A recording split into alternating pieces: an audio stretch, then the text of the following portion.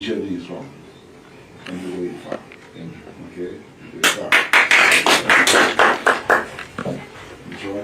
So Babu, Owino, karibu sana. Na on behalf of the orphans, nitaanza na kukumbuka kwa basari. And also here we sponsor 25 children who are able. So I would like you to help us with the contributions. Yeah, 25 so far in high school? Yes, in high school. Good. Yes, and here also we have 20 workers. So do the math, it's 45. So, let's organize. Just today, you can organize it, and then you bring for them the 45 funds. I think that's okay. Yeah, so our intention is just to support you guys. Yeah, because me as a servant, not as a leader, I'm here to serve you. So my work is to provide services for you guys and ensure that our children go to school. And that is what I always do. Because that is the right thing that I'm supposed to do. Yeah, so I will support you every year. In my capacity, with the help of the community. Like-minded leaders who are around, so that at least we provide support to our people. We also take care of our officers because they also have children in school, so we have to also take care of them so that at least we can work together. I believe in inclusive leadership. When we are in Embakasi constituency, there is no discrimination along tribal lines, along professional lines. So we don't discriminate whether a person is a police officer or not, person is from whichever tribe or not, because here we are a family. We all work in different professions. And even those who don't get to work, we also get to assist the majority of them. So that hapa, akipindi matiala sana, tulikazi, so that we work. So that's all. And otherwise, thank you so much. Father, you've been doing an amazing work. I know you are going to heaven directly.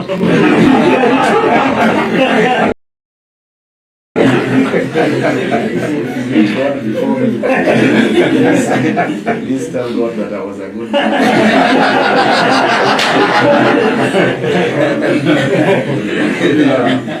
We're really grateful that you and we really thank the Lord for giving us this wonderful lunch. Yes. Stand before us.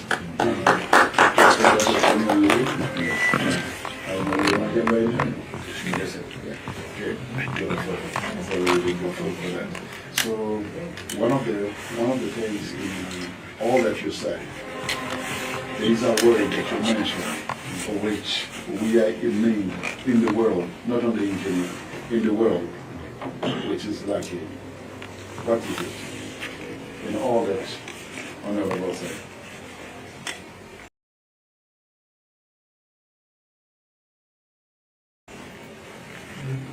It's not only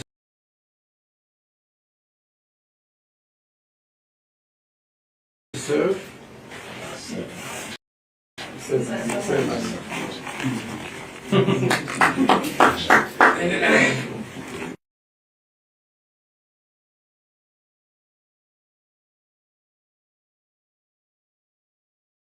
Full page. I don't want to be greedy.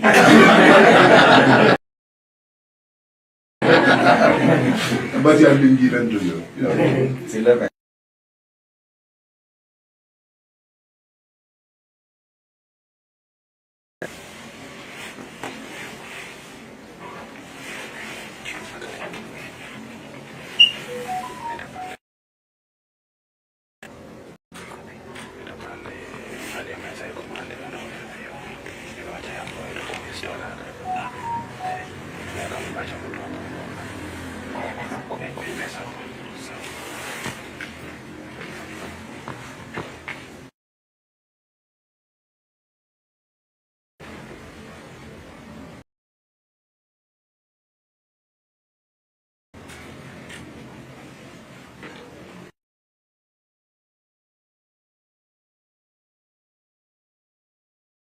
Okay. Once more, we thank you. I would like to say to greet us.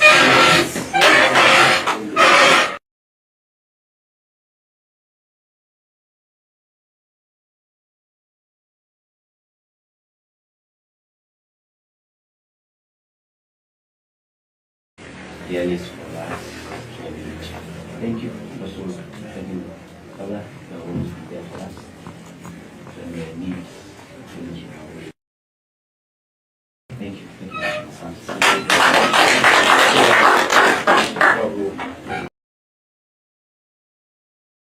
Kindly, you can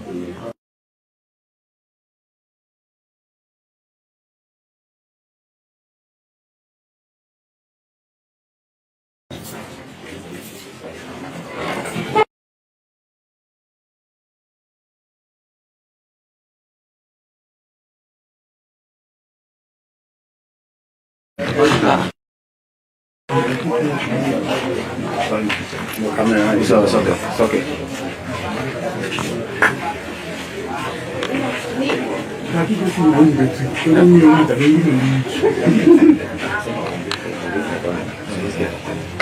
Well, it's better.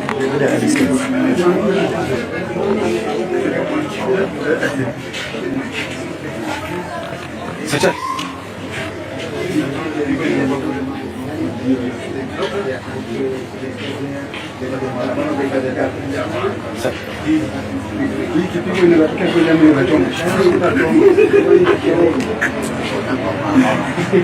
hard one here. These are investments. Hard one here.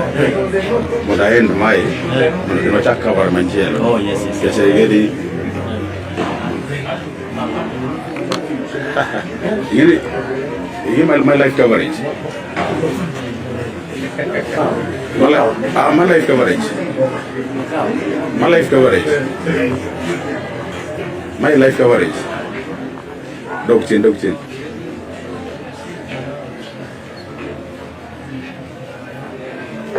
Sawa. Kasim. Edi, you wameenda huko kuna kupiga picha. Sasa ndio tutaanza tena ingine.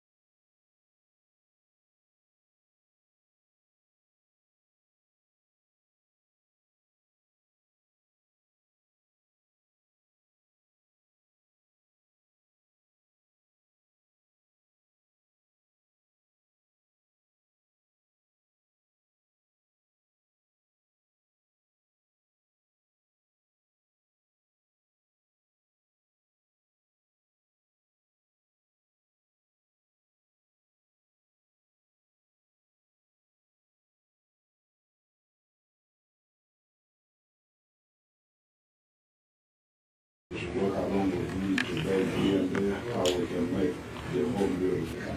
Yeah, yeah, so we are really grateful. So the reason we do the R&B, we're going to work around to see what we can do.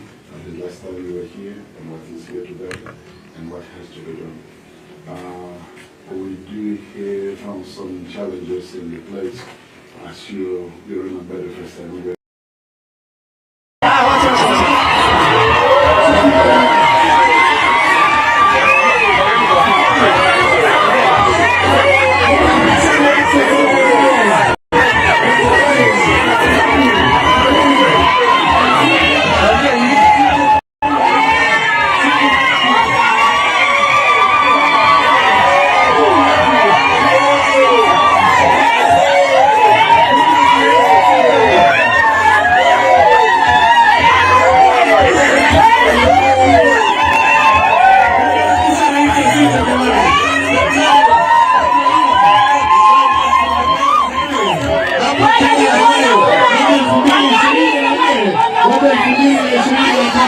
Tumkaribishe Rais wa sita Daktari Babu Owino kwa shangwe na vigelegele.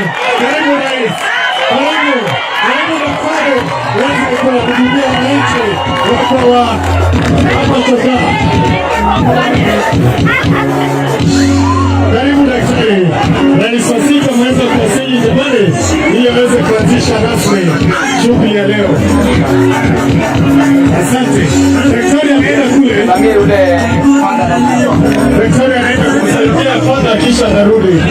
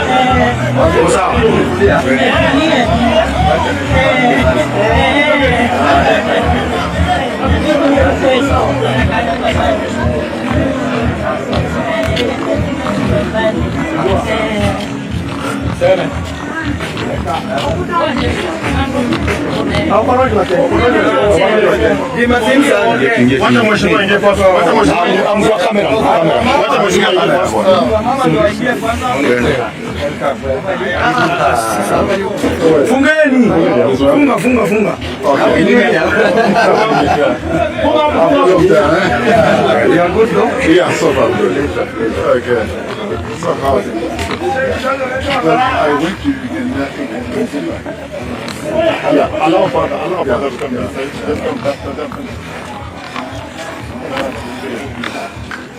So, right now, as you know, here we go to the guys to do some business work here, come back together.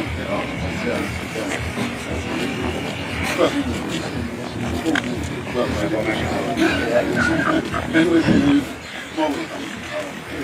what we things, we will try. Thank you so much. We will try.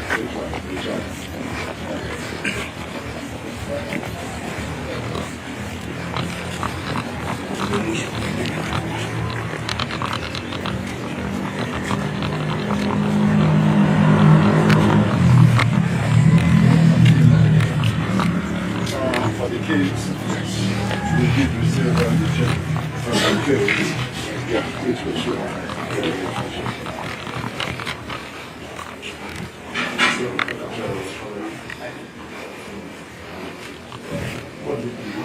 So,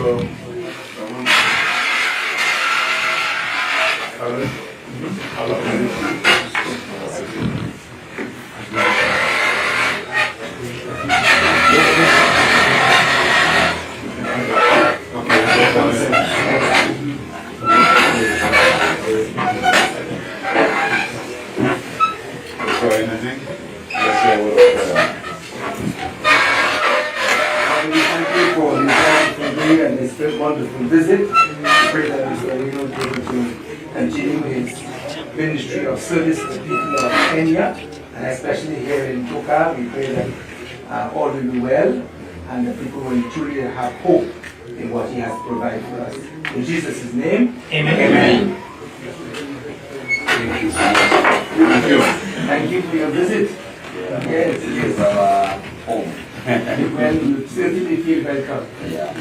So at the reception. Yes. And also now you will assist us with issues. Great, great, yes. Anytime. Yeah. To serve the people, we're here for. Yes. Yesterday the Red Cross were here. Yes. And we gave out about 200 food packages to people who have been suffering from the famine. Yes. On the ground, yes. It's very easy for them, but at least now. Yes. And it's a very substantial package. Yes. At least for 2-3 weeks they can have food. Yes, We are grateful. And we'll always continue supporting. Great. Yes. And you know your work are almost the same. Yes. The people. From different angles. From different angles, Yes. but about the same subject. Same end. Yes, correct. And we're happy to be here. We are very happy to be here. People are very cooperative. Yes, very open and yes. And we see great progress. Yeah. Yes, great progress. Okay, so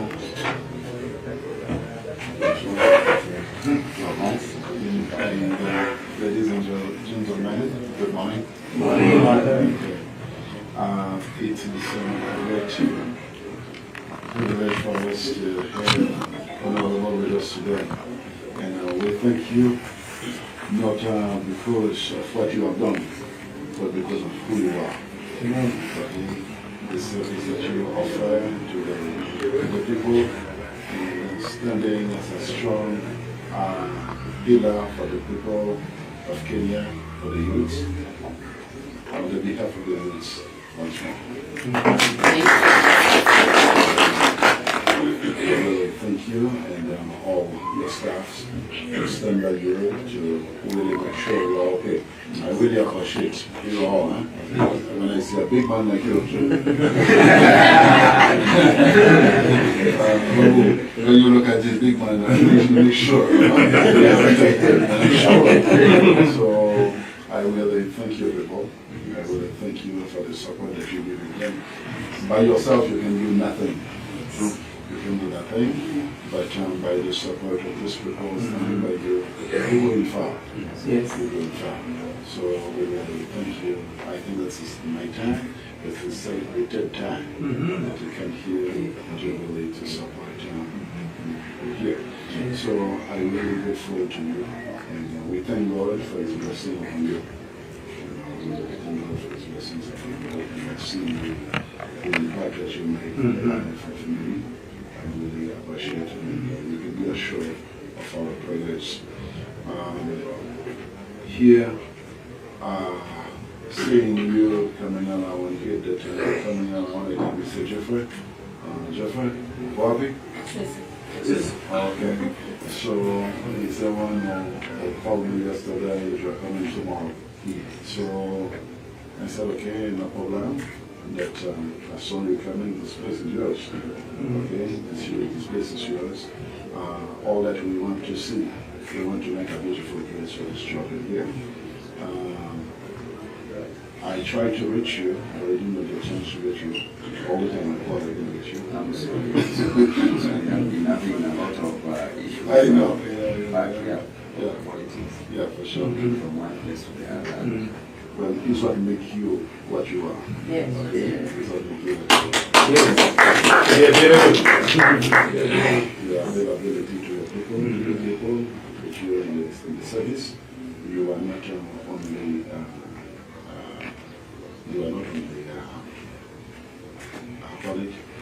a member of Parliament, but you are a father figure.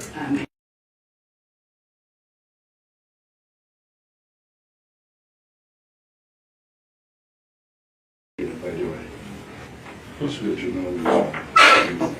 Jamaica. Oh, Jamaica. Yes, just came to Kenya 6 months ago. Yes. A new home. Yes, I feel very welcome, very comfortable. Yes. think and the people in Kenya, they almost also have a lot of Rastafarians. And then the brother will run the home. I'm Brother Sandeep. I'm most welcome. India. And this is our social worker.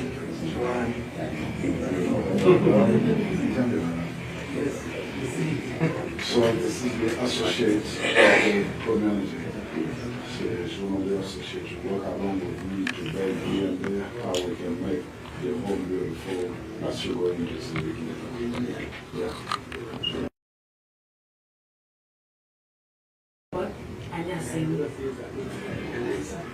Yeah. So what we do. Yes, Babu. We are preparing the tomb now. So we've done it in 3 phases. So we're having the last phase. So we're having an R&B next week on Saturday. I tried reaching you through assessment and told you we're very held up with the Ruto must go issue. But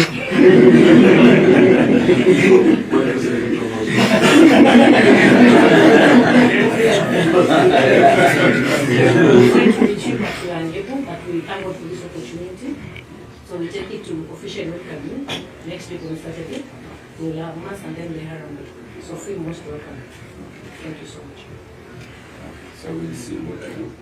So I will not come and I will send because of the banding of the Arambes. And if we see me participating in it, definitely we will move like Yeah. Yeah, so we are with the before. So the reason we do the R&B, we're going to work around to see what we are doing. The last time we were here and what is here today and what has to be done. We do hear from some challenges in the place. As you remember the first time we were here, the sun was coming down, but the Lord bless us. We were able to do the first, we did the second phase. Now we're in the third phase. But in the third phase, we do find some challenges. In a special way, the roof is not good, okay, we have to put it down. But we have one need for classroom for the children because due to the disabilities, there are some of them they don't want to accept them in school, but we have a good building to learn. So due to that, we are thinking to have a small school for them, and we can get people with the special needs, we can come and teach them. So we will be having a classroom, we will be having a physiotherapy room, in isolation room for them, and a clinic. So that's the reason we're going to have this the building, the Jewish building, cost of the government is around 35 million. But God blessing, I have 17 million. I want to say so I thank you for all the support that you offer to our people. And I believe you people, you can come around, not only for when our honorable coming. We should come, we put our hands together. I wish to have a beautiful home for these children. Thank you. And as you know, Father from Jamaica, myself, Natoka Siaya.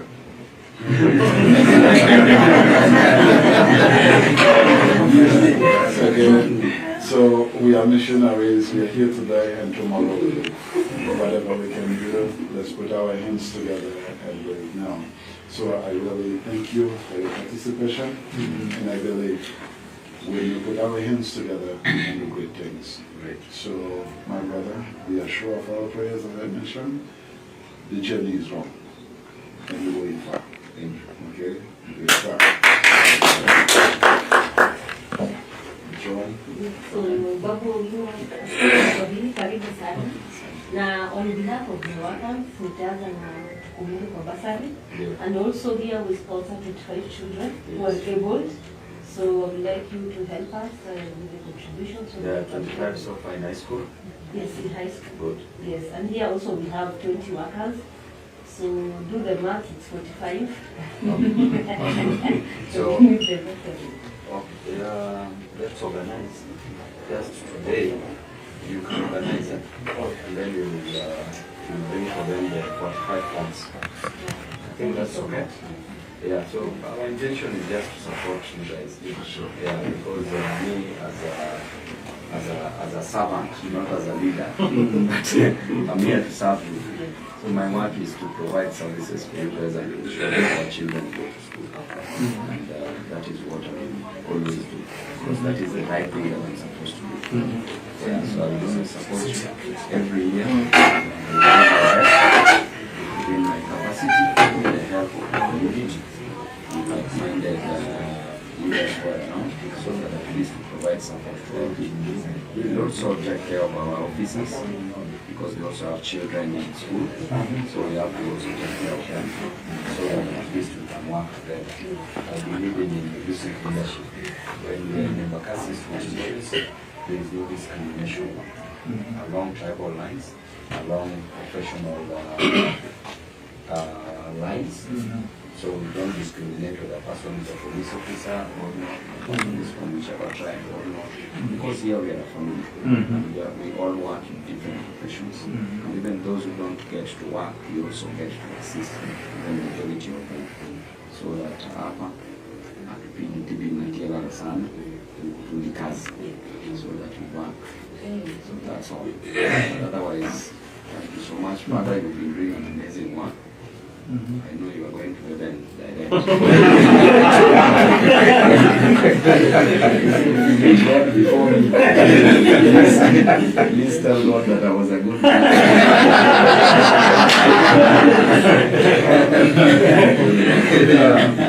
We're really grateful with you, and we really thank the Lord for giving us this wonderful match to stand before us. I know you want to get right.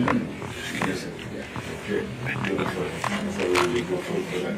So one of the things in all that you said, these are words that you mentioned, for which we are in need in the world, not only in Kenya, in the world, which is lacking. What is it? In all that Honorable said. It's not only To serve.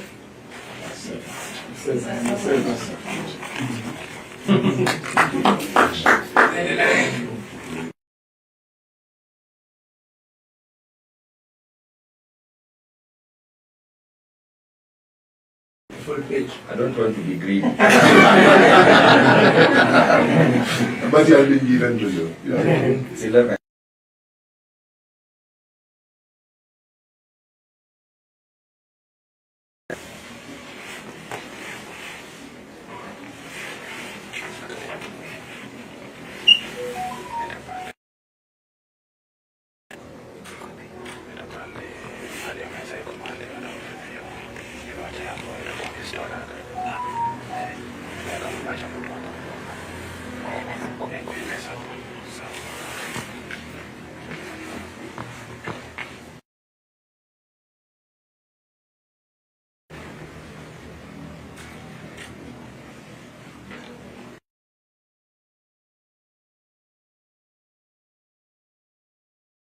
Okay, once more, we thank you. We will say to greet us.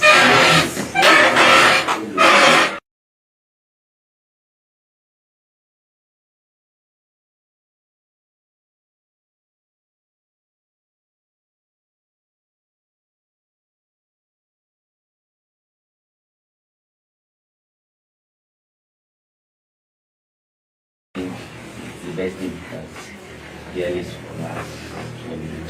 Thank you. Thank you. Allah, that will be there for us. So we need to. Thank you. Thank you. Babu, kindly, you can, we will have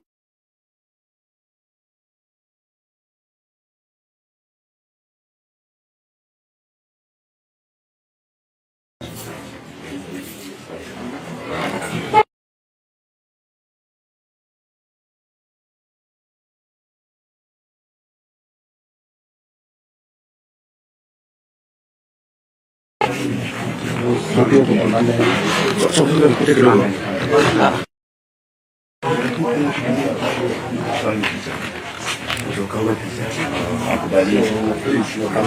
it's okay. It's okay.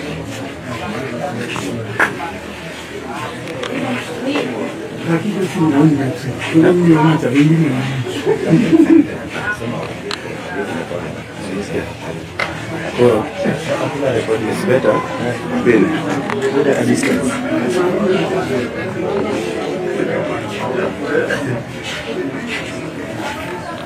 Such a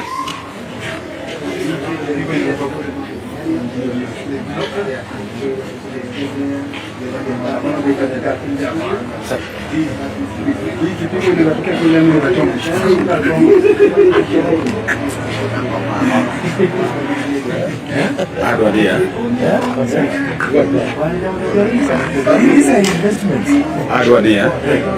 But I end my the government here. Oh, yes, yes. Yes, really.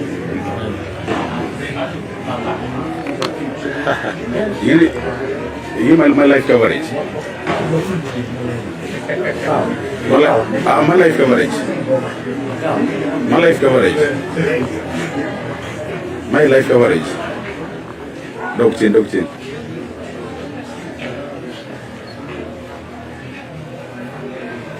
Sawa. Kasi. Edi, wameenda huko kuna kupiga picha. Sasa ndio tutaanza tena nyingine.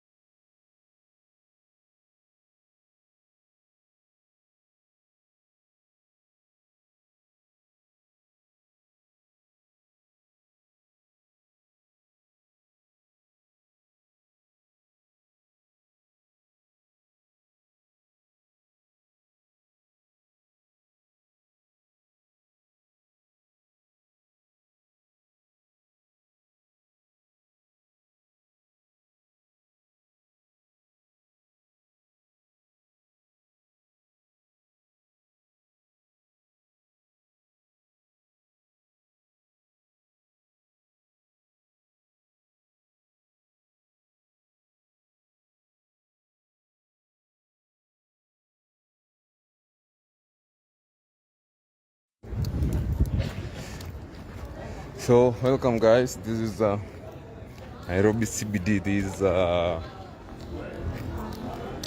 2nd of July, Tuesday, total shutdown. Alright, so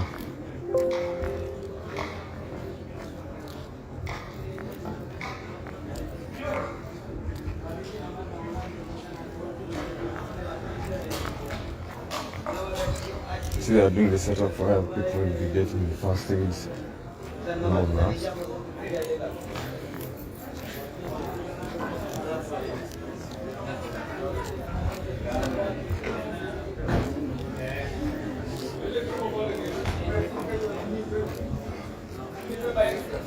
So yeah, this is where the first aid will be done.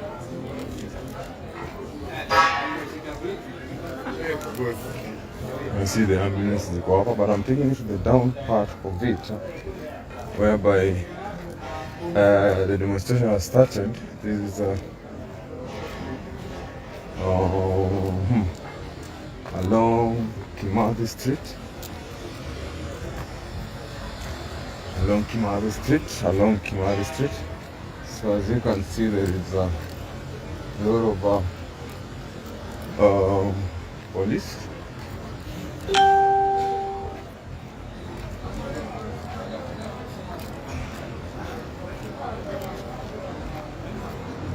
Heavy security. So the down part of it has started already. There's heavy security, as you can see, alongside. As we are going to the down part town, as you can see, most shops are closed. This is Kimani Street. Most shops are closed. Watu leo hawajafungua kazi sana, na pia idadi ya watu kwenye mji huu wa Nairobi uko very few people. The turn up of people are very few. Nadhani watu wengi ni wanahabari kama sikosei, pamoja na polisi wameweza kushika doria kila sehemu. Hakuna jam leo, there's no traffic. There's no traffic at all. Another few minutes, I'm walking downwards to the Nairobi CBD, where the protest has already started. Yeah. Poa, mambo? Mmetoka hapa hivi? Watu wajaanza?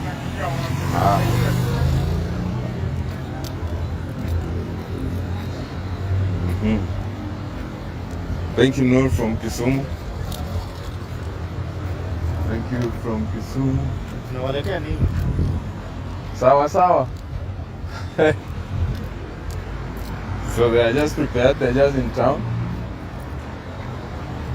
No people in town. You started. This is Kenyatta Avenue, as you can see. I think you had it. Level network ni nzuri. The network is very, very good. So this is Kenyatta Avenue.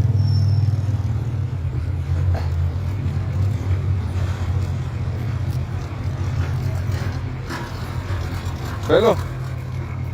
Poa, mambo? Lazima tuingie tu update watu. Uko chini kwa wapi? Tunafikia hapo. Haka hivi. Watu wameingia.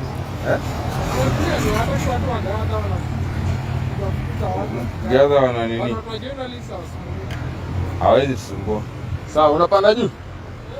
As you can see, security is very tight. Both sides, very, very tight.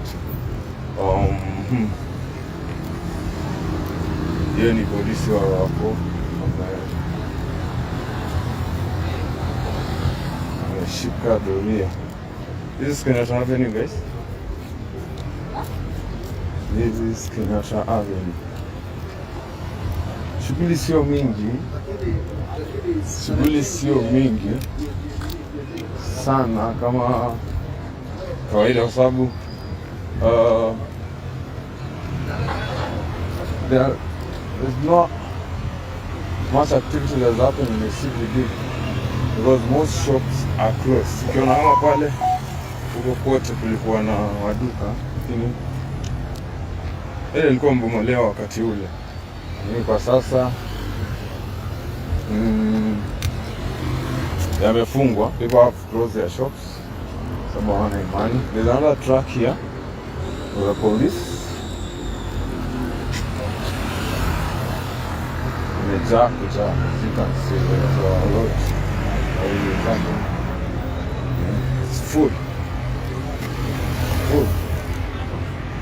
Even hapo. So this is the from West Street.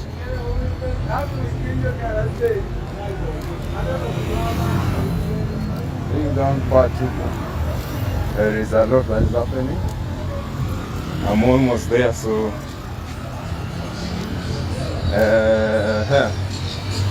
Watu wameingiza uoga leo.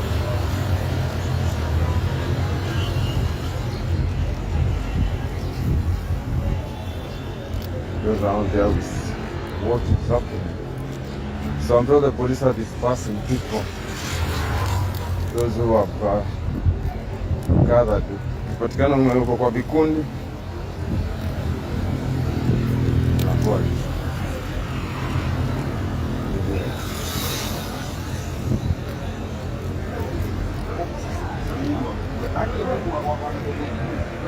Mambo? Leo mmesimama aje?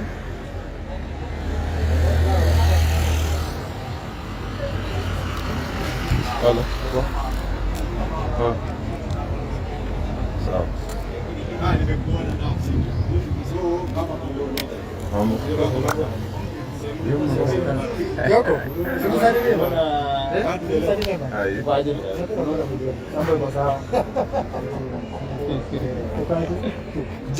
jana nimetafuta namba yako nishikigie. Kioko. Namba yangu una? Nilikuwa nayo lakini sijui nimesema je, sikudanganyi. Serious? Nilikuwa nataka jana unitumie namba ya Waridi but nilipata. Acha nipigie. Uko ngapi?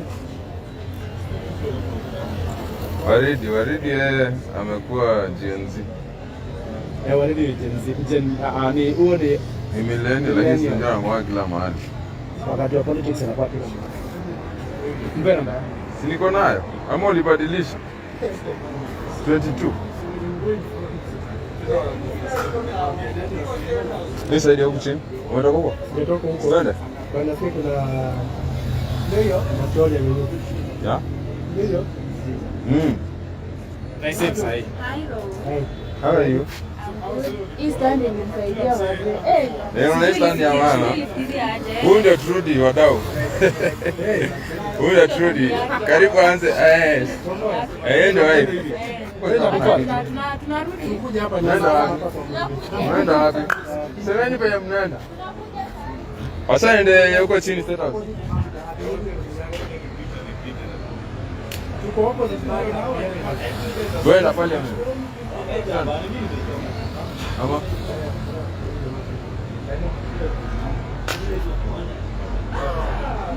polisi wako kila mahali leo. Hawataki mchezo.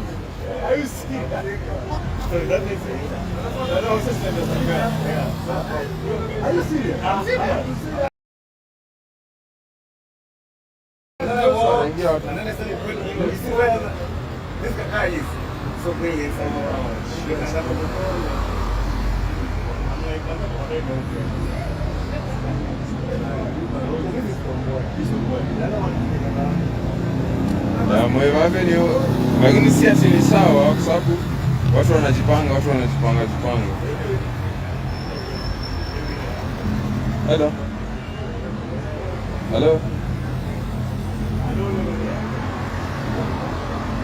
Hello. Poa, uko side gani? Mimi naingia nataka kujua.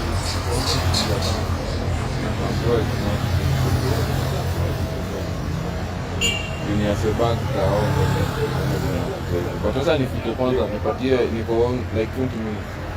Then I trade it.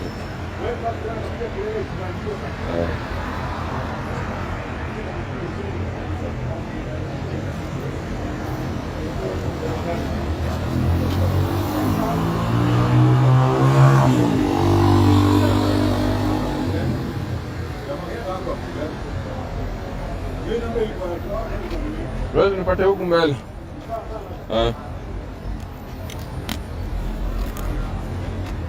So hapa ni Moi Avenue.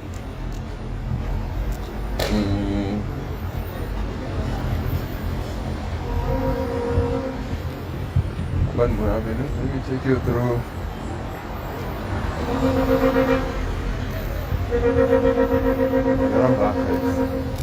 I'll take you through kwa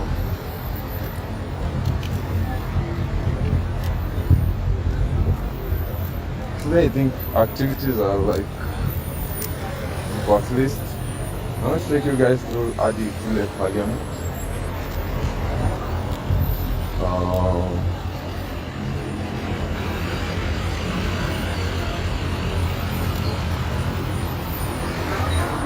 We also have another truck here, the police.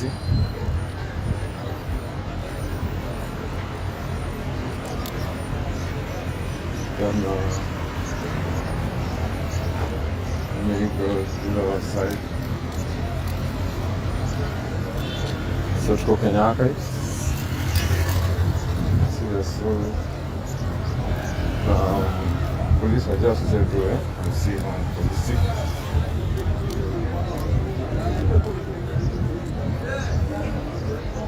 Bashir, mimi niliingia kazi kitambo, ende huko. Niko town. Jana niko live.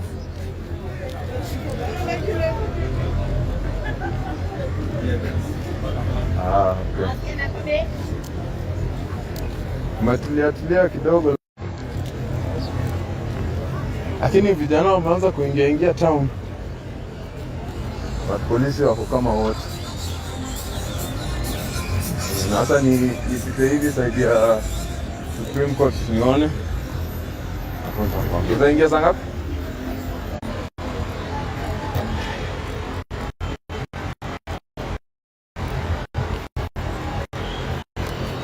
Sorry guys, this hapa we are heading towards the Supreme Court. We are heading towards the Supreme Court. Share the live so that you update the other people wajue what is happening.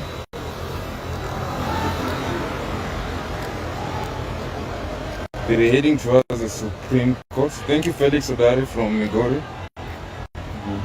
Thank you so much. So hapa tuko, hapa ni Kencom. Hapa ni Kencom. And let me tell you guys, it's security like water. But very few activities happening inside, as you can see. But let me take you guys through. Natameza the whole town. Ndio ujue mahali utaingilia na mahali hautaingilia. Get so and see bado kuna police on the other side. Yeah,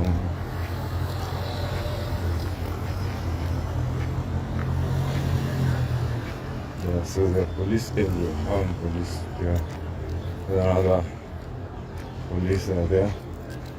This is hapa karibu na Supreme Court. Pia huku ukiangalia the shops are closed. The shops are closed. Activities are very minimal. So guys, hapa kote kuko open, watu walipumua. The previous maandamano watu walipumua. So we are going hadi Parliament as we are talking.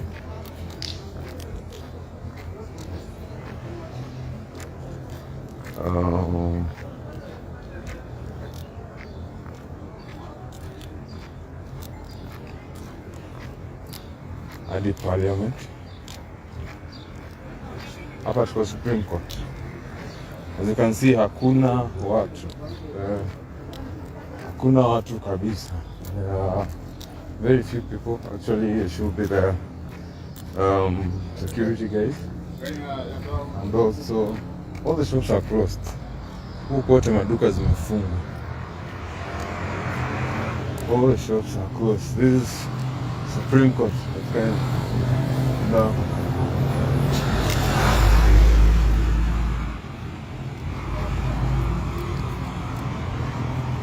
Pia hapo unaona kulibomolewa, kulivunjwa mawe and everything. There's another truck here for the police, as usual. So like the security, the police are everywhere. This is GSU, they are everywhere.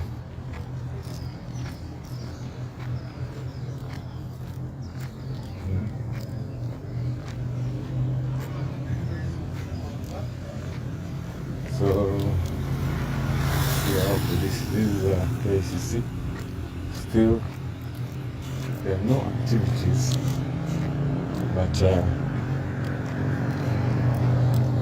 are very few people, very few. It's the office of the governor, ile ilichomeka governor of Nairobi.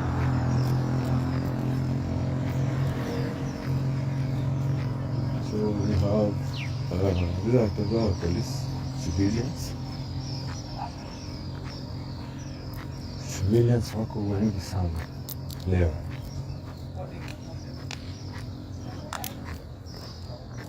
Wako wengi sana leo. Yeah.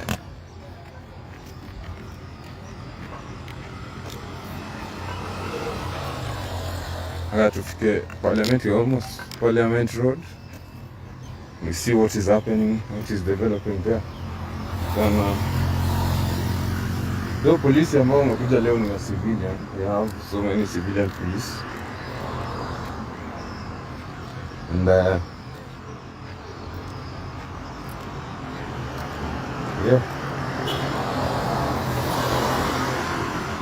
So watu wenye wanaingia town, they have to be very keen.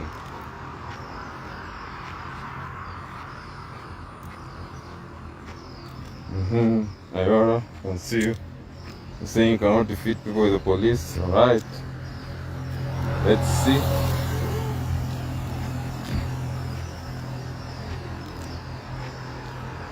So tutapita hadi Cardinal Ochunga, the other side.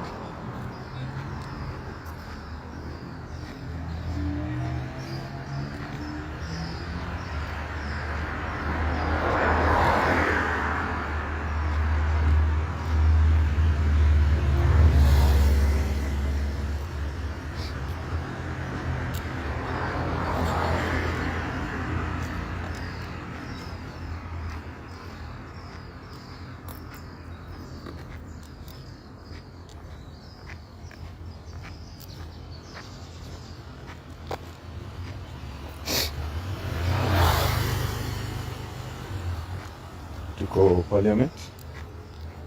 We don't mean tuko Parliament, but I can see watu wako ni journalists sana. We are in Parliament.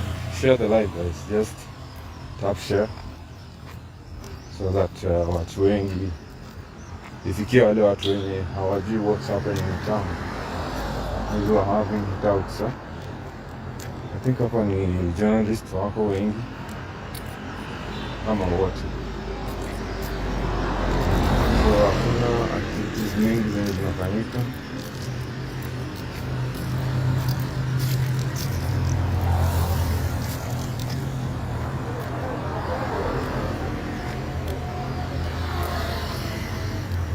But pia kuna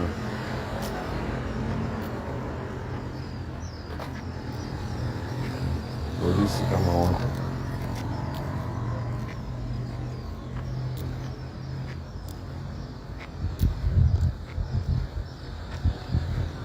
Yes, uko again.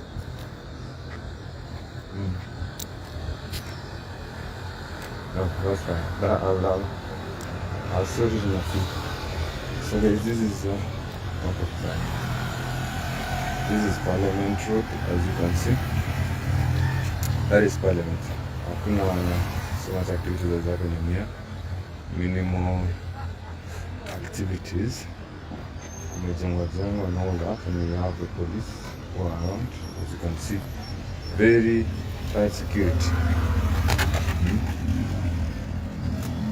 Security is very tight on the other side of it. And as we are talking, let me show you guys something.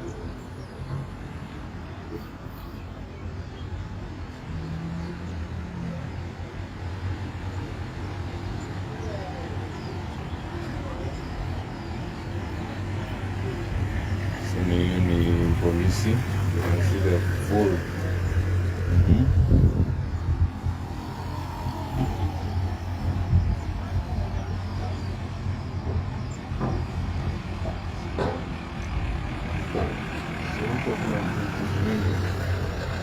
But the police wamewekwa kwa wingi sana.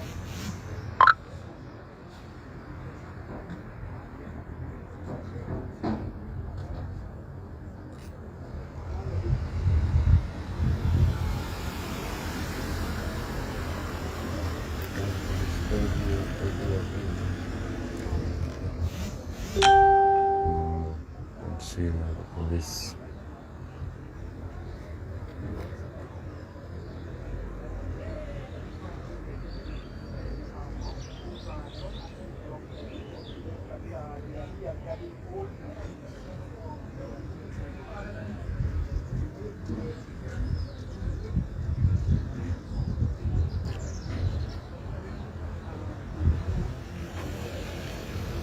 You have police everywhere. Na yote ambayo inapita ni polisi. Utafanya also with police. You can see.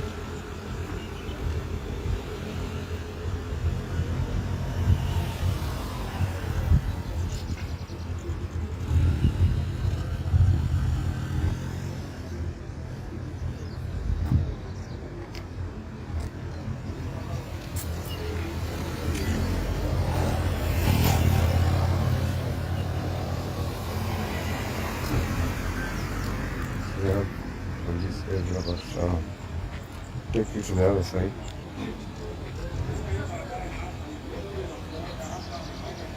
Confirm this is only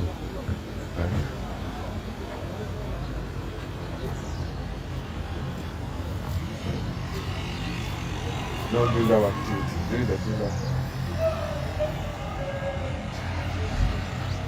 So they are trying to close all the roads.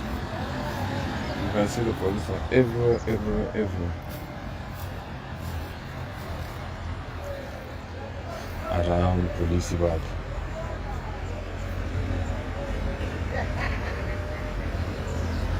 So, the police, but they're patrolling all over, you see.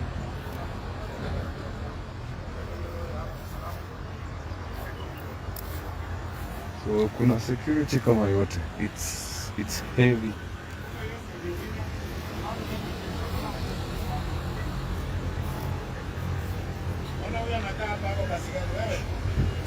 Oh. Right. So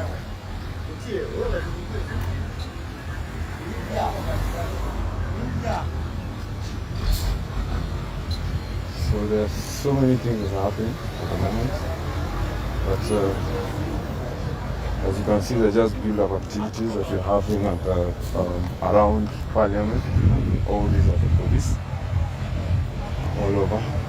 They're beefed. Polisi wako kila sehemu. Everywhere. We're trying to make sure that everything is in place. So yeah. That's what you're having today. We share live.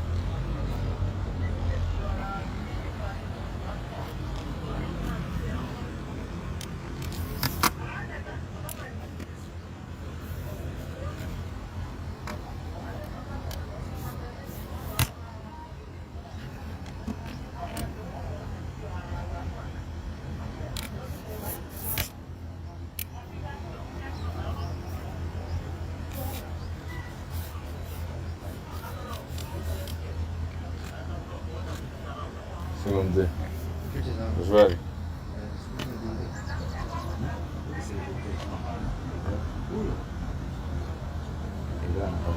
Mkahi.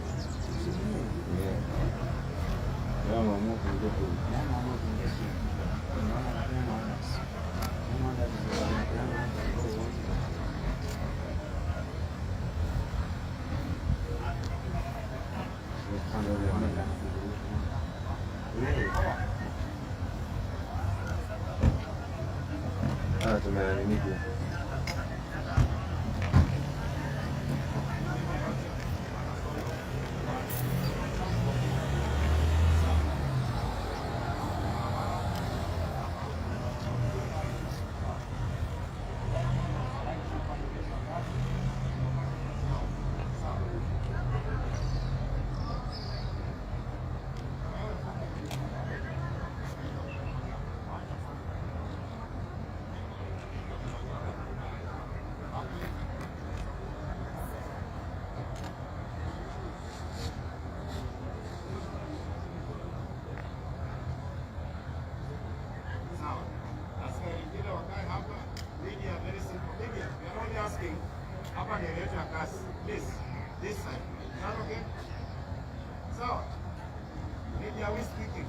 Right.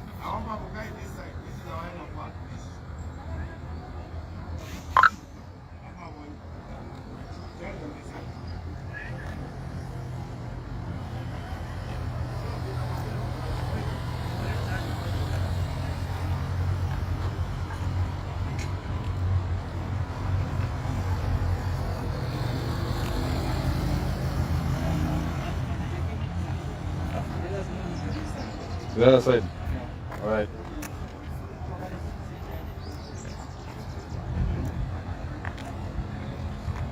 So guys, hapa ni Parliament.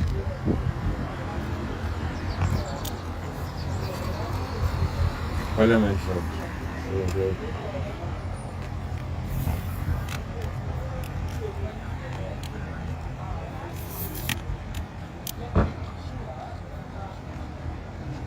Julius, unauliza tutakufa leo ngapi? Let's wait and see. Know that so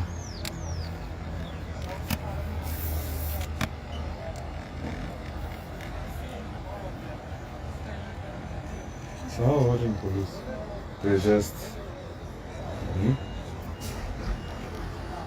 they're trying to block all the roads that are leading to the Parliament. They're trying to block all the roads. This is Mama. Sounds good. Yeah.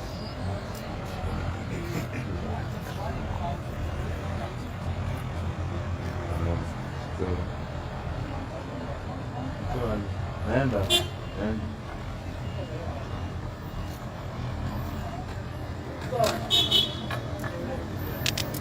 Busy.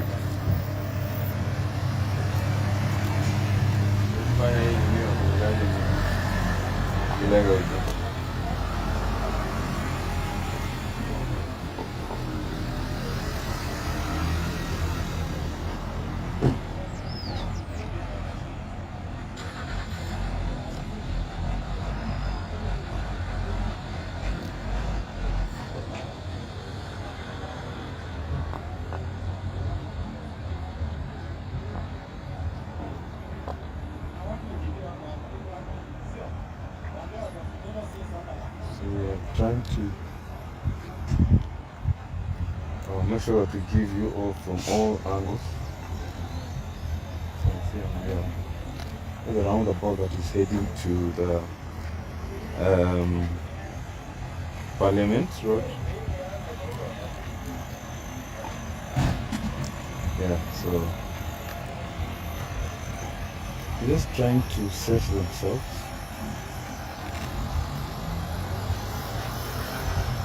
As you can see, they are heavy.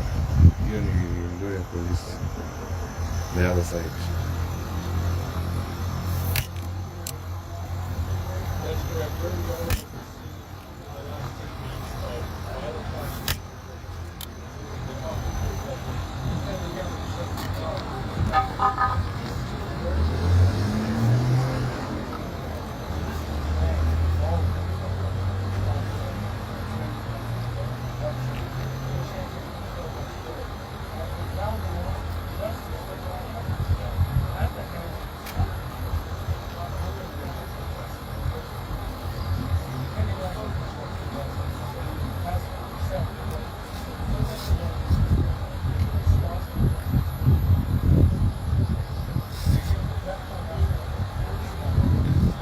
Yeah, so guys, how many police we are there? Parliament Road. There are very minimal, but we have heavy security. Why we will not go this side.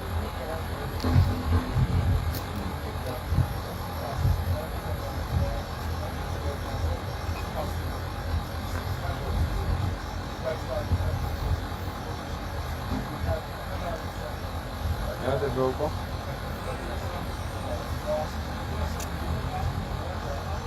Naenda home mama nakuja town. Kamera ziko. Unakuwa huko.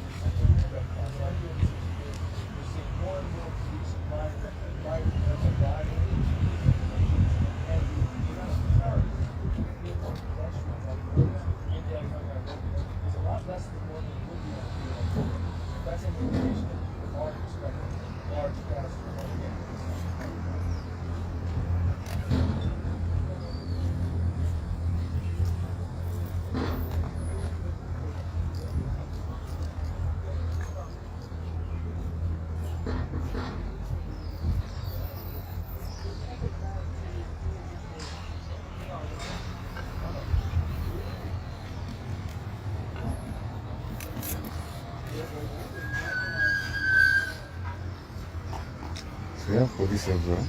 Guys, I have police everywhere.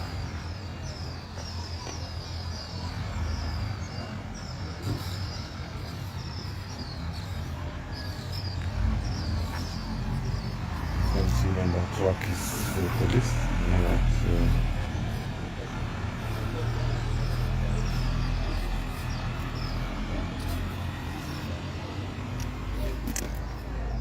So mzee.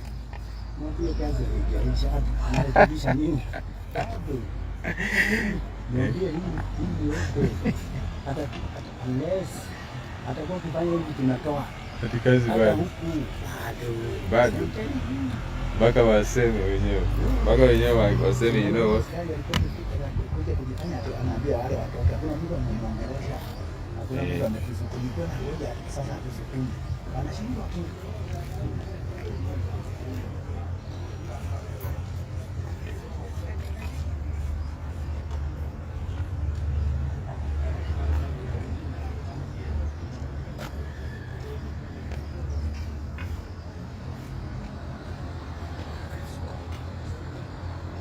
Umetoka huko jana umekuja?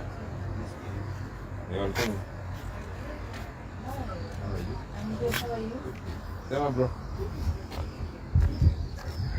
Just twende. Twende maka izuko. Hapa hizi. Hapa unajua hizi tupo. Hapa unajua hizi tupo, lakini lazima itupo ndio tusikie vizuri. Ndio upate shot. Sasa. Yaje. Poa sana. Niambie. Mimi niko kazi. Hiyo picha iko kwa hii simu natumia naenda nayo live, so wacha nikimaliza nitakutumia. Ya nani? Jometo.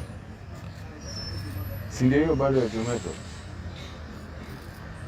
Haya. Hata si leo si tarehe 4.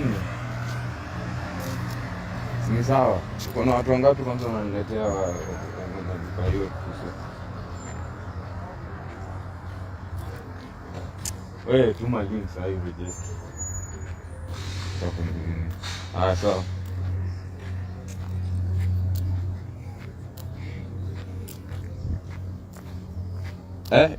Hizo ni tia gas huko mbele?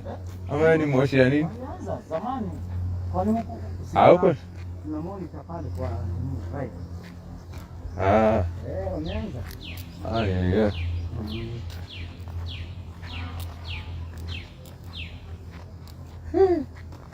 Sikukuu, akisema ni sikukuu. Holiday. Holiday leo. Lazima, lakini ni mwana polisi wa civilians wamekuwa hapo wengi. Wale wengi wakifanya nini hawezi kutosha hii watu. Ile kitu inanifurahisha hii. Tukae hivi, angalia. Ndio. Hii picha tu hii. Vitu zimetulia. What is Nairobi? Sasa alafu unakuja kufanya speech ya ujinga. Wewe hukuona hiyo ni maneno ya upuzi. Yuko tu yuko na advisor. Alikasirisha watu. No, juzi wewe hujamsikiza. Sunday. Si ndio nasema hiyo siku. Sasa wanaleta youth kufanya nini? Youth ataangalia nini? Wameleta NYS. Kufanya nini? Kufanya watoto wetu wauawe for nothing. Ama wanakuja KICC. Labda wanaenda KICC. Huwezi leta watu kama hawa kwa nini? Kwa maandamano ndio wale wanavaa machuma. Wale kwa gari. Mbona zilikuwa wapi hizo nguo? Si wamevalia hapa hata saa hii. Wale wamevalia hapo ndio.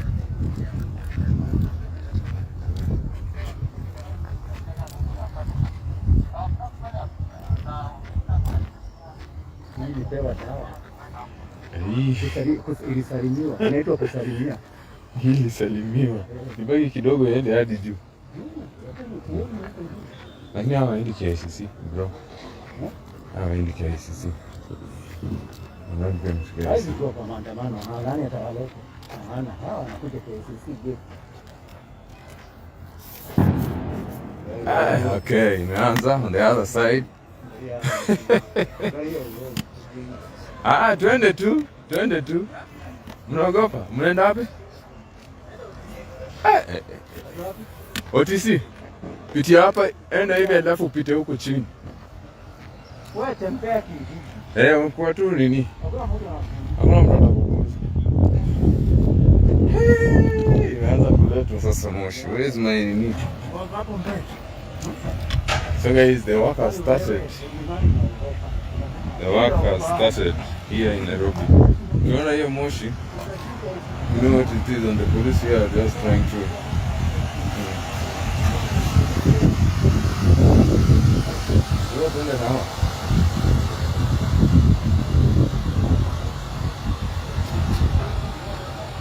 Oh, bro.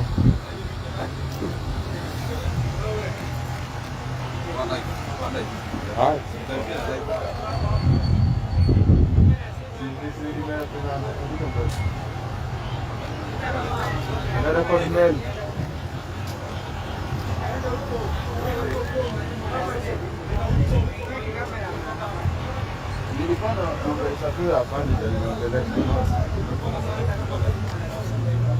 Sawa. Mwongelesha juu sasa singekuwa shughuli.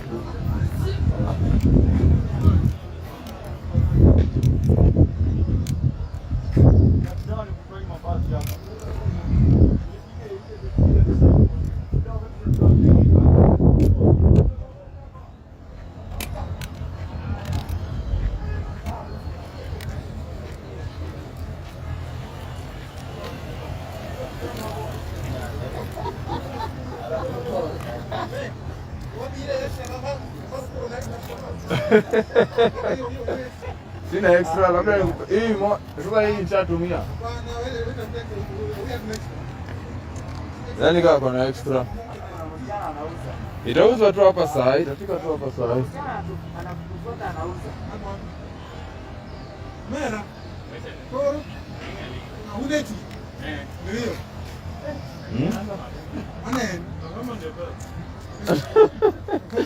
Ati mapema ndio best. Hapana. Saa 6 ndio masaa yao. Leo wameanza mapema.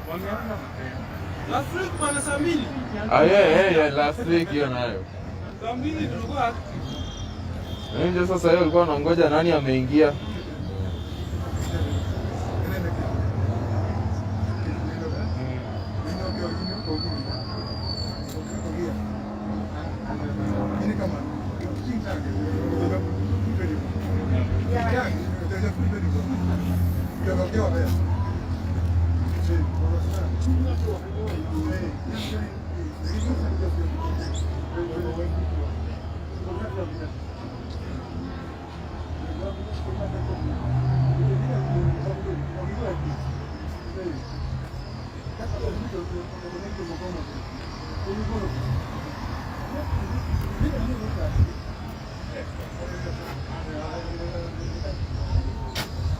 Sasa tufike huko tu.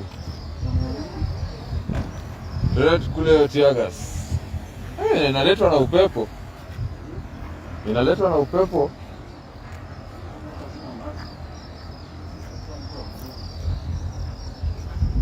Ukiwa hii side inakujaa tu. Ndio huyo upepo.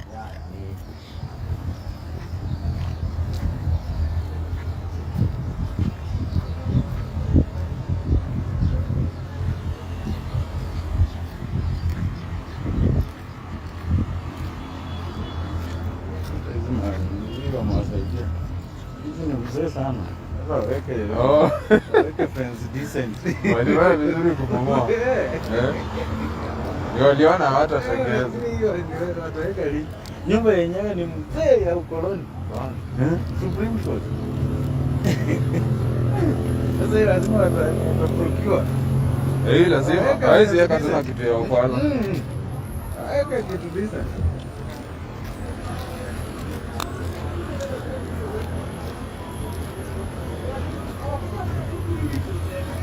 najua watajaribu sana leo kwa container huko. Lakini itakuwa ngumu.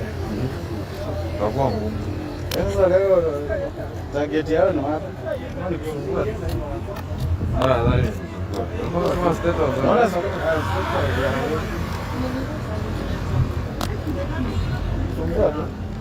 Wale washasimamisha kila kitu kuna business. Mtu anaenda job. Kufungua biashara.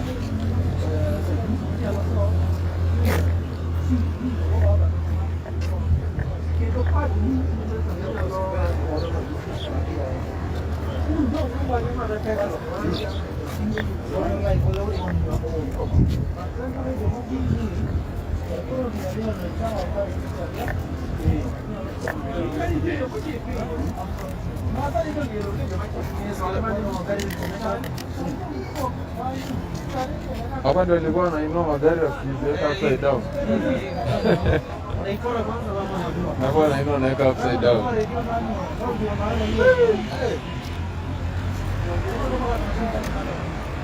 Ile sasa hivi unakuwa unaweza pita umati iko unatupiwa. Unaenda hivi. Umati pita pale.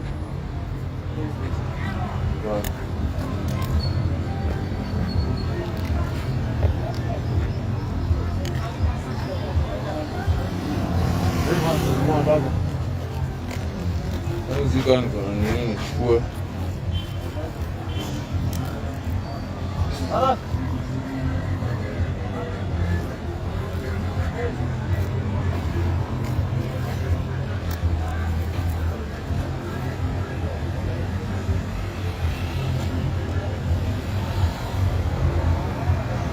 Namba ya simu mama? 0726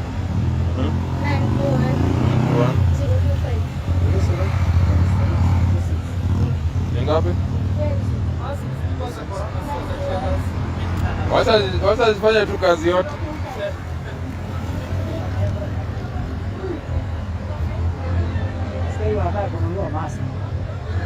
By the way.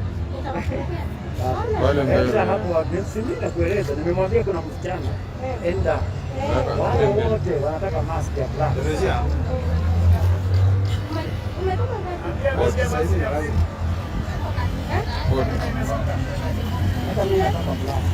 Isaac.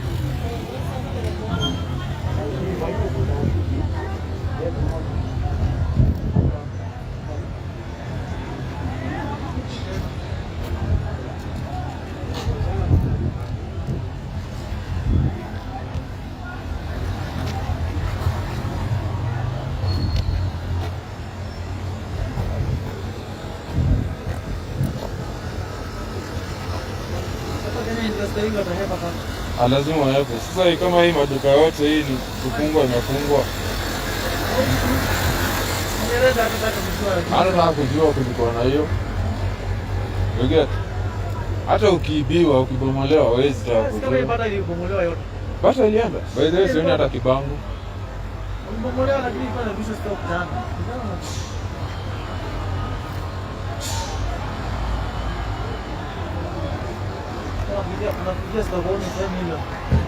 Kwanza wale walipiwa mativi na nini na simu, fridge huko chini. So yeah, shops are closed. Wametokea what you see? Ndio anaangalia huko. Sasa ukizuia kwa sikuje huko. Wanatokea huko.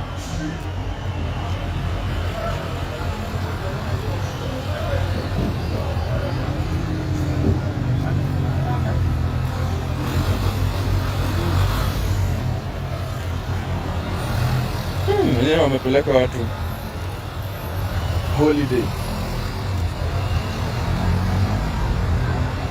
holiday ya ukweli.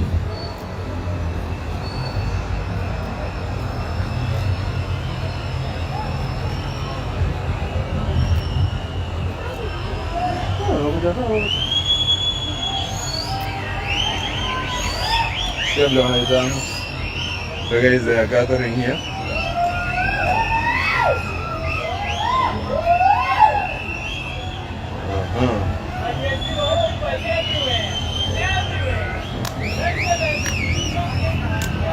Umeanza kazi? Kazi ndio hii kila siku, day in day out.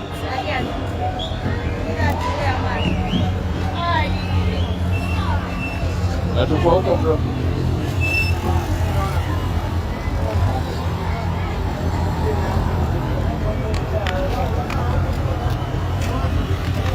So it's now live, guys.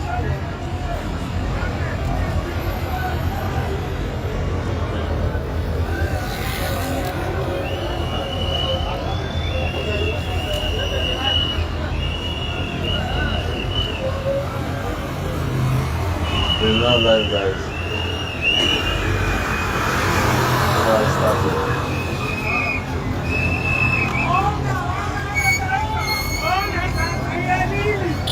Nini tena kuja? Natuuliza nini?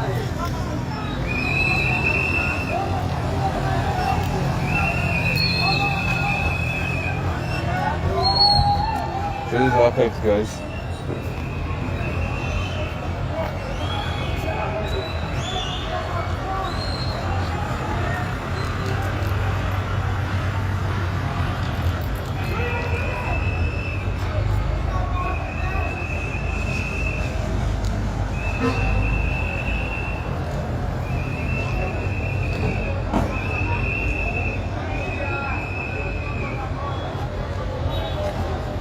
This is archives.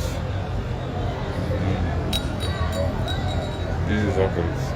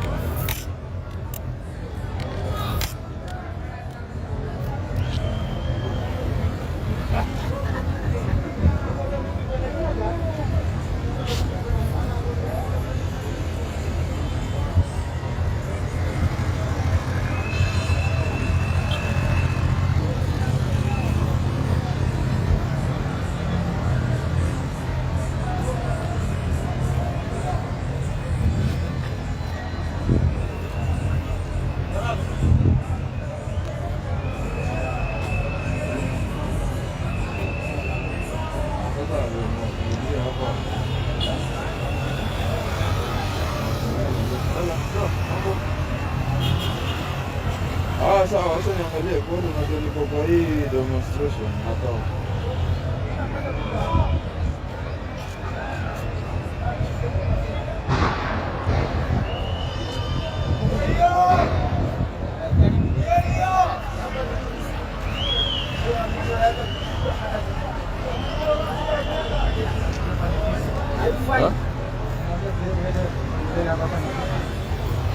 Wakileta hapo watatutupia.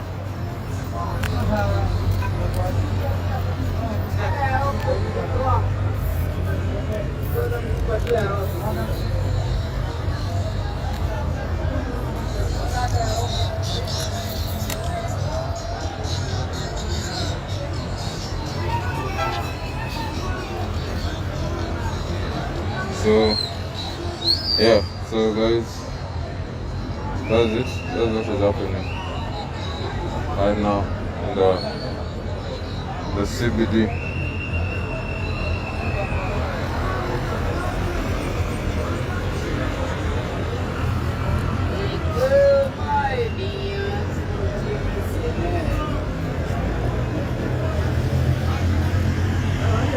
Oh, watching police. Seriously.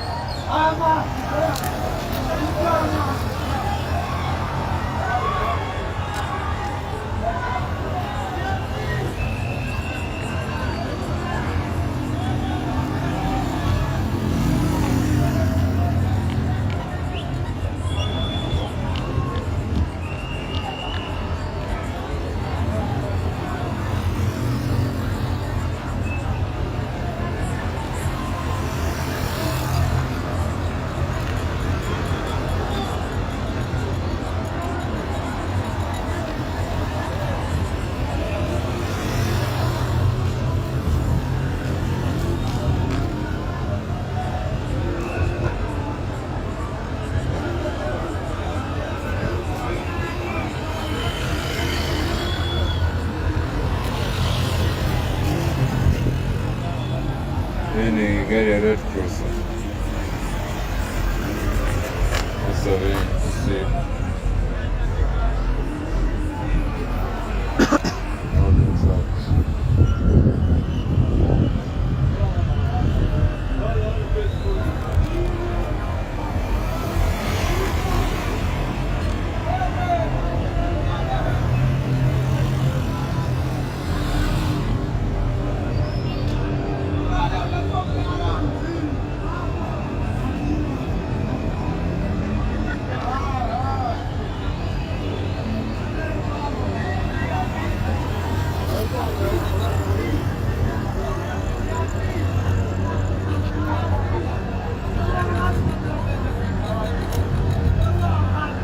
So guys, it's happening.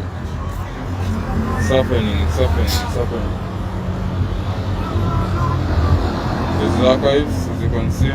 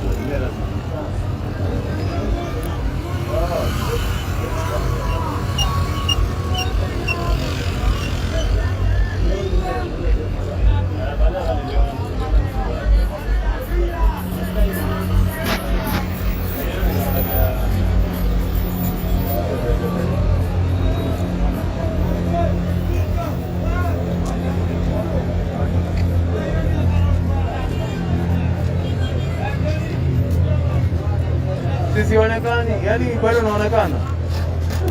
Bado unanijua? Mimi ndio nitakua. Toka?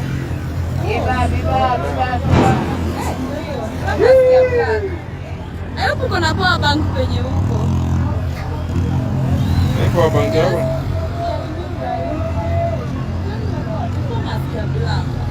Kama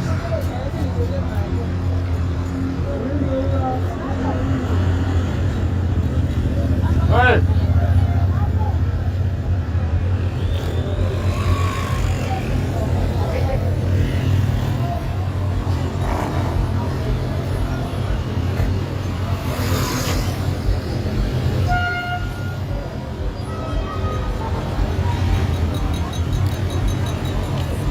Ushapisha ngapi kwenye mtandao?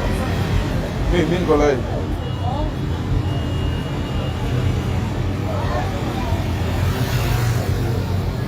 leo niko ndani ya live.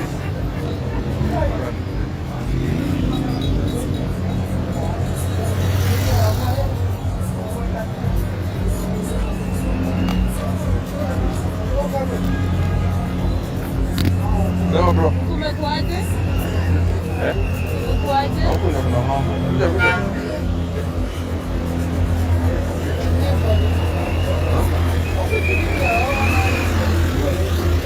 Mwongea na Trudi. Alikuwa huko sio alienda saidia tu.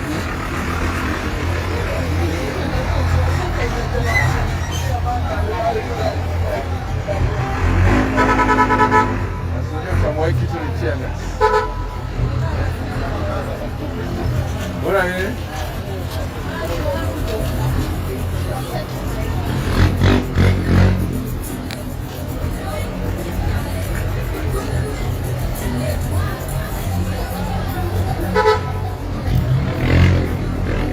Ona jacket.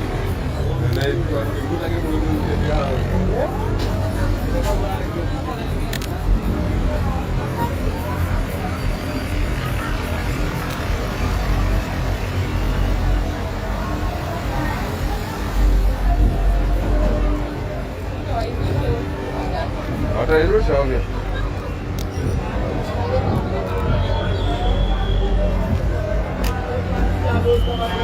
Usikile kwa macho. Ni hata ni ya nani? Nani ya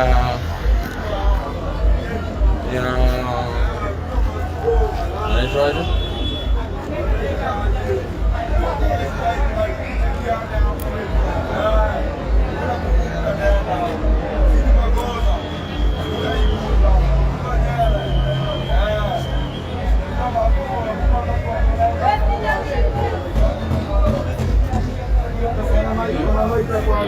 Unaoga bila umeje.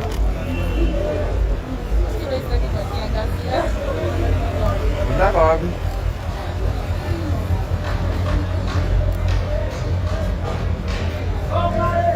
Tiago sio lazima ukule.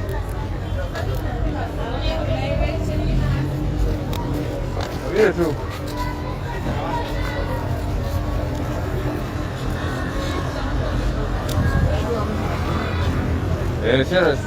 Sio tukai sana huku.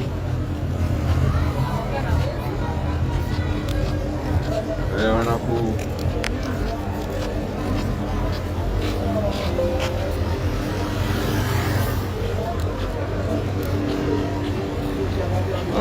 so guys, tuko downtown.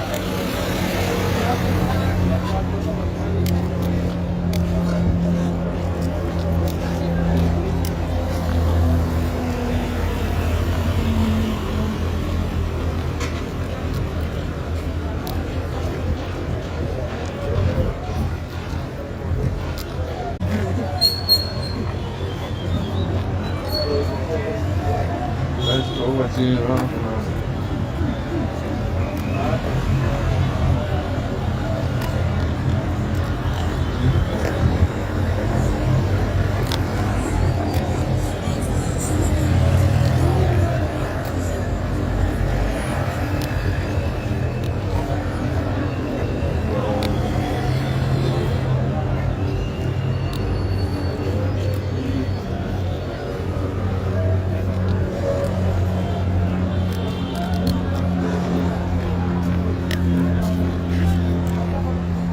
So guys, we could go downtown, heading towards the 12 railways, as you guys can see.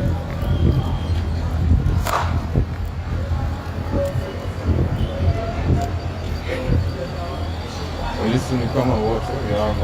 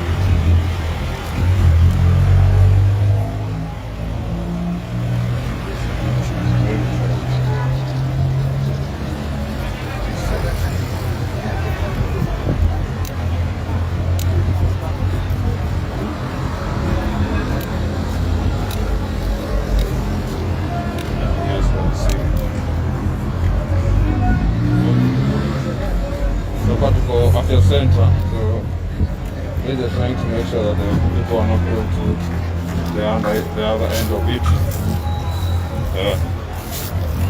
Right.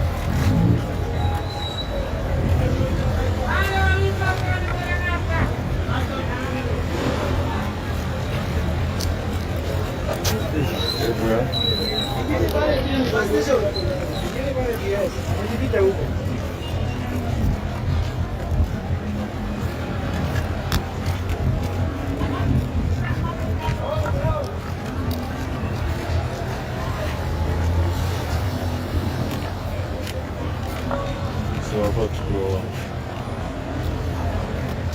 at the center. This is at the center there. This is at the center.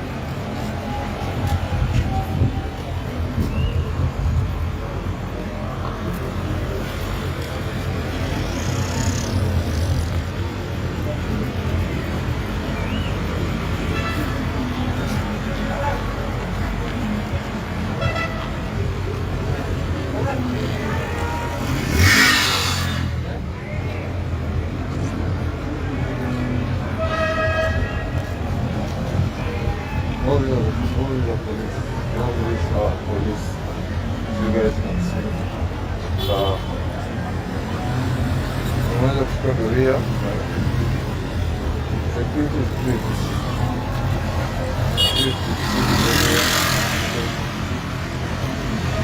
On the other side of the road, all around, but the other side, you know, the security, they are going off the other side of it.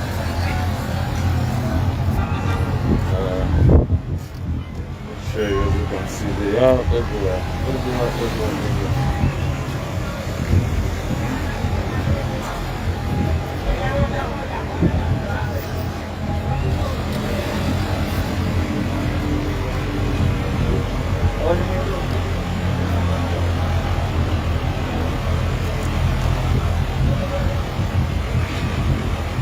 You have this side, again on the other side.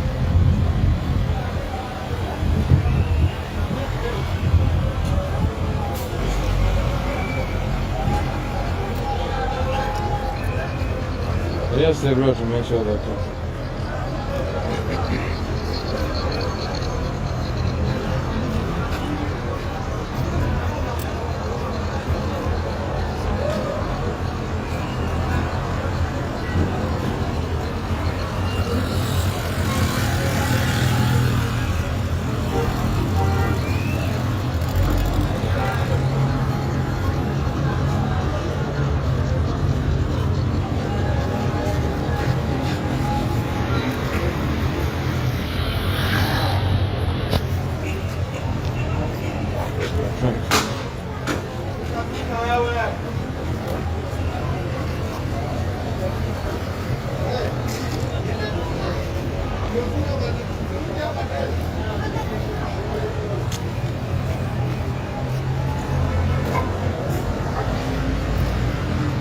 They are everywhere, right? So,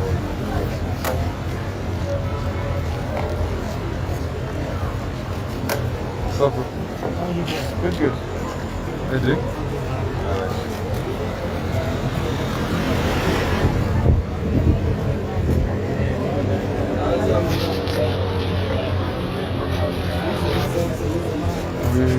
We are on the other side of it.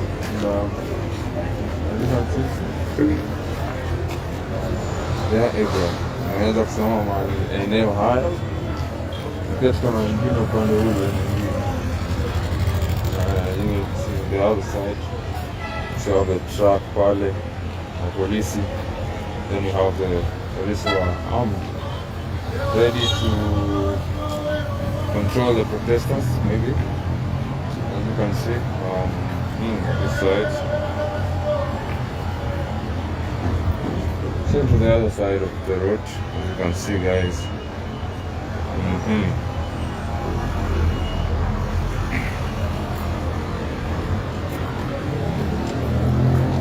So it's slowing down. We are trying to control the protesters not to enter the upper town. I mean uptown, that is.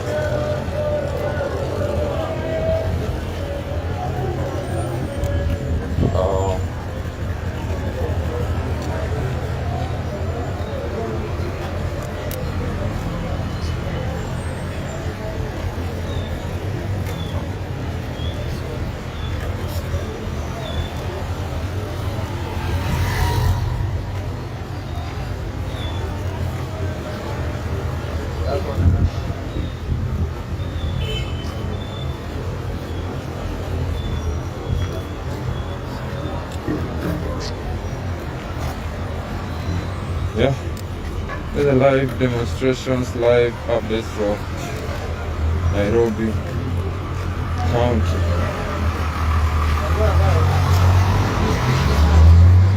Yeah, so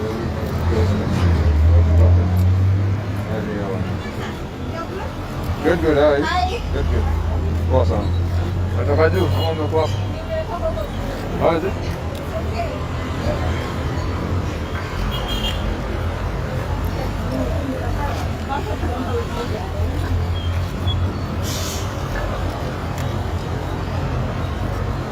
So, funny,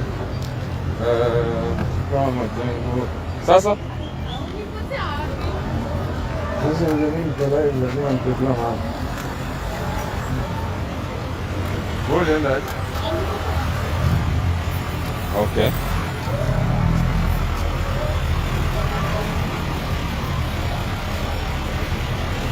Sasa najua mwa baki hapa. Mabaki hapa.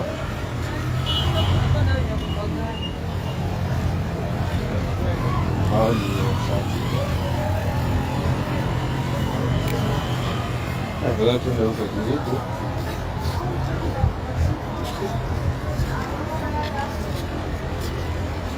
Não vou provar.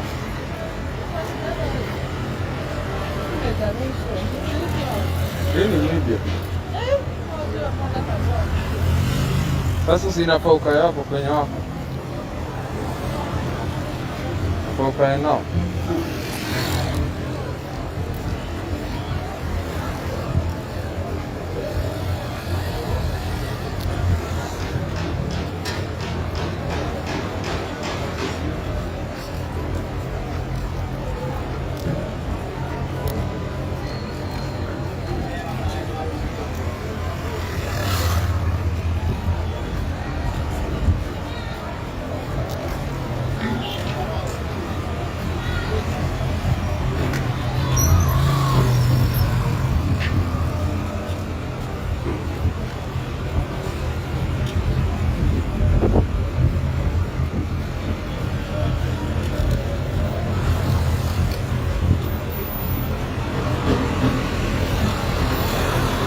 Nimefika asubuhi. Actually nimepita toka hata hapa nitoka.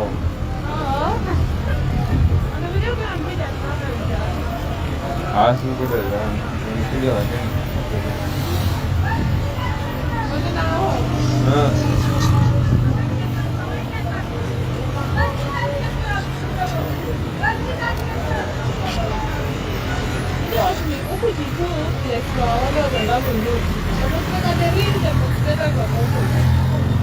Tunaenda hivi? Yeah, sorry.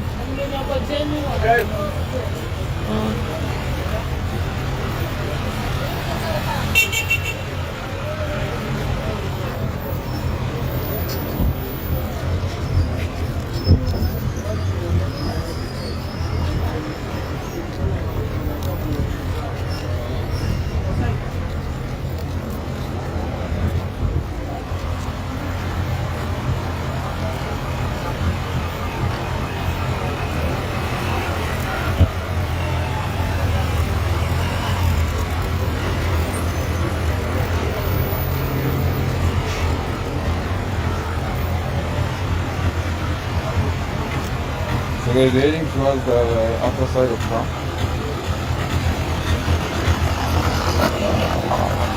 All in police, they are armed. You can see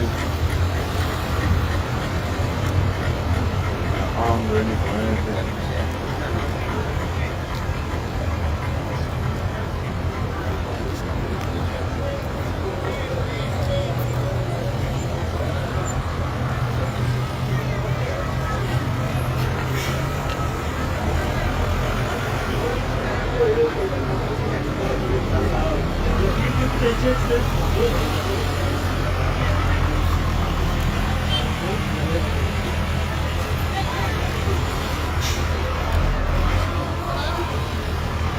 Huh?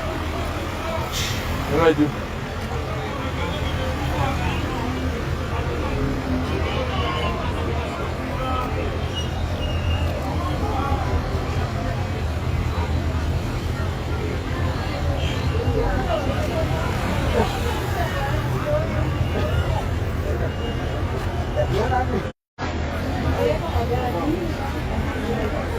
Hello, nimefika.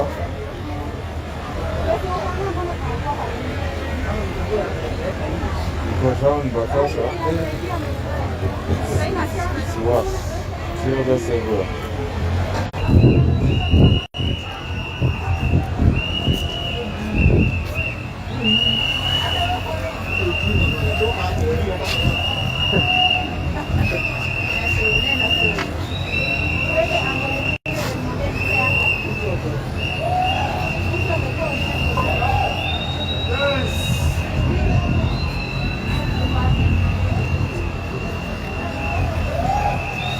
It's on this other side.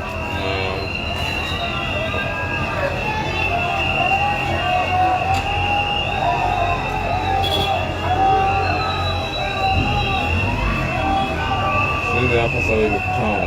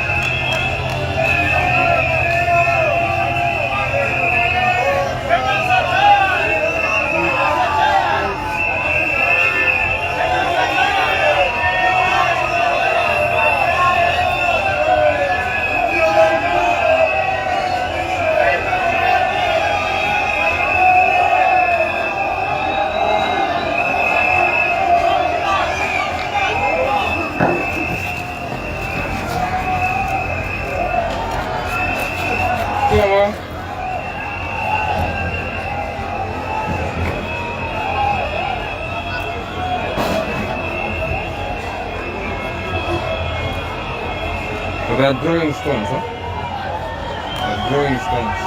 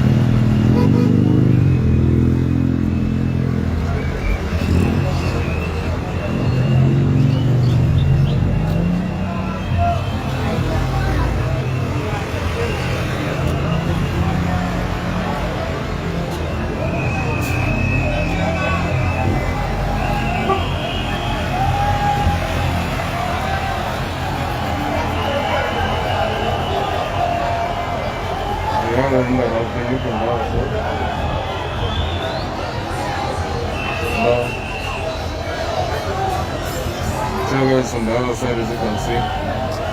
Then you have here the police.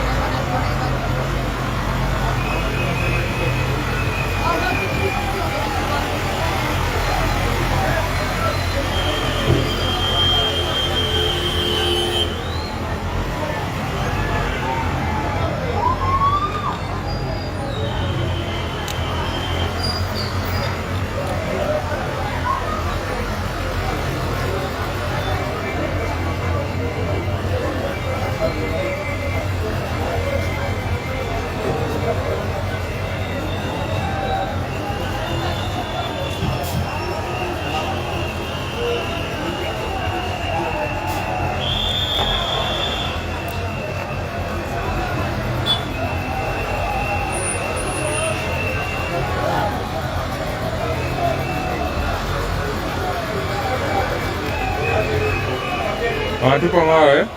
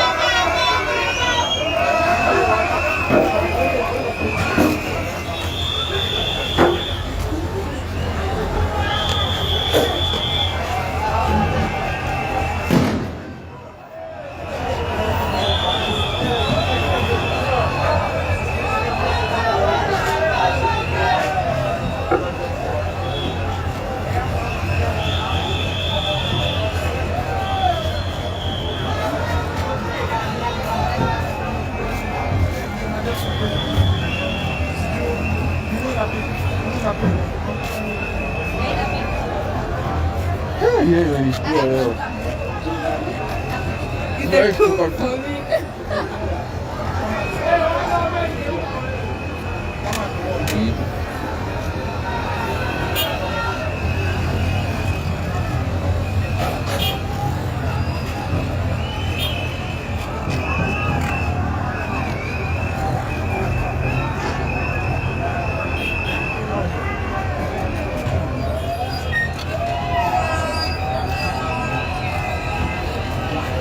hiyo upepo inawasaidia.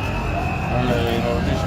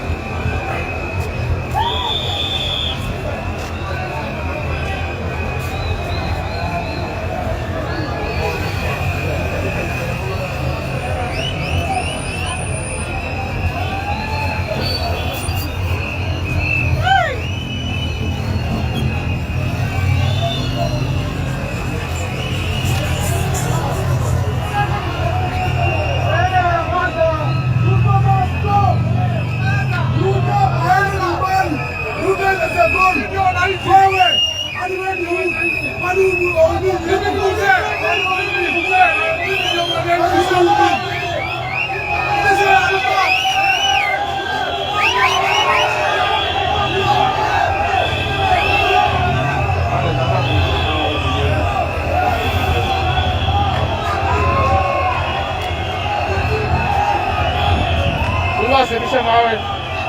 Mawe sipande nyuma.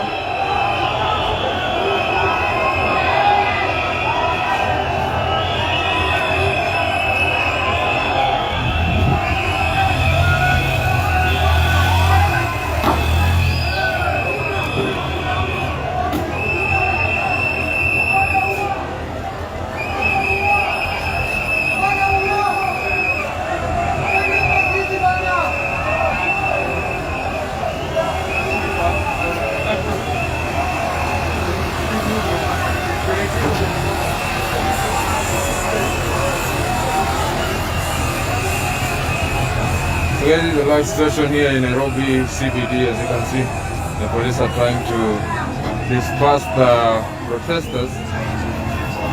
We are at Owino right now.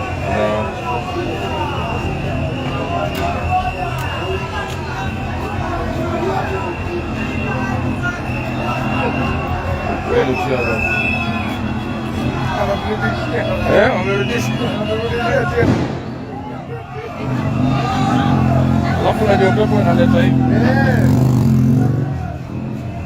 Tunaogopa tu ni mawe. Mazora juu unaweza kumekoncentrate Hivi alafu inakuja. na uioni. Wala unajua sawa umetusarau. Hapo huko. Sasa ndio sasa ndio. Ukufia wapi?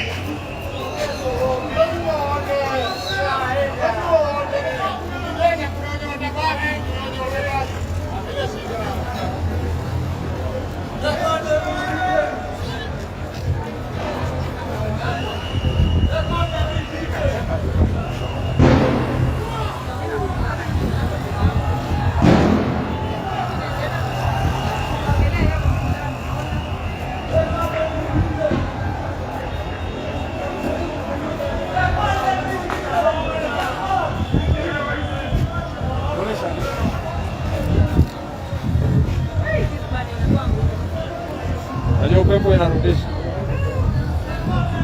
Upepo inarudisha leo.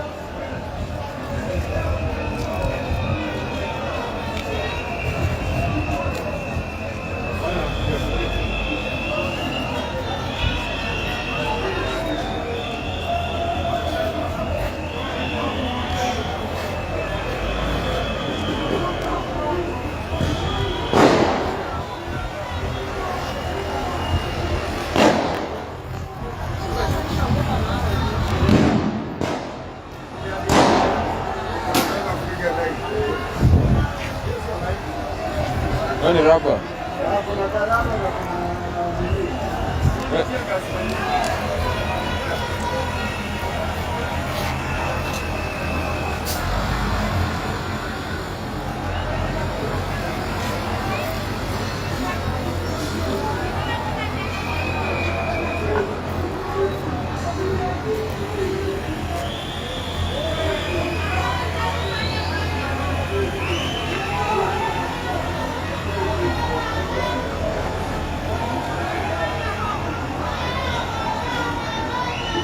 chini hapana, twende huko. Sasa tunaanza kwenda uptown.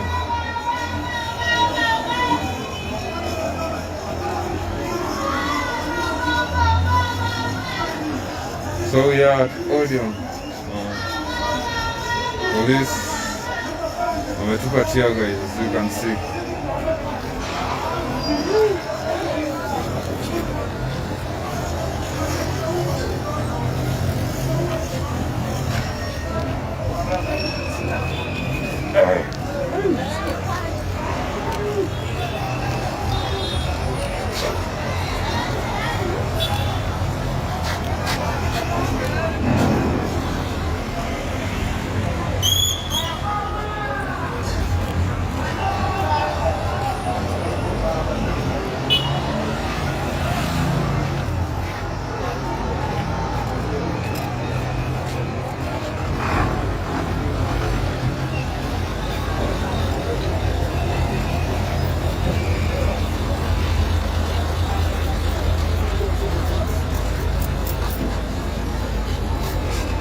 Jana kuru wameanza.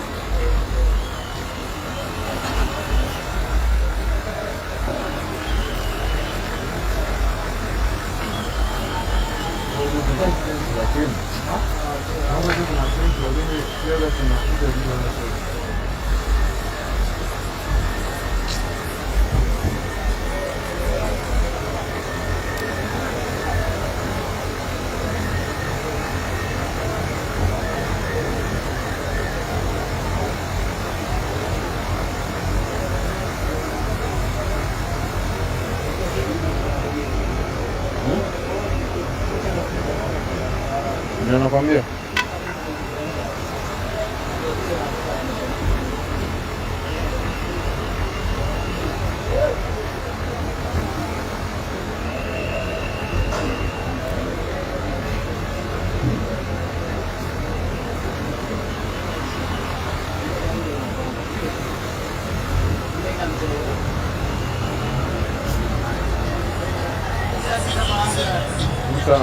Hii gari inatupaa kukubwa.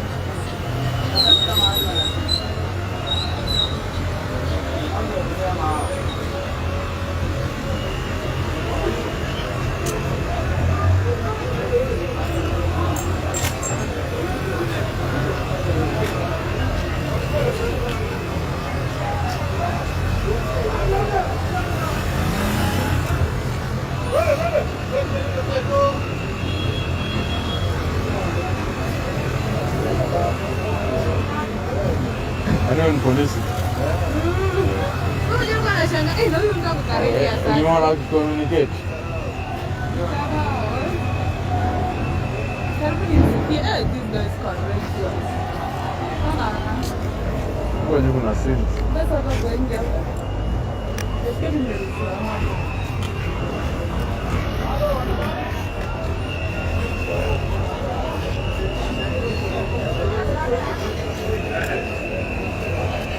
Eso fue panquito, ulichaji?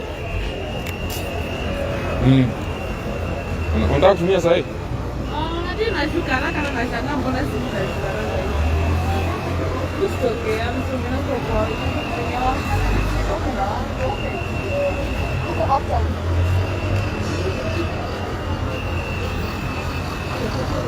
Then when the truly uko juu kwa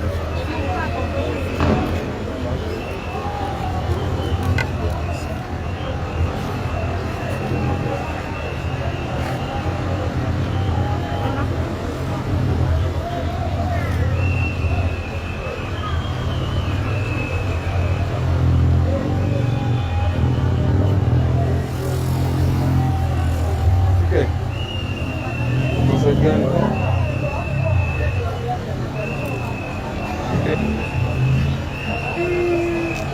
Nilichotoa huko town. Nidhani uko the other side ndio kwa sawa. Uko Mombasa.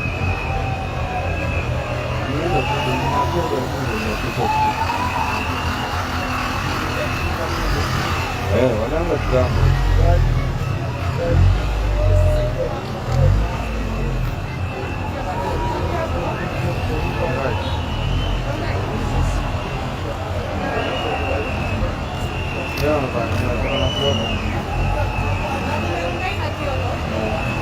Nilikutana nao hapa na Kioko.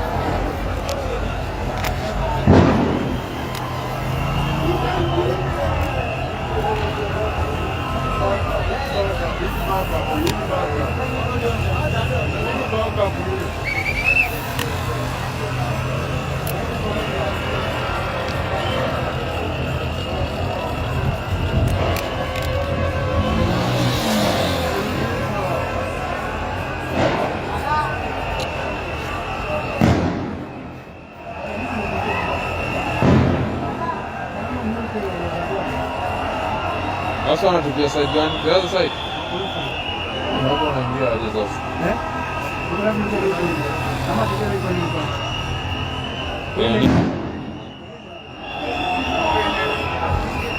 Huko ndio kuna nini? Huko hakuna.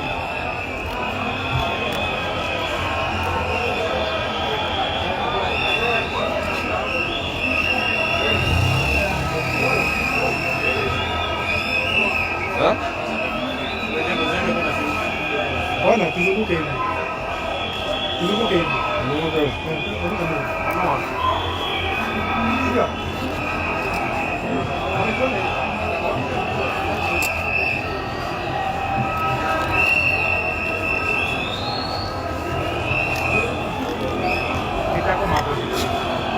Wanakuja huku chini. Ndio wanakuja.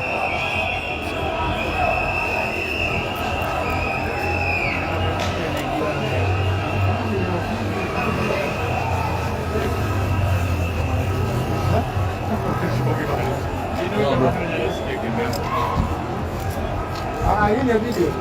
Hii ni video.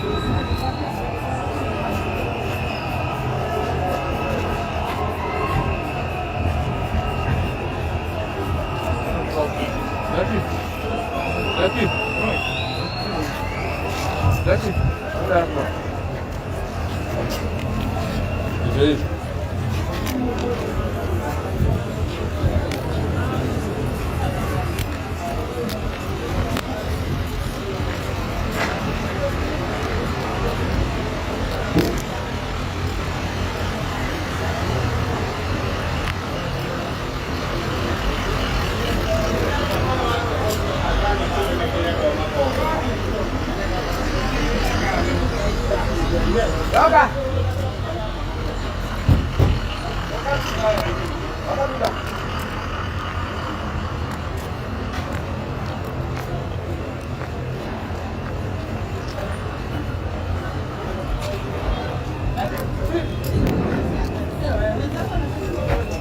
Ile pale.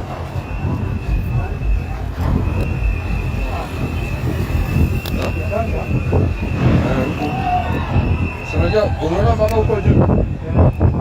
Kama kawaida huko tunakuanga.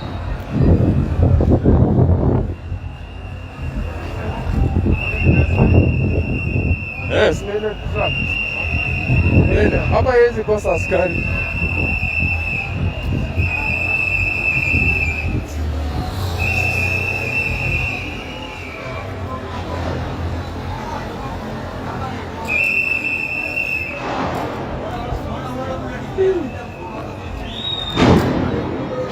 Dale, va.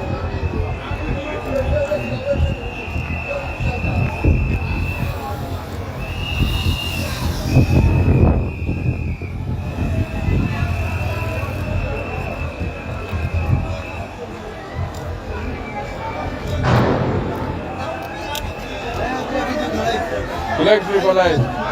Live tu ni live. Amejiteza sana.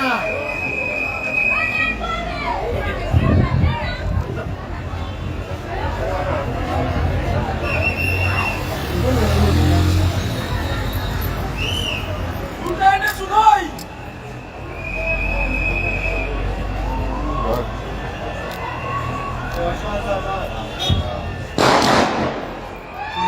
Very live.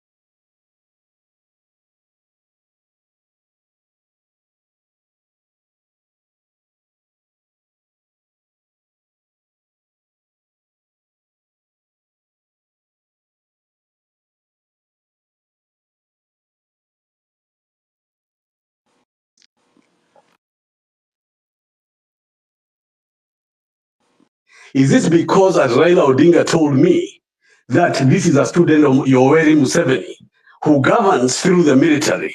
So I cannot put anything past this president because a man who can see 20, 12-year-old children being shot 7, 10 bullets, 70, you are talking about 41 people dead, and not even a government minister attending any funeral. Why do you think this man, if things go south, they cannot bring in the military?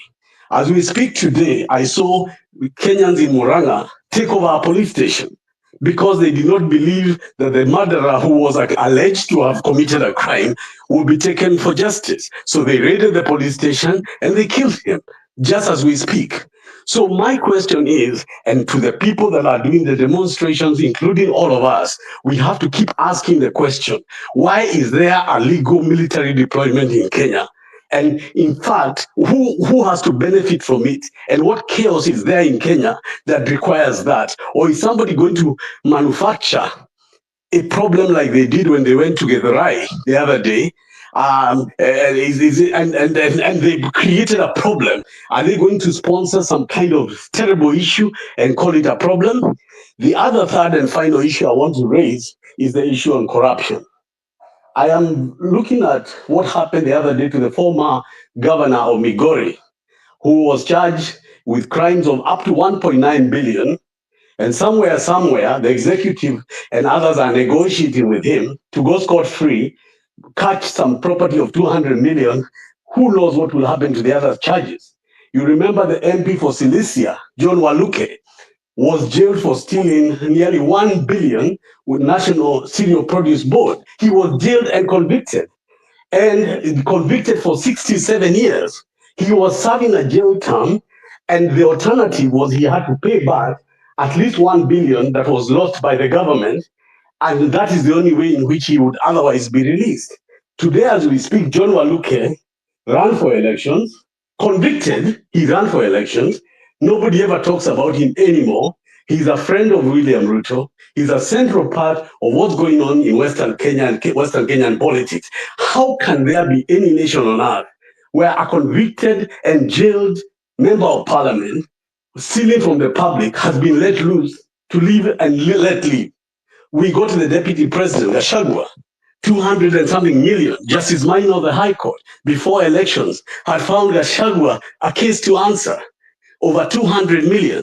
We can go back to the Dubai plane hired by William Ruto, to Runturi at the Ministry of Agriculture, to the opulence of Mukomen and Oscar Sudi. And you can look at all these things and ask yourself, all this money is the motivation for which these people are in power. Finally, I want to say this. If we had not defeated the BBI, the only reason the BBI was defeated is because of Chapter 4 on the Bill of Rights. That people have a right to be consulted on how their constitution can be altered and by who. It must be people driven. This time round, the Jay-Z and all of us who are here to discuss these issues are seeing a people-driven revolution for a better government, because there is no valid contract between the governed and the government. And we have a inherent right to break that contract. So mine today is to add my voice that there is no talks, there is no negotiating, and I can tell you Raila Odinga lies to my face, and I'm telling the country as Tony Gashoka that he lied to me. And he lied to me why Ruto should not govern. And yet he's the same man now calling for other talks. And he's the same man who knows NADCO was never implemented, and he's calling for another NADCO simply because he's been told by the president this is conditional upon our deals going on, whether it's the African Union and everything else, but all other Kenyans be damned. I think that is my opening comment. Thank you so much, Tony. And I hear some echo. Hillary or Kingsman, I don't know. Hillary, can you hear me well? Yeah, I can hear you well. I think oh yeah, that's everything is okay now. Okay, thank you. It was Tony's mic, but I've been able to mute it. Okay, thanks. So, Tony, thank you for your submission. You bring out very important points. If I can just summarize the 4 points that you bring out is, the IBC that they're now reconstituting. There has been also a lot of people who are sharing your sentiments and are wondering if people need change, and the same people that want to reconstitute the IEBC, is it going to serve the purpose it is meant to serve? That's the question I hear out there. Another question I hear is when you mention about the arrangement of who should lead and who should not lead in the the political elites, and that is exactly what was seen yesterday when all of a sudden all of them were seen on camera pulling together, and the feedback I got was they're now against the one inch. Now that we are sharing our problems, they're coming together, and so that really reflects what you're talking about. And the third point is the military deployment. This we will need a legal clarification, but we're very good to go because we have legal brains in the space today. And corruption is something that we have spoken about over and over, and actually it's the root cause of where we are. It starts, that is where if we could really just drain the swamp, probably would have a chance. So you really bring very important points. Let's give the mic to the next speakers. We're going to just add on those points as they share. Dr. Miguna, kindly guide if you want to speak first, or if I should put Dr. Mutunga first. Either is fine with me here. Yeah, Maj, I believe Dr. Mutunga said that he would speak when he wants to. I'm not sure that he wants to speak now. If he does, by all means, everyone is free to speak when they want to speak. I could add my voice if Dr. Mutunga does not want to speak now. And everybody else, you are free to contribute. This is a free platform. This is not BBI where the train left and nobody could get onto the train. We are having a discussion, a robust discussion. So, Dr. Mtunga, if you're not prepared to speak now, I can go on.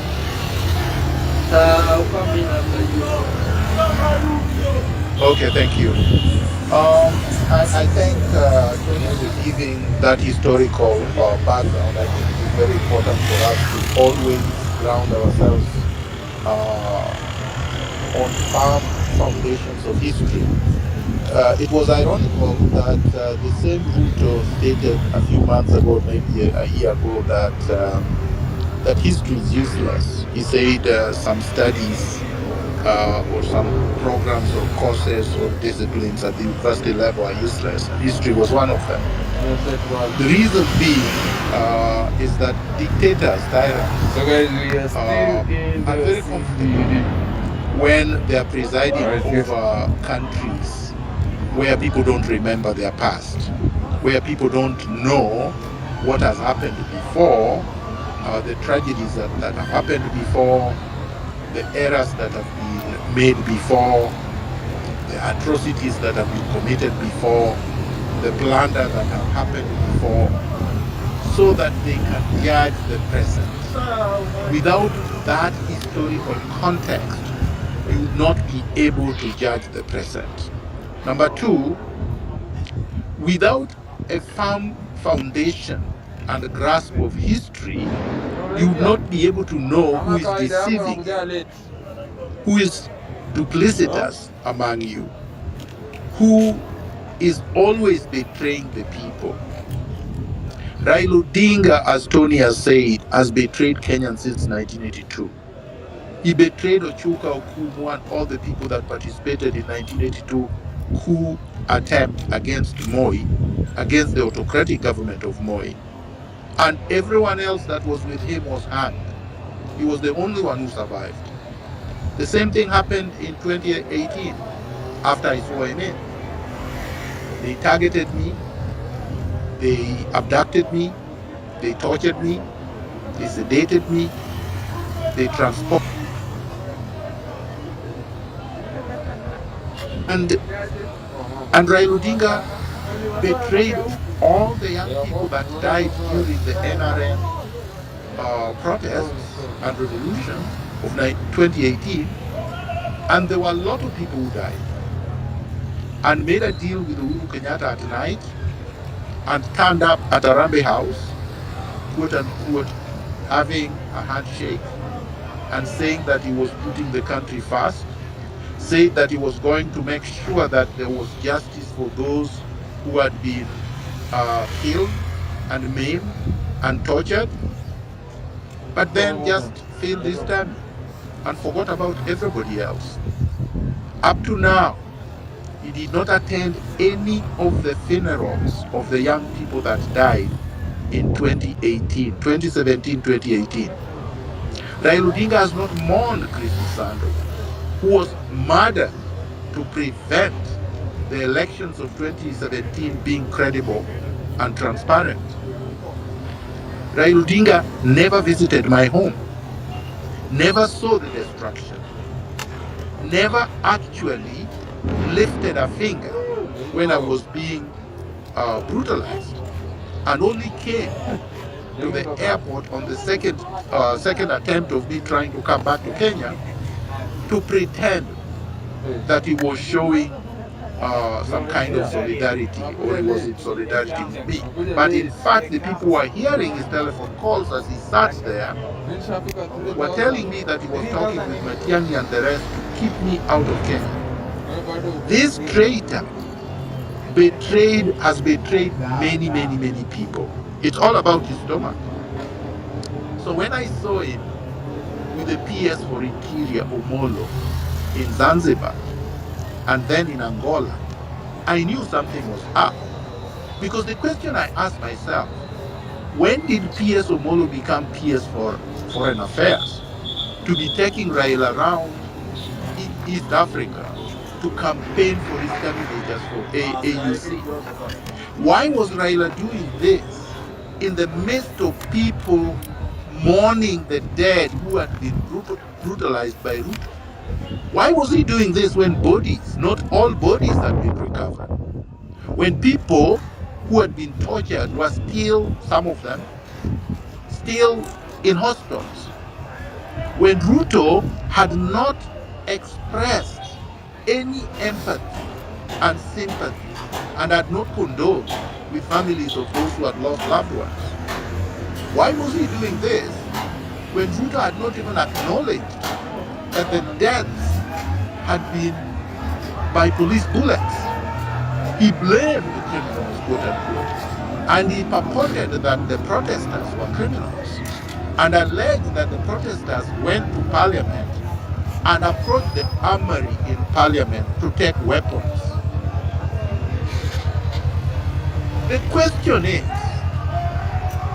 until Ruto mentioned the armory, I didn't even know there was an armory in Parliament. And if I did not know, and many of the people that I spoke with did not know, how the hell did he think that the Gen Zs who were just born the other day were aware that there was an armory in Parliament and that they wanted to seize the weapons? Was any of the protesters caught with any weapon? The answer is no. Did they arrest anybody? And they have actually arrested and abducted a lot of people. Who have they charged with breaking into the armory? Can anybody actually break into an armory barehanded? Who was guarding the armory? How many weapons went missing? He has not tabled this kind of information before us, but he's blaming the protesters. He said the protesters are the ones who shot at each other. So now he's saying the Gen Zs and the millennials who were protesting peacefully took guns from Parliament and shot at each other. We had a sniper that was stationed at Parliament buildings and who was purportedly hired by the Speaker or maybe even Ruto himself, who killed many people. Has he been arrested? Was he actually a protester? The answer is no. We have evidence of a police officer who shot randomly wearing plainclothes and shot randomly into the crowd and killed people, and his name has been circulated. People know where he was stationed. Has he been arrested? No. We have other officers, including retired ones, who are currently seconded to the government in civilian, holding AK-47s, shooting at the crowds. Have these people been arraigned in court? No. Then we have many bodies, including Denzel Omondi, whose body was floating in a quarry after being abducted by the police. Have any of these people been apprehended and charged in court? No. So we know for a fact that Ruto is responsible for issuing the orders of shoot to kill against peaceful and armed protesters. Does he need a dialogue to deal with that issue? Does Ruto need to dialogue with anyone to deal with extrajudicial killings and reckless use of firearms against unarmed civilians? Of course not. Does Ruto need a commission or a committee or a task force to fire his corrupt ministers? No. Does Ruto need a task force to dissolve his government? No. Does Ruto need a task force to deal with impunity? No. Did Ruto need a task force to reconstitute the IEBC? No. So why did he wait this long? In any event, he has not reconstituted it. And we know for a fact that given the uprising of the Gen Zs, Ruto is mortally wounded. Ruto knows that in 2027, if we were to reach there, and I would suggest we don't, he would be toast. Kenyans would not be voting for him. So what is he trying to do? He's trying to choreograph a vessel, a vehicle, an outfit that can deliver a president on a silver platter. As Tony correctly stated, he has completely bought the National Assembly. So there are no checks and balances coming from the institution that is supposed to keep him under check. He has threatened and bought a significant portion of the judiciary. So the rule of law is a myth, a fictitious wish by many people. Ruto knows that the only check now he has are the young people in the streets. And he would like to cripple the young people by bringing PR stunts, choreographing task forces, illegal ones, and committees. And of course, the con man and his associates are always ready to assist them. Now, I have heard many people speak, including Ruto, and they talk about violence. We know for a fact that Kenyans that have been protesting have not been violent.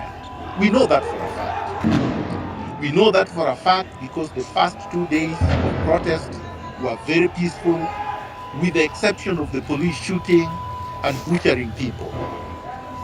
We know for a fact that the demand initially was because of overtaxation and because of finance in 2024.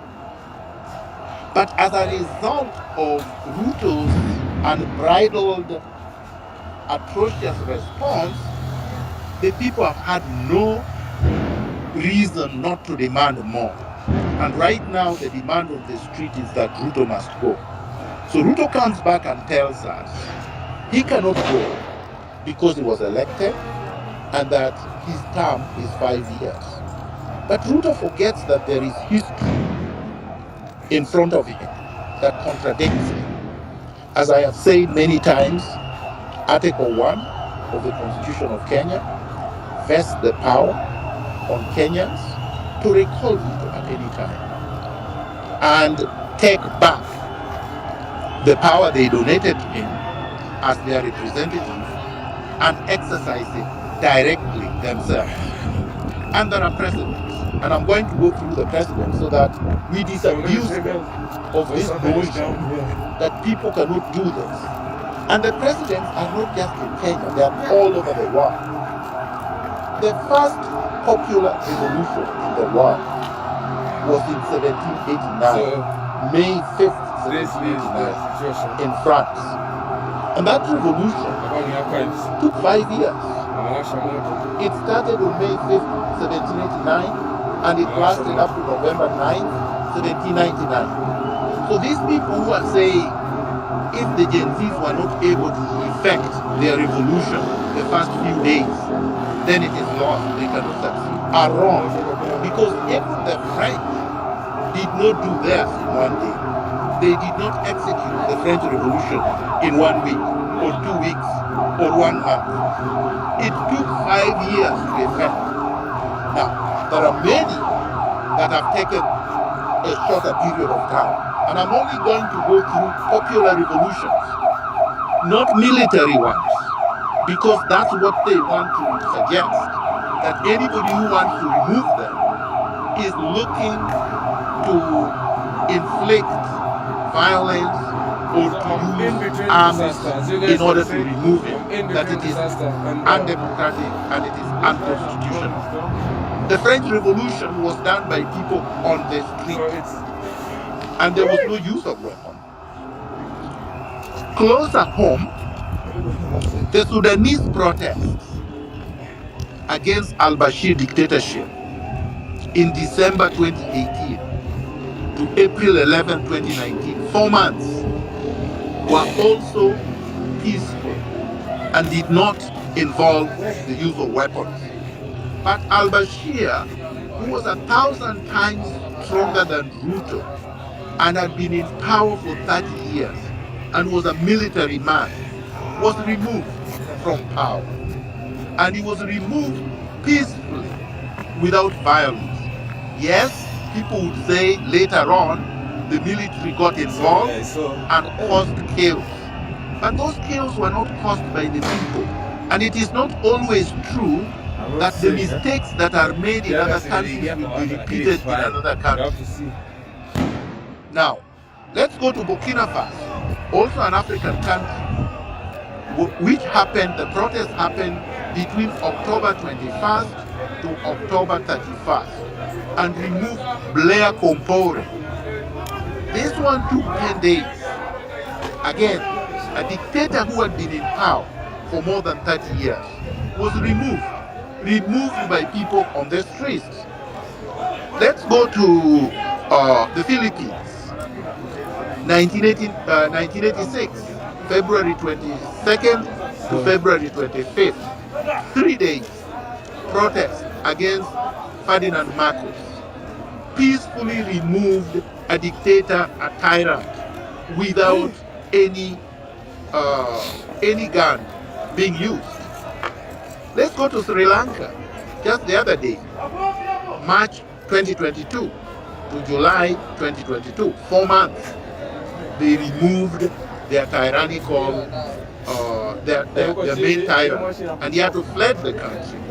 Let's go to Romania. In 1989, a dictator called Nicolae Ceausescu, again, was removed by police, by public peaceful protests. In other words, what am I saying?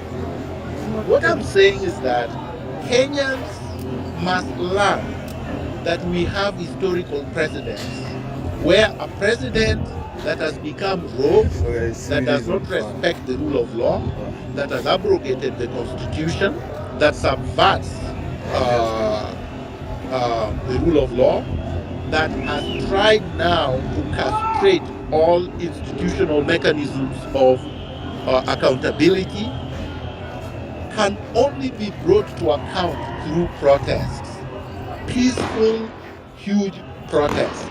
There is no reason to dialogue with this man because he has already demonstrated that he's not interested in having a discussion. If he was interested, he would have not unilaterally constituted a committee to have a discussion with the thugs and conmen and purported to have power to appoint 152 people to have a discussion, a monologue with him. A meeting that he chairs as the main culprit that has inflicted harm on Kenyans. He wants to chair this team.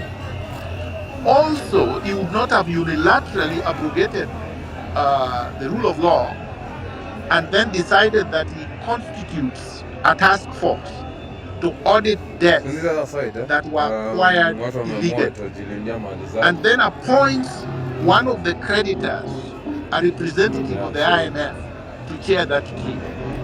Even after the people have told him, you are wrong, this is illegal, and the courts have also issued orders, interim orders, telling him that he cannot continue, he was still making an assertion yesterday and today that those teams will continue to work.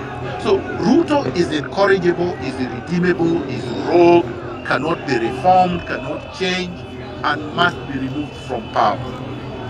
So I will end there and say that my suggestion, in a nutshell, is that because of historical context, I believe Kenyans should be holding these demonstrations daily.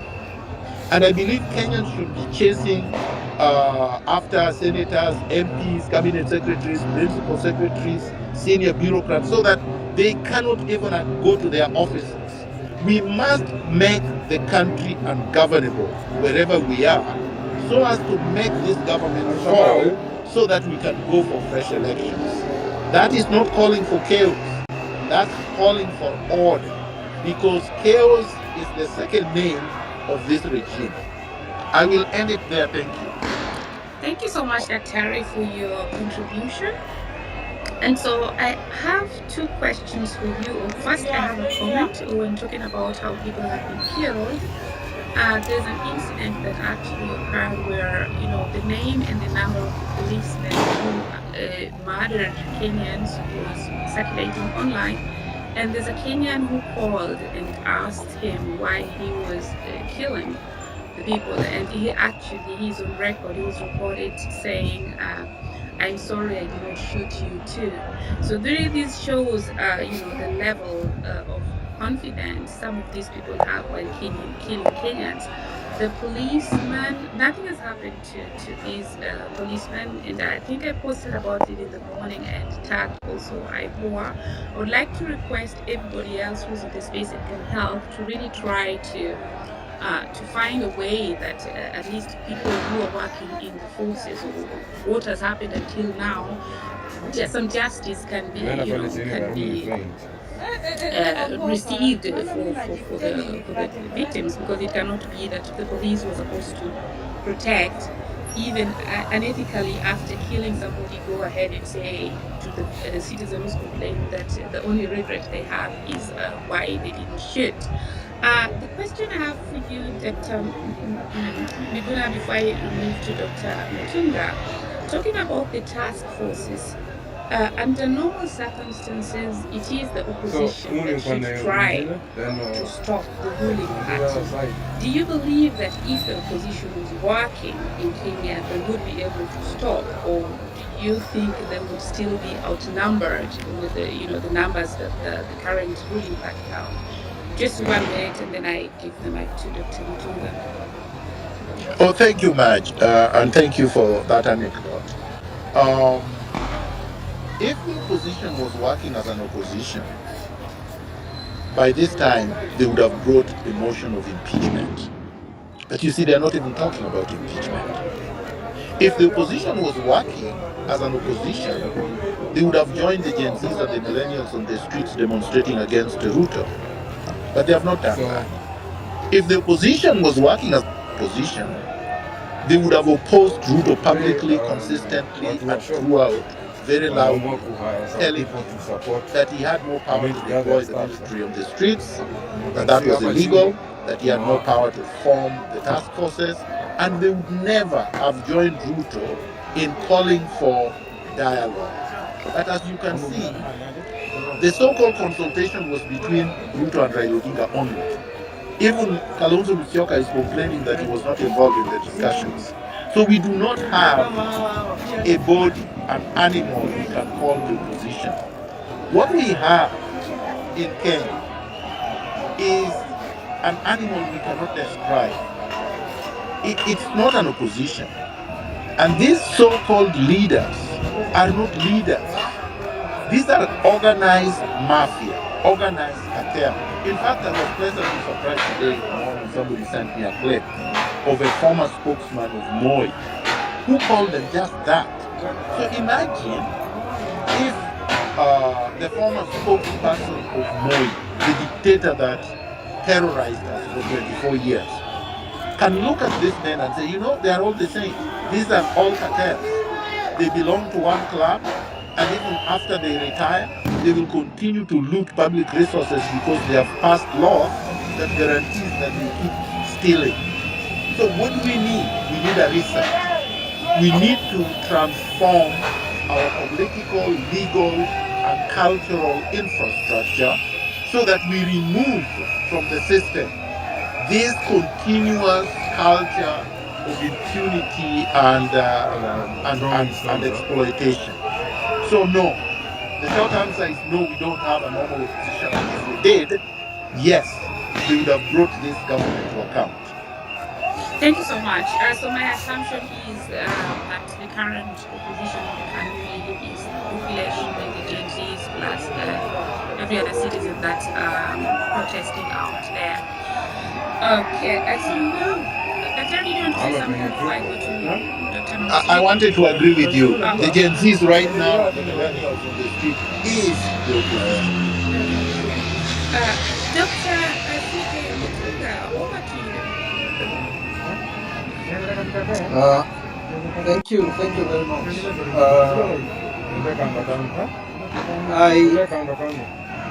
Let me start by saying that what happened yesterday, is a great thing, because in this country there's been a narrative that I've always myself found optimistic and historical. The narrative that the two factions, the two ruling class factions, within them is one that is a lesser evil.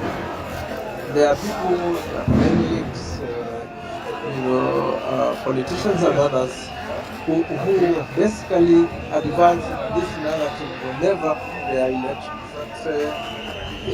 Of the two factions, let's choose the lesser evil.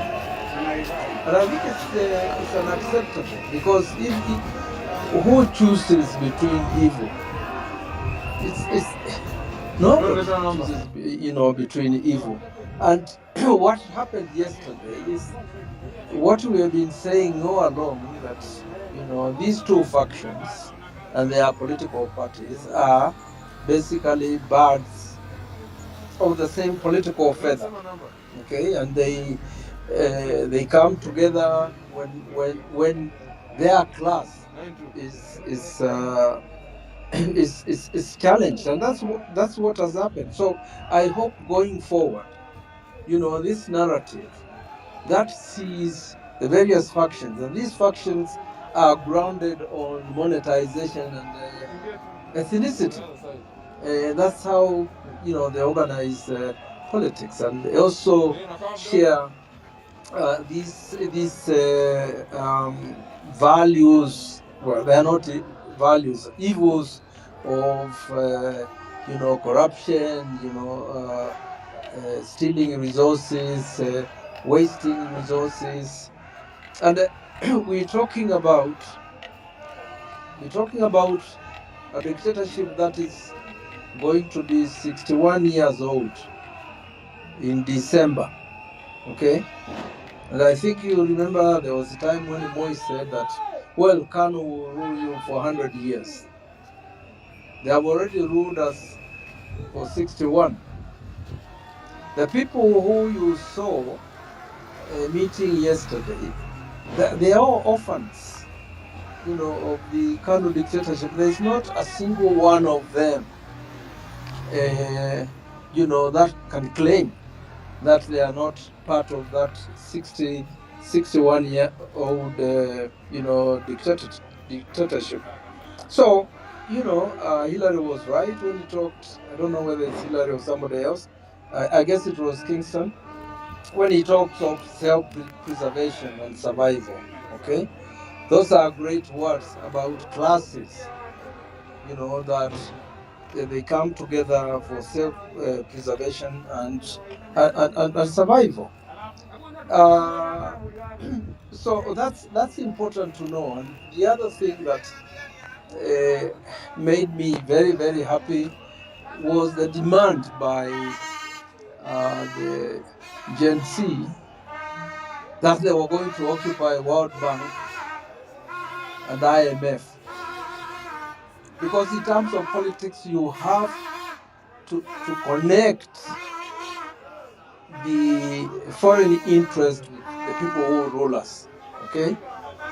And analyze very, very clearly why our leaders, or these two factions, are enslaved by foreign interests, and why they take, orders from foreign interests, and they've never participated in any public participation. Okay, look at the case of Haiti. Okay, we were not consulted. Look at the case of Palestine. We were not consulted. When the courts say that police officers can't be, deployed in Haiti, it's unconstitutional. That particular court order is disobeyed. And in my books, if you are going to talk about the rule of law, then any government that subverts the rule of law is illegitimate. So it's very, very, very important that, as Miguna says, as a people demonstrate, as mass action goes on, it's very, very, very important to make, that connection, because that connection is important, in my view. So the other thing, and this is now talking to the, well, before I do that, let me talk about task forces, and I give some history. I'm not going to give it the way Miguna has brilliantly given it in terms of dates and so forth, because I haven't done that work. And thanks Miguna for articulating these popular revolutions and uprisings. So when it comes to task force, in this country, there is a history of destructing, movements through the formation of task forces. Okay, and I'll give you examples of a few. When J.M. Kariuki was killed, March 2nd, I think that's when his body was discovered, 1975. The system very quickly set up a parliamentary commission that was headed by somebody called Mwangale, Elijah Mwangale, who was, I think, MP for, where Mukiza Kitui was MP. I don't know what that constituency is called. And it's what that parliamentary commission did was to really diffuse the tensions, because people were very angry about JM's murder. The universities took to the streets, and so to diffuse, that particular popular unrest. This commission was quickly formed. When it's reported, nothing was done. Even the parliament tried to, to change some of the findings, and nothing was done. Then in '91, I think after the ethnic clashes in Rift Valley, there was a Kiumi commission. A lot of time taken there. People having this hope that there was going to be a solution. Those involved were going to be prosecuted and jailed. Nothing happened. Okay, Ouko, Robert Ouko was killed, I believe, 1990. There was what was called the Troon Commission. They brought this British guy from Scotland Yard, to deal with, to do the investigations, and then there was a commission chaired by the late Chief Justice Kisheru.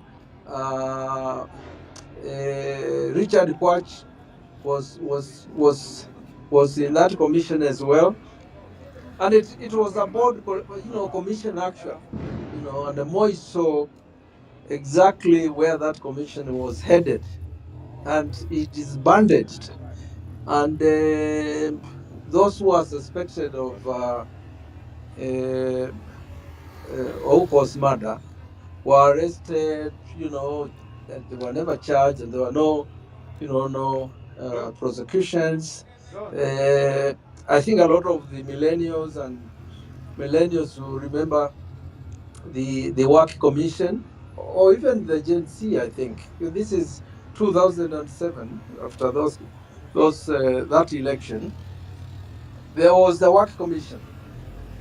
Okay, and when you look at all those commissions, the common denominator, in my view, is that they were used to diffuse popular uprisings, to make sure that the public anger, dissipated, and that will be it. And they use these tax forces, like the Ouko thing. If those of you remember, Ouko was supposed to have shot himself in the leg and doused himself with acid and burned himself. That was basically the theory that the government, advanced. So task forces, commissions of inquiry, whenever there are issues, and Miguna made this point, who appoints them, It's the culprits, the people that we suspect are the criminals between what has happened. Okay, so it's we should reject them. The other thing that is historical, in terms of demonstrations and mass action over years, is the fact that the criminal elements, people have talked about goons, they've talked about criminals. What we have known all along is that within the police force, there is always a criminal gang, and that gang invariably is reports to the president and not to their superiors, and they have been dangerous. Those of you who are of my generation will remember the famous Gorokos.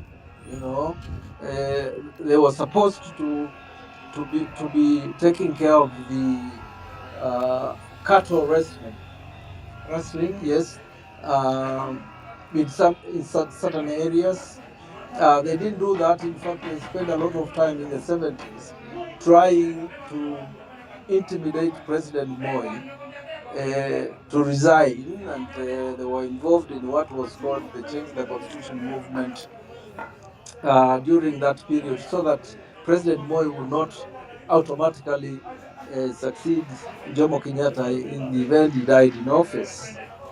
And the others, you know, you must have heard of Kwekwe, you know, the flying squad.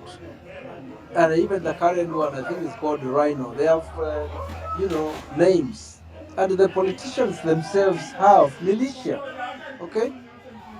You must have heard of Raila's Men in Black, okay? You must have heard, or you might not have, but a lot of people of my generation would know that in 1997, Ngumo had a militia called Jesh la Mzee that terrorized us during the mass action during that period.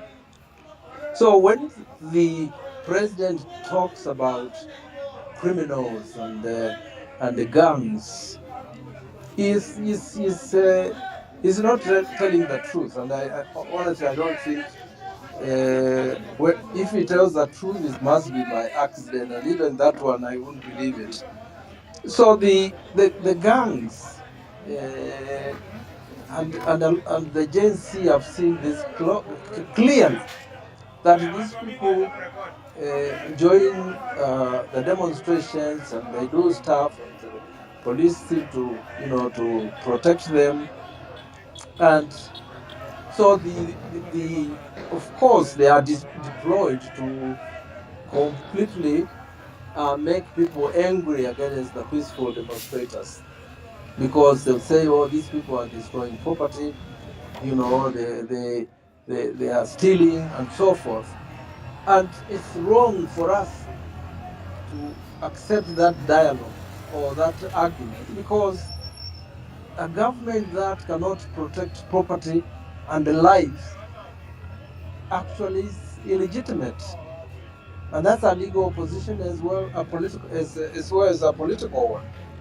If you are in government and you cannot support, protect lives and the property of the citizens, then you are illegitimate.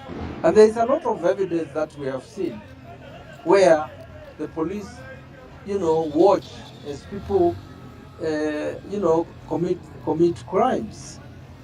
So this narrative about gangs and whatnot, okay, if the state was actually protecting the demonstrators from the gangs and making sure that the gangs don't steal or destroy property, then I'll be persuaded.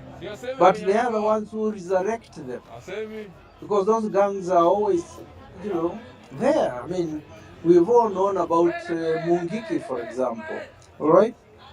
So that narrative should not actually, you know, be accepted. But I just wanted to finish by, you know, celebrating the Gen Z for expressing, you know, their anger, you know,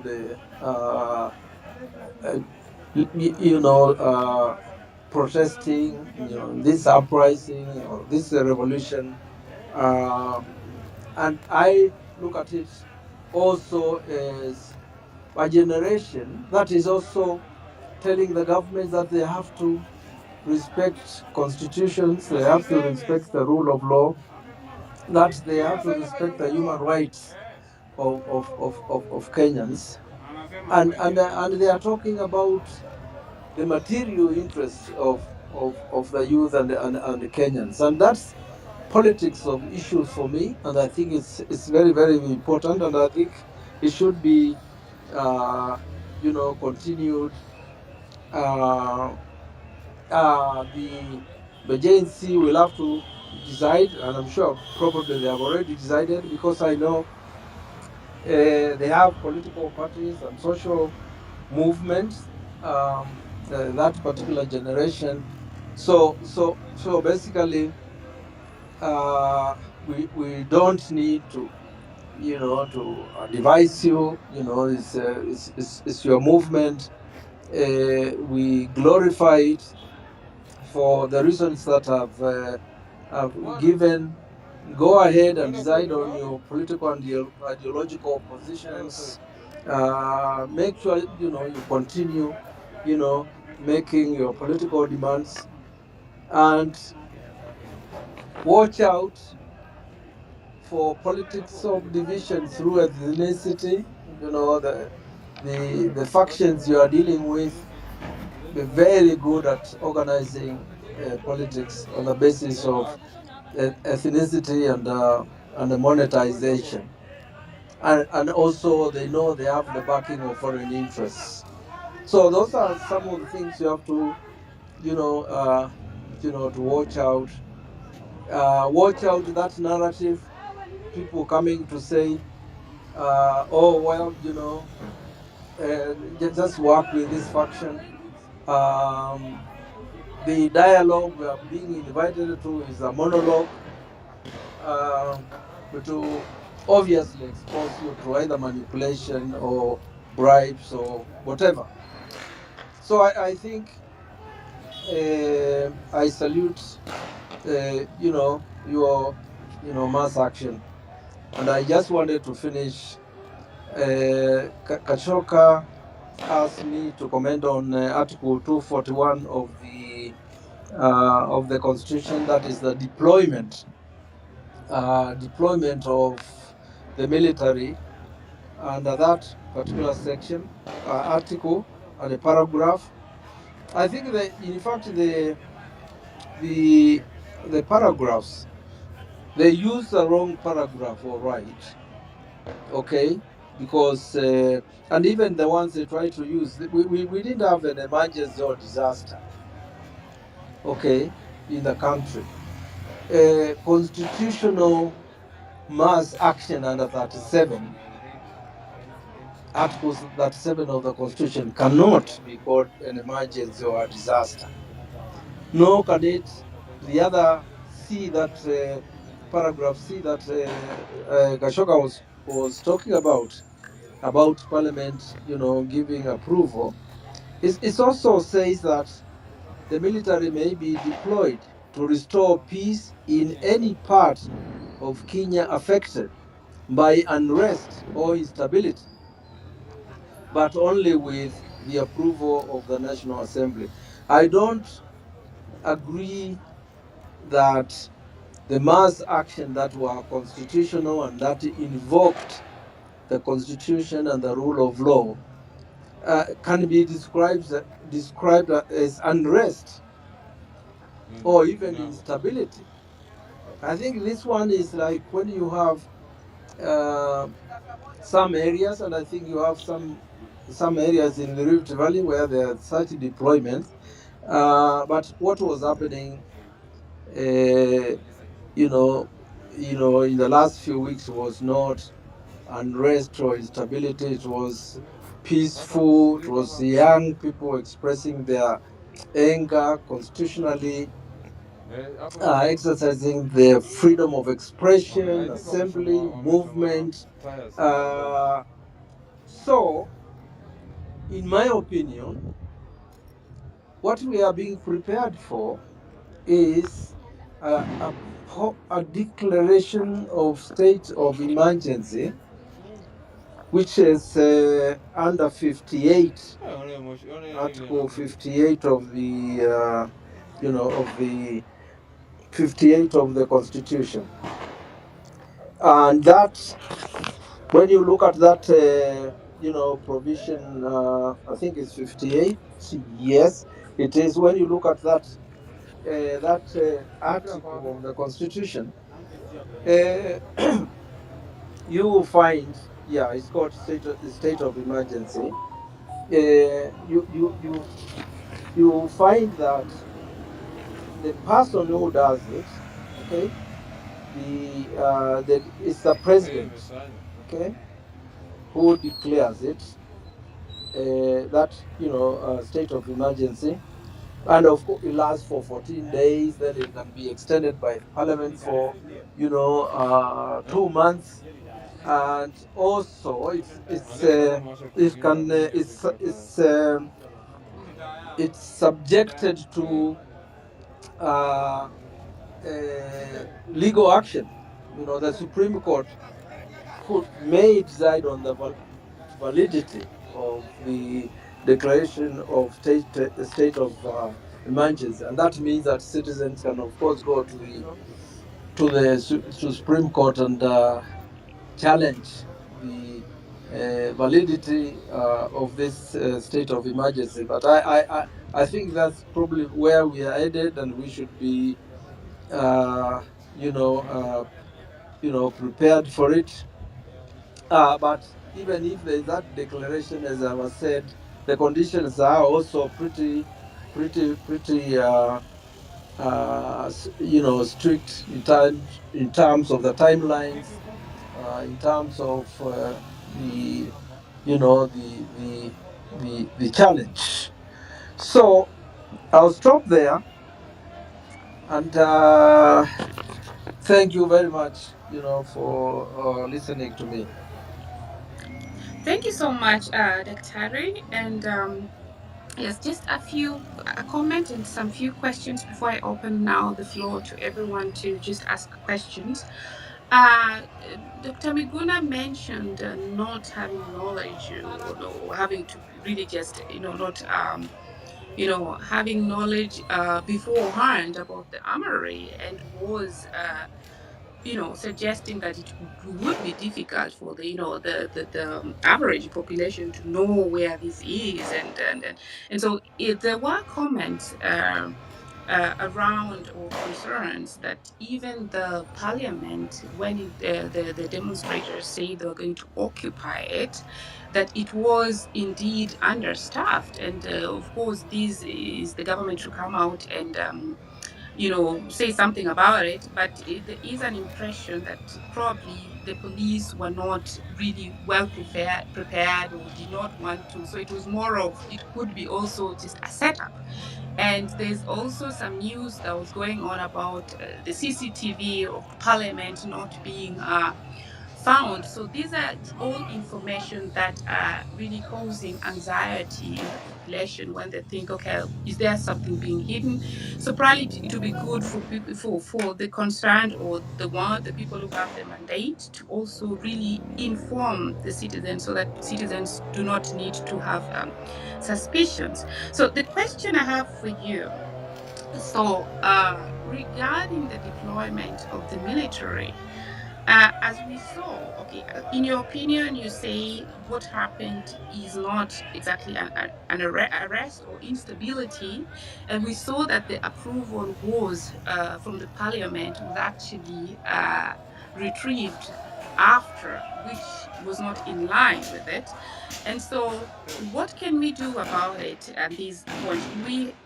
Are we going to? Are the citizens just going to, wait for it to take the course that it's taking, or is there a way of actually retrieving it back, so that we don't have the military deployment, on the side, because that is also causing anxiety in the population? If you can answer to that, then the second question. I see your mic is. The second question is yesterday the ruling party and the opposition uh, decided that they're going to form a government of national unity. Does the ruling party legally still have the mandate to do that? Over to you, Dr. Ray. The two questions. Yeah, I think I tried to explain the article, this article 241, that was used, and you have already said that even the so-called approval they got was what we call retrospective. They didn't go to parliament under that particular paragraph before they did what they did. And I was just arguing that there is no way what was happening could be described as emergency or disaster or unrest or instability. It was a constitutional expression, by the young people, and they stayed. They actually, used the supreme law to make those demands. Okay, so they have to be praised for for doing that. Okay, uh, and it's to about the armory that you raised. It's a it's not even a matter of our concern. It's blatant lies. Okay, blatant lies that the people who are so peaceful, were also raiding an armory, or in parliament, and they were preparing for a coup d'etat. Okay, it's Kibaki who used to say, and I think he said that everybody remembers what he said when his election, 1988, when he was winning during the Q elections, and the presiding officer in Odhaya wanted actually to declare the person who was losing the winner, and Kibaki told the presiding officer, my friend, even rigging elections requires intelligence, and you don't seem to have any intelligence. Those lies that are being told about the Gen Z are lies, and they are lies that are being told by people who are not intelligent. Okay, they are utilitarian. I think the regime will keep on lying and lying until you accept lies, as truth, and that would be my position. And I think Mikuna also had a brilliant case about it. He asked brilliant questions about it. Okay, what has happened? And those questions he was asking, anchoring them, on the state's responsibility to protect our lives and the property. Okay, why haven't they investigated? Okay, so I think that would be my position. This invocation of 241, in my view, as I said, is to prepare us, or to test the waters, as we said, to see how we would react, to the deployment of the military. And I've already explained that if that happens, we should be prepared to challenge it. Because the only way I can see, in the old days, of course, the state of emergency would be declared, and there were no limitations and there are no constraints. So, and then people will be basically intimidated that way. And all states want to create fear. Okay, so as we go forward, we should remember what Comrade Julius Wajira has always said. You lose your fear, they lose their power. Okay, so that will actually be our position, and we need to explain it to agency. We'll have to explain it to parents, friends, everybody, that there will be challenges at some point. As I've said, they might challenge, their movement on the basis of ethnicity. We have heard this. Oh, this is Akiko, this or this is this or these people, whatever. And I've seen also that the ethnic militias that were on parade in Eldoret. Those are the kind of things that we should uh, uh, pay attention to. And I just wanted to end by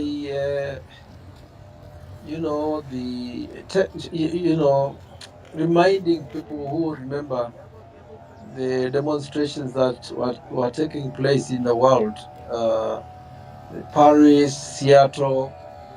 There was a guy, a young man in that demonstration, and the Gen Z have really been fantastic in their placards and slogans and their demands, and they have also been fantastic in their humor. So this guy was demonstrating, had a T-shirt where he was basically telling, the ruling elite in the world, that at that point the population of the world was 6 billion. And he said, you're just 60,000, I think he said, but we are 6 billion. Okay, and I think that's the position Meguna was making, that popular uprisings and where people are involved, all people are involved, and they are peaceful, they are unstoppable. Thank you, guys. Thank you. Thank you. And so I wanted to end on that note in answering your questions. Thank you very much. Thank you so much, Dr. Ray, for your response. Kingsman, please take a go, and then we open the session for Q&A. I think mine was just an addition of to what Dr. has Dr. Mutunga has touched on, and what also Dr. Meguna spoke about. Mine was just on the utterances of one of members of parliament who was overheard in some local stations talking about that if he was in charge of this country, or if he was the president by now, he should have killed as many Gen Zs as possible by killing at least 5,000 Gen Zs a day. And as we are speaking as of now, no action has been taken against him. And as the Daktari was saying, these things that they are mentioning, I don't know, they have an armory in parliament. Is it that they are preparing us for something that we don't know? Dr. Miguna, back to Oh, thank you, Kingsman. I think we are going to open the floor for all the other comments. But maybe Ruto was just trying to scare people. Maybe, some of these people are cowards. It's possible that there is even no armory at Parliament. I mean, why would there be an armory in Parliament? I didn't know about it. That was the first time I was hearing about it. Parliament is not a military installation. So you would have police officers that are guarding it, but an armory, that's a new word. It could be that in order to instill fear on Kenyans and the Gen Zs and millennials, for example, he wanted to lie to say that there is an armory so that people think that, well, we don't go back there because they could slaughter all of us. And of course, now you make this statement, you remind us of Farah Malin, the MP for Dada, who basically said that he would commit mass murder at an industrial scale if he was president. I mean, this is done in the midst of the protests. And after so many people have lost their lives, so many people have been abducted, and some are still missing. He says this. And he says this without any kind of uproar, no condemnation from his fellow legislators, no condemnation from Ruto himself.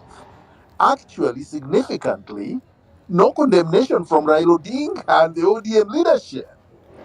Like, this is unbelievable. And of course, he hasn't been apprehended. If for nothing else, if Ruto was intelligent and had emotional intelligence, he would have done and said something. What I get from all this is that we actually give these people more credit than they deserve. These guys are not intelligent at all. These guys actually have no clue how to manage even a chicken coop.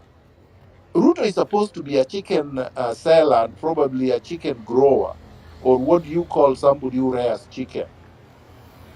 But he does not have the intelligence of chicken. Even chicken would know that you don't do that. That after this attack that his goons have had on the people, you don't go there and have your people threatening them, boasting about what you've done, congratulating the police for killing people. But that's what they have done. Essentially, what they are saying, well, there's nothing you can do. You did a protest, I killed some of you, I will kill more, and there's nowhere I'm going.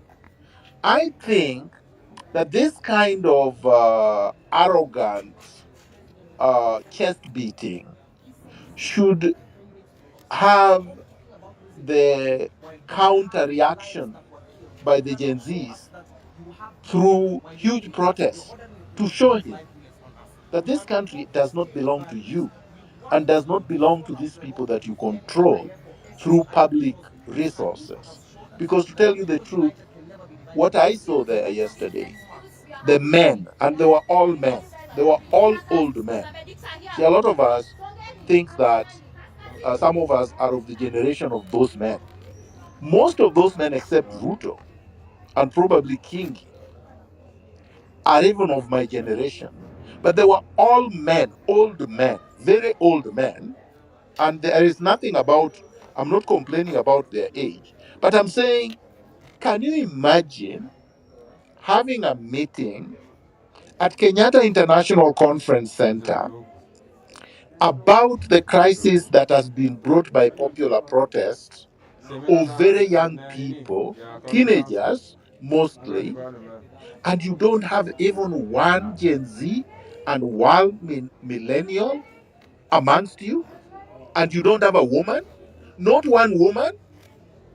Like, he has women in his cabinet. He has women in the bureaucracy. He has PSS and whatnot. He has women in his administration. But he couldn't think of one single woman that could attend that gathering. They couldn't think of any youth, even the ones they have bought, even the most useless like Itumi. They couldn't have that. They couldn't even have Otero that they bought the other day. They couldn't have a lie. They couldn't have any of these people. Of course, a lie is not a youth, but I mean, they couldn't have anybody that looks young. That's the kind of arrogance that you have. That you can act. Even Karen Nyamu Daktari continue. Correct. They couldn't even have the socialite bimbos. I mean, these are the people that they are normally comfortable around. The empty-headed, beautiful-looking flower girls and boys. They couldn't even have that. So the kind of arrogance, the kind of tone deafness, the kind of entitlement that you have in this country cannot change until we do something so radical that it will just send all crooks either to committee or into exile or into hiding permanently for the rest of our lives. Nothing else is going to sort out this problem. And you saw it yesterday. Thank you. Thank you so much, Dr. Harry. Yes, the picture or the show, it was not diverse. I agree with you. And as we open the Q&A session now, let's start with Anna, Ndolo, Joel, and Nelson in that order, 2 minutes each. And the main speakers can feel free to chime in between. Otherwise, we will just go through and answer their questions after the four are through. Anna? Thank you much, Hillary King's Daktari. Today we have another Dr. Tani and everybody else on the space. To be honest, Marge, I don't have a question, but I wanted to add on to the African Union chairmanship seat. I wanted to bring another dimension to it, of which is a fact. First, we've seen Raila giving a speech in regards to that and said, I was approached and I was told that you befit that chair. So for that reason, that's why I am going to do it. There is the race for that chair was actually between Ruto and Fozia of Somalia, Dr. Fozia of Somalia. Now, in the mix of this, 6 months later, some deal was done between Ruto, the Djibouti guy, president of Djibouti. We've seen Ruto giving Djiboutis a free visa and all that. So the Djibouti aspect came in when they saw that maybe Fuzia is getting a lot of momentum, and this is information coming from Somalia. Now, they asked the guy in Djibouti to come in as a competitor as well for that chairmanship seat. And then Fozia was told to step down by the president of Somalia when she asked why. And this is after doing their campaign 8 months down the line. 7-8 months down the line, Fozia is told, remember, Djibouti came into the mix 6 months after Raila and Fozia of Somalia. Now, Djibouti, currently the story has, and from the Fozia herself, we hosted a space for her, said she was called by the president of Somalia and the prime minister, and she was told, there is somebody else who we are leaving this seat for, so you need to step down. And she said, okay, but for what are the reasons? Are we exchanging something for our nation? In that order, I will step down, but give me a reasonable reason. I've put a lot of effort, time, money, campaigns. At this time, Fozia was also backed up by the parliamentarian in Somalia. She had a full backing of the parliament. She had full backing of everybody when she was submitting her applications. When that happened, I will finish much. When that happened now, the reason Djibouti is coming into the mix is for this lady to step down, and then Djibouti does not have the person they've put into the competition does not have a chance against Ruto. So this way, against Odinga. So this way, Ruto gets rid of Odinga. When you say Ruto, the whole time I was thinking, hey, what does she mean? But thanks for correcting that. No, Yes, it's Odinga. Yes, correction. Yeah. So this way, the guy from Djibouti does not have a chance of winning the seat against Raila. So this thing is being cooked from a lot of aspects. For those who don't know, it's not only within Kenya that Ruto is told to step on to vie for this chairmanship, but it's gone to the extent of asking a Somalian candidate to step down who had a very good chance. Remember, this seat actually it's over how many years that a woman has not sit on that, so she looked a lot favorable for a lot of countries. And when they saw that threat, and Ruto wants to make sure that Raila gets to that chair and he's out of his way and out of his neck, so they approached Djibouti. And now, as we speak, the lady from Somalia, her president has refused to give her the endorsement letter. So that means he is going to be out of the contest. And that's to guarantee a chairmanship for Ruto, for Raila. So Ruto is going to a lot of extent. It looks like Ruto and Raila are now, I think, Dr. You've been vindicated. They're all in the same bed.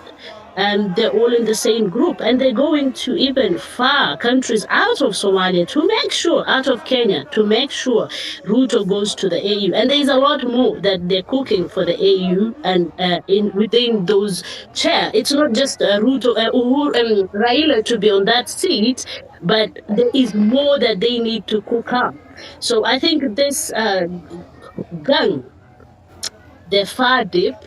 They're far dangerous than we think. They're more connected than we think. And there is a lot much worse that they're doing, even outside Kenya. Thank you. Thank you, Hannah. I think I'll give Dr. has raised his hand. He can get back to you, and then I'll say what I wanted to say to that. Over to you, General. Yeah, Maja, I just wanted to say to Anna, this seat is irrelevant, and it is irrelevant to Kenyans, and it is useless. I have described it as equivalent to the Luo Council of Elders. It amounts to nothing with no power, so it's irrelevant. And number two, what happened yesterday was actually a very good thing. Many people would agree with me that having all this organized mafia, the cartels and the conmen in one basket is an excellent thing, because now it has sorted out all these kind of shenanigans. Kenyans can see who their enemies are. I've been talking about this thing for years, more than 10 years. And there are a lot of people who are abusing me, dismissing me, and hurling all manner of epithets. And yesterday they say, aha, finally, we now understand what you've been saying. So I think that Ruto has actually solved our problem, Ruto and Raila, by getting into one basket, something that they were not even able to do in 2018 when Raila got into bed with Kenyatta. You see, when Raila got into bed with Kenyatta, they left Ruto outside and they were conspiring against him and fighting him. So that way, the elite were fractured and they were confusing Kenyans through that fracture. Now they are all in one basket and we need to bury them all together. Thank you. Thank you so much, Dr. for that. Yes, just 1 minute to that. Ideally, if we do not have the corruption that we have in the country, I would expect the President of the Republic to be street smart. That means that even if they're knocking out Somalia, knocking out Djibouti, but for the interest of Kenya, that would be okay. If they're doing it in a legal way, that's just belongs to the street smartness of what one would expect of a president. And I wouldn't have issues with them because other countries also protect their interests. It's only us who are not used to putting our interests first. So the chase they're playing there, of course, they're playing it under different circumstances. But if all factors were in order, I actually want to have a president who is street smart and knows how to put the interest of Kenya out there. Ndolo, then Nelson and Joel. Yeah, thank you so much. I hope I'm audible. Loud and clear. Thank you. Um, Dr. Miguna and Dr.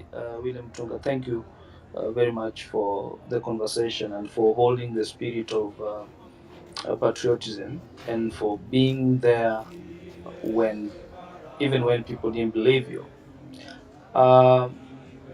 Mine is a question of the general system in Kenya.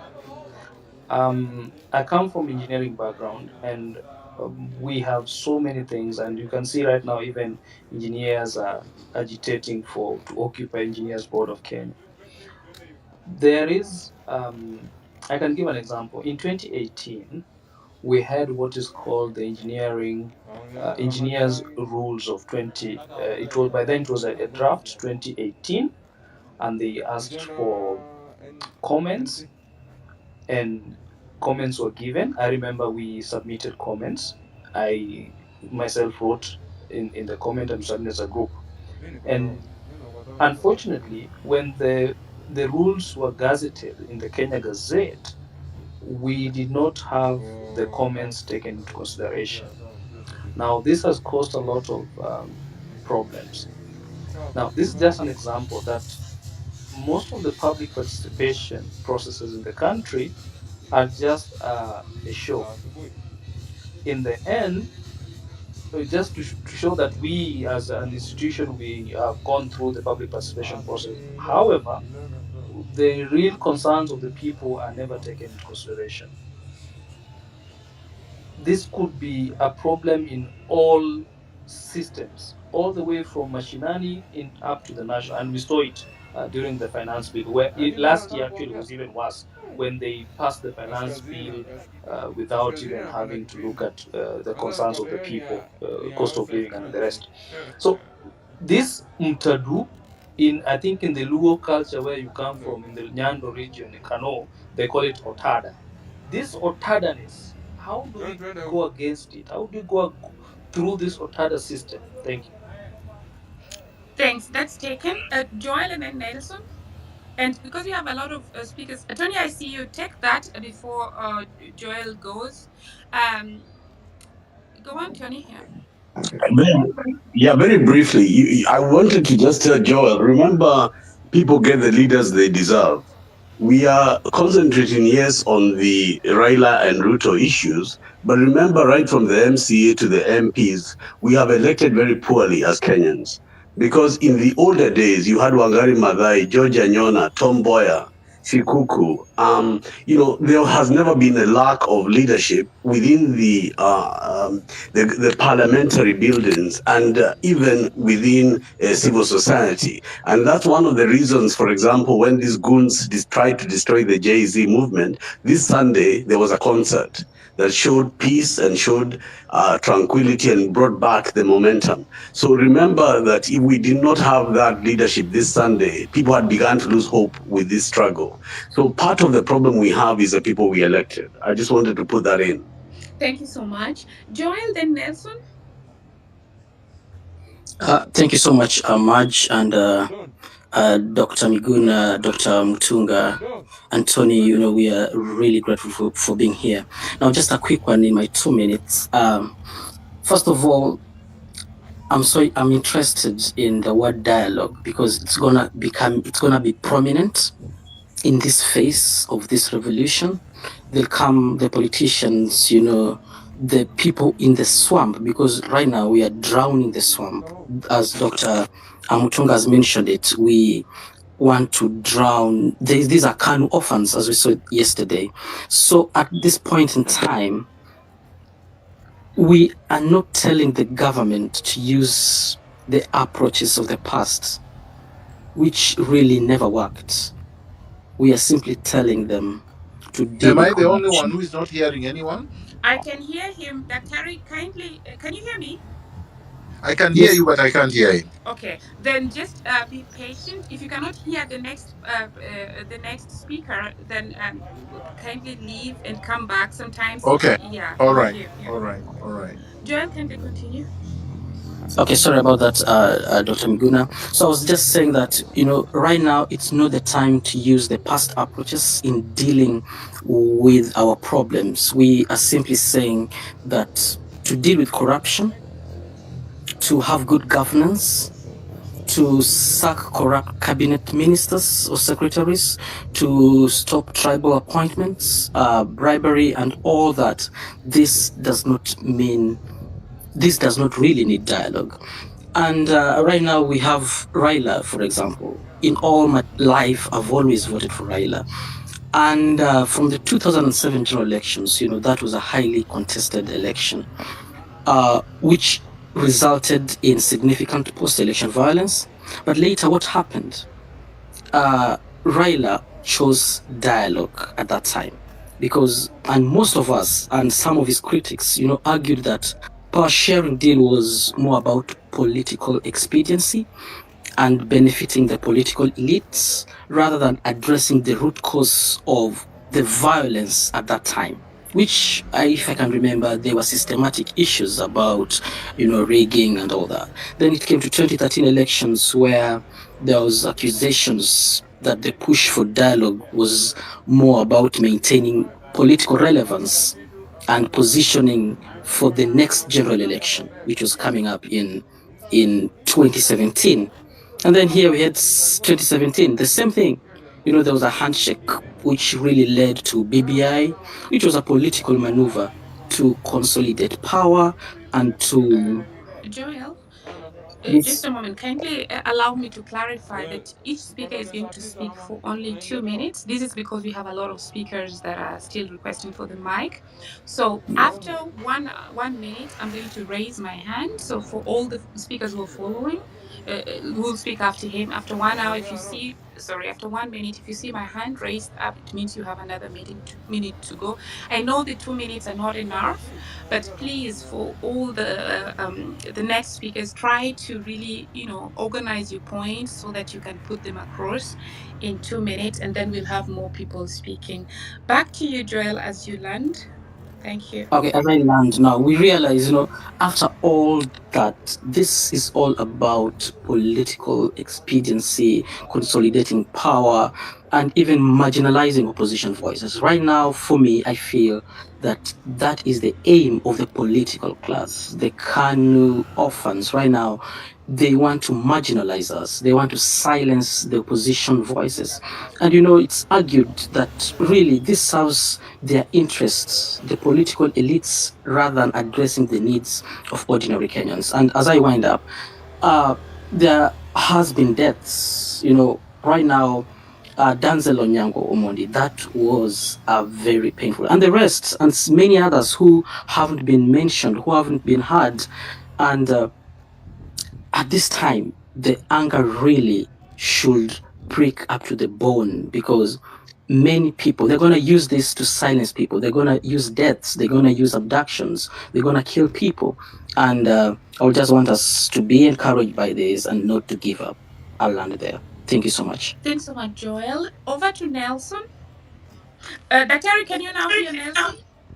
Hi, Dr. Miguna. Can Yes, you hear I can hear. Great. Continue, Nelson. Yeah.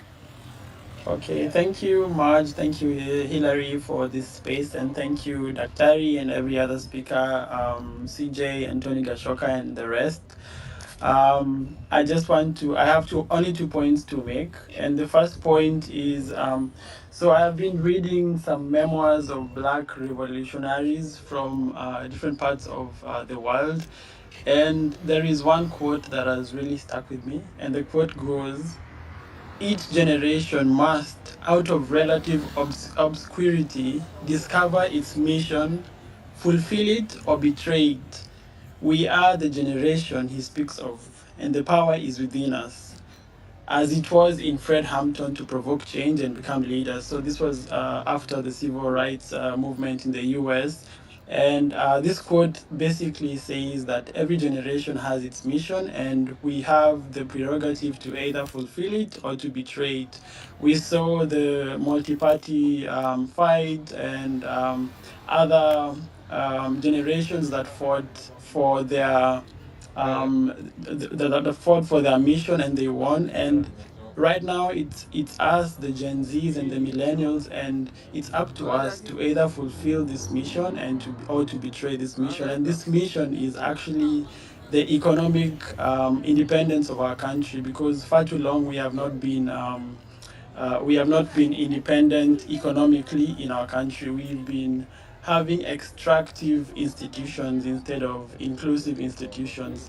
My second point is what Dr. Miguna extensively explained, so history. But the angle I want to raise is that whenever tyrants face insurrections or uprising, they normally try to meet it with a lot of ruthless they use a lot of force, like we've seen how they killed people in very peaceful protests, and we can draw parallels in history, like from the French Revolution, which Dr. Meguna spoke about. What you need to understand is that when tyrants are faced with this kind of situations, they will always use brutal force to, you know, make people to fear, and so that they brought the army so that people can fear. The night before people were going to State House, they were sending people inboxes, paying people personally. So many people inboxed me from the government. They sent me messages telling me, oh, tell those people if you go to State House you will be killed. So they try to use these kind of mechanisms to survive, but it's all in history, and we can use history just to predict what they will do next.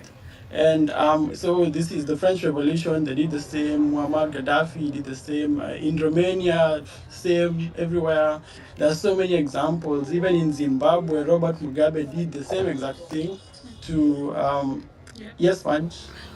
You've gone past a minute. Yeah, you've gone. You're now at the third Okay, one. okay, okay, Kindly okay. land. Yeah. Okay. Yeah. So this was my 2 points, and I just want to encourage everyone to do not think that the revolution is dying out. This is just the beginning, and everything you're seeing is as per the script of revolution.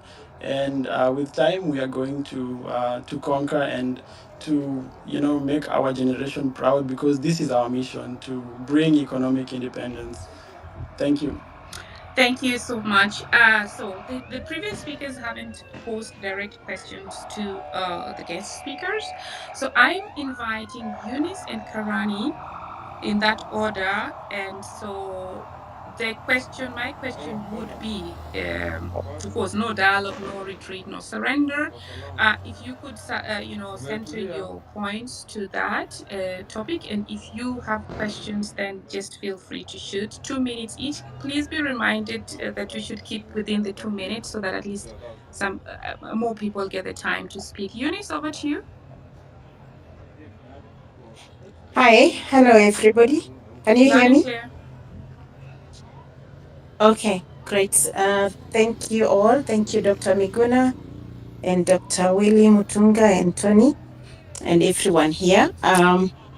Mine is, I am not a politician. I am just a business lady, and all of you who are in business, you know how difficult it is to do business in Kenya.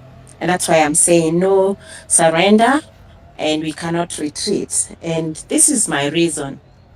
You see, this government or Ruto is supported by 4 pillars. Number one, he was able to put the MPs into his pocket. Number two has been the church. Number three has been the international community. And number four has been we can say he has the support of the police maybe. And one thing that we had managed to do the last 2 weeks was scare the MPs, basically destroying that pillar. And I remember there's a week they could not even speak. And that's why I'm very angry that even, they have come back, they're able to speak with a lot of arrogance as though we don't mean anything. And I wish there's a way we could stop, especially the mainstream media, from giving them a platform. And we should not give them room to speak to us. They should go and speak and do the things that we are saying that they should do in parliament or wherever they meet. Number two, I can see I hope they haven't started going to church, because we should not give them that platform. So my point is, let's keep the momentum. And I like the fact that we realize that you see, once we expose them to the international community and they cannot be able to support, or rather they will not get the support of the international community, definitely they are going to listen. When they talk about dialogue, is it what we saw yesterday? And I like what Miguna is asking. No woman, nothing, it's a shame, especially to the male gender, and the old generation, to stand all of them, and they cannot even feel shame, and they even take photos to show us that, what, we can do whatever we want. So if we are going to get back our country, we cannot afford to give up, not at this moment. I see this as in 2002, when Kibaki came to power.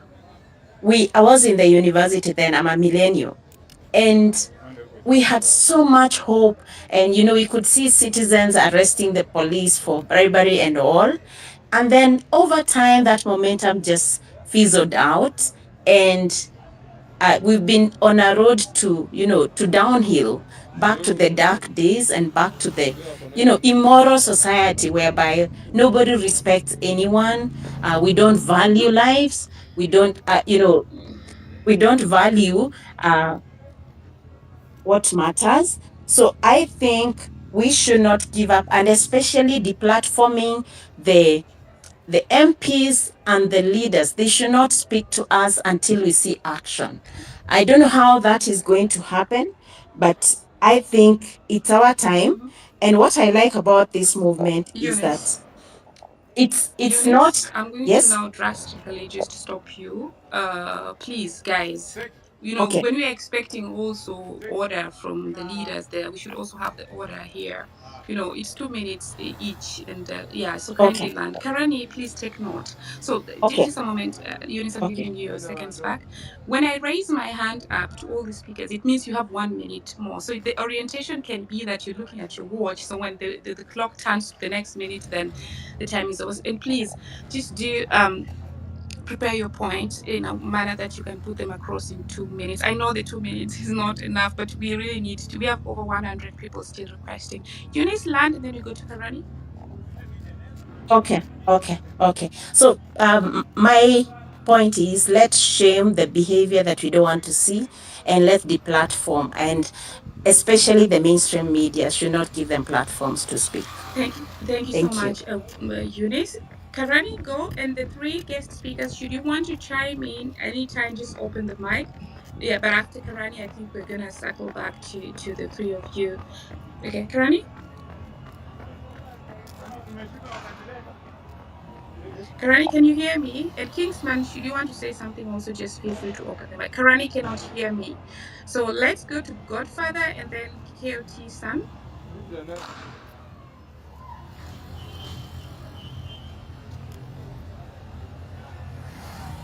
Godfather, can you hear me?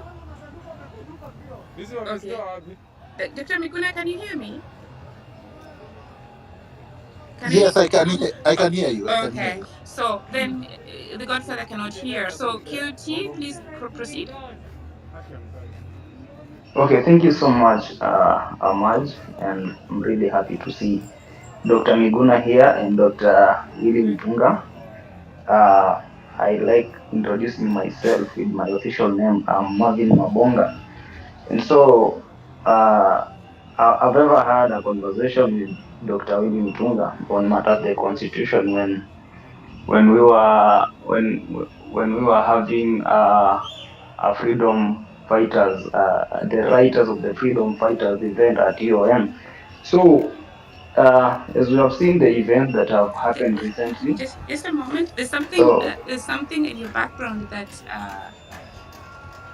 producing some very, I don't know, yeah, sounds. Okay, now I cannot hear it. I don't know if it's connected to your phone or something like that. okay, Yeah, okay. and can I go on? Yes, please. Okay, so following the recent activities that have happened, we've seen the president return the finance bill to the parliament, and of course, by doing this, then we really have the vote of no confidence. So I want to ask Dr. William Tunga a question, that can he explain the detailed process and legal requirements involved in the impeachment of a president following a vote of no confidence? Specifically, what are the steps from the initial motion to the final decision, and what roles do different branches or do different arms of the government play in this process? Apart from that, I know most of us are the youth who are championing for the freedom and rights of the fellow citizens in this nation. So we might be have a general election, if not soon, then come 2027. I'd like to challenge my fellow Gen Z that when that time comes, we really need to see the change in this nation. So let us all come out in large numbers and and and and contest for these seats, the members of parliament seats, senator seats, so that we can bring the change that we really need to see in this nation. Thank you so much, Mike. Thanks. Dr. Mutunga. Ama tukutumanishie usalimio sahi. Umze sio media bana, polisi tutole mbele. Over to you. The question from the speaker, if you want to take that. No.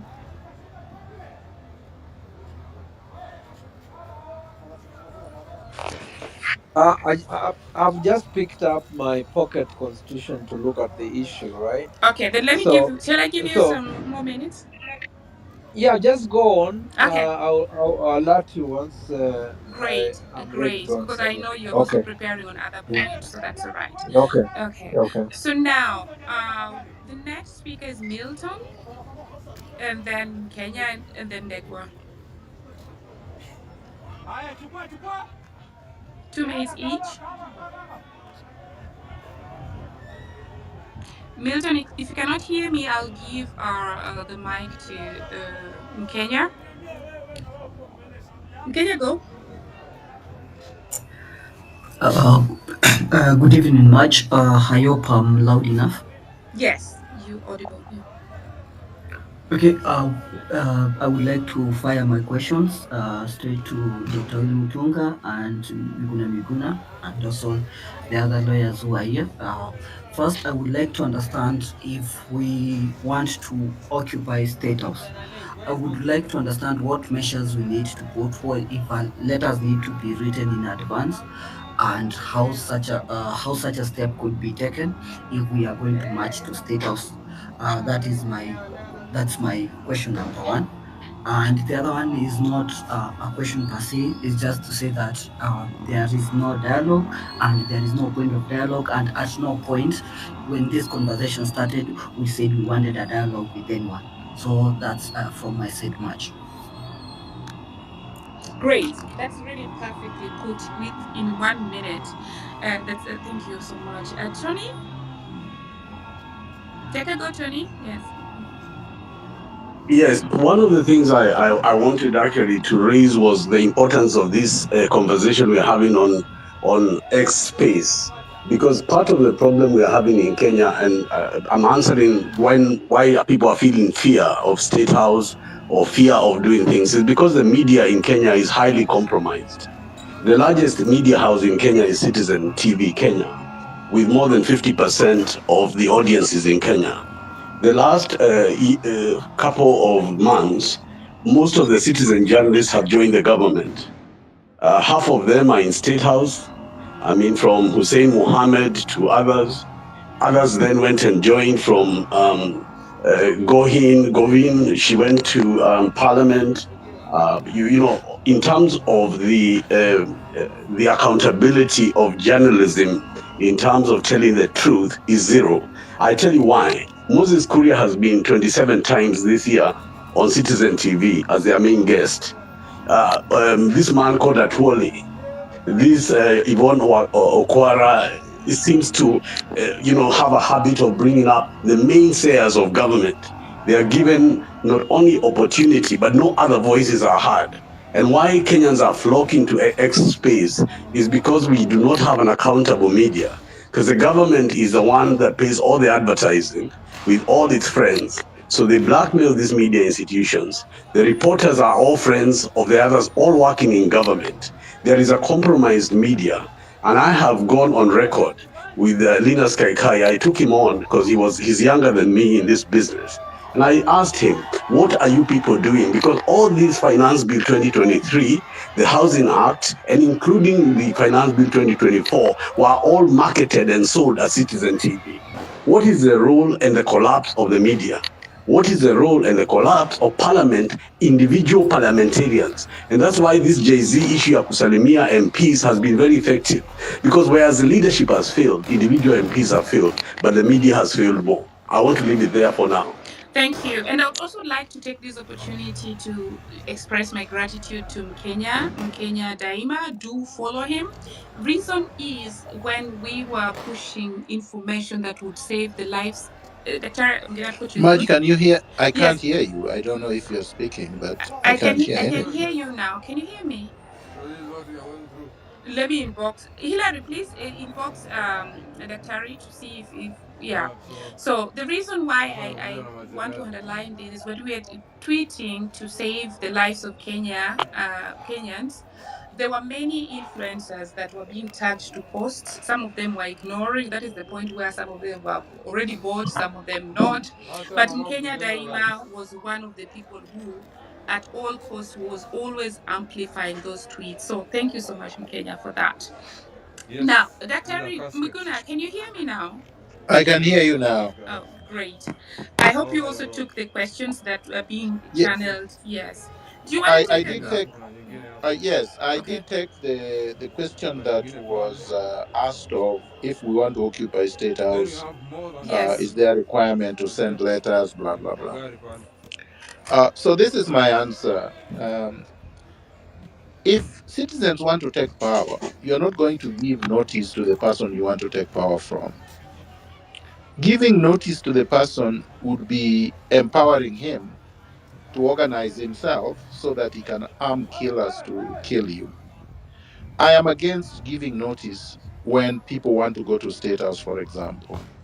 That has to be a surprise. When the Sri Lankans went to State House in Sri Lanka, they didn't give notice to the president and the people that he was with. They just stormed it. So this is the beauty of having protests that are more than one day, because they organically evolve. So you don't have to say, this is what I'm going to do, this is what I'm going to do. Giving that kind of notice and the route or the route you're going to take is actually dangerous. There is no legal requirement, actually, that notice has to be given to anyone.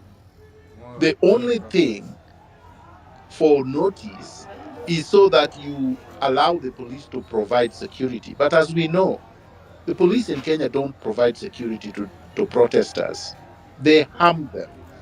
So giving them notice means you're giving them notice to harm you. You don't need notice to protest on your own streets. You just need to go there. And if you decide to go there, say tomorrow, you just go there in large numbers and you approach State House. State House is actually public property. I'm amazed that Kenyans argue that it is a protected area. All public space should be protected anyway, but State House should be open for people to visit, should they choose to do so. It's not a military barrack. State House is supposed to be where the president stays after people granted him permission to do so.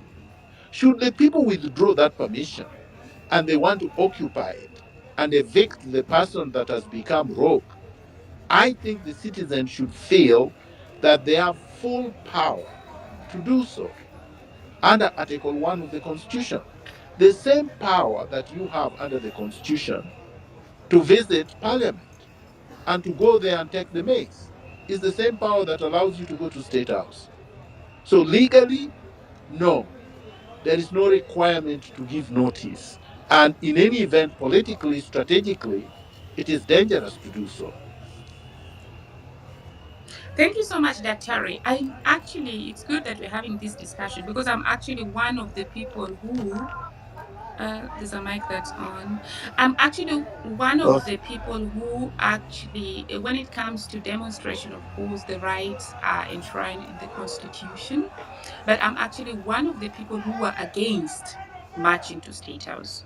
And my reasoning was, and in fact, this very upset a lot of people when I posted out there and say, do anything you want to do within the law, but just leave that house alone. Because I was looking at it from the point of view that actually the State House as it is, being having the symbol that it has, the people who lived there have just been there for like 10 years, whatever years, and then they go. So looking at it from the point of view of a commander in chief of the defense force being in there, the moment the citizens are coming, and sometimes these demonstrations are also infiltrated, unfortunately. What role, because of course he also has his security there, isn't there a chance of escalation when actually his security wants to protect him and whisk him out? That was, Dr. If you can clarify Yeah, that. Yeah. yeah, Marge. A lot of people don't understand that Ruto will be gone by the time people reach Serena Hotel. He would be gone by helicopter. He would not wait for people to reach State House. A lot of people don't understand that he may not even have been in town when there were demonstrations reaching Parliament. You don't know how cowardly these people are. But on top of that, it is disempowering to the people to tell them, to scare them away, to sell fear to them. Because all these revolutions we've been talking about, those places were also guarded. The French guarded their emperor. Ceausescu was more guarded than Ruto. The Philippines guarded their president more than Ruto. Compaore, a military man, guarded himself more than Ruto. Let's not sell fear to the people. Mugabe guarded himself. 1 million people cannot be shot on the streets. That would be suicide for Ruto. So let's not sell fear to our citizens. Our citizens have the power to take power that they donated to Ruto, and they can do that directly at State House. And I can assure you, once you have 1 million people marching to State House, there will be no shot fired. These police officers and the military will join the crowd. They will protest against Ruto. And Ruto will be gone before you can say hello. Thank you so much, Dr. for answering me. Let's go by Hillary. Over to you. Who's coming next, man? Next, I'm Okay. having Ndegwa, Neto, and then KDR TV. Thank you very much. And most obliged to be granted this opportunity. I pass my regards to Daktari, Miguna, and the CJ, and Tony Gashok, and everyone else. I am one of the proponents of believing that we must use constitutional means to dislodge William Ruto, and that all the constitutional tools must be put to test, and then we resort to extra constitutional means in the event the available constitutional tools fails. The last time I was on space, I made a proposal of the impeachment, but I also looked at the other constitutional tool that is available in the Constitution in respect of Article 144, and I'll still merge it together with Article 145 that deals with the question of the impeachment, even as we await the answer from Dr. Chief Justice Emeritus. When you look at the question of removal of the president on ground of incapacity, the Constitution provides that the National Assembly, supported by at least a quarter of all members, may move a motion for the investigation of the president's physical and mental capacity. If you look at the threshold of the process, we just need a quarter of the members of parliament to move this. Then the Constitution further says that if it is supported by majority of all the members of the National Assembly. So the threshold is very, very clear, and a threshold that can easily be achieved. Then it further says that upon the resolution of Parliament, that resolution shall be passed over to the Chief Justice, who within 7 days will constitute a tribunal to investigate the health status of the president to govern. I believe if we can explore the possibility of using that particular tool, we may not be too far from getting hold of William Ruto.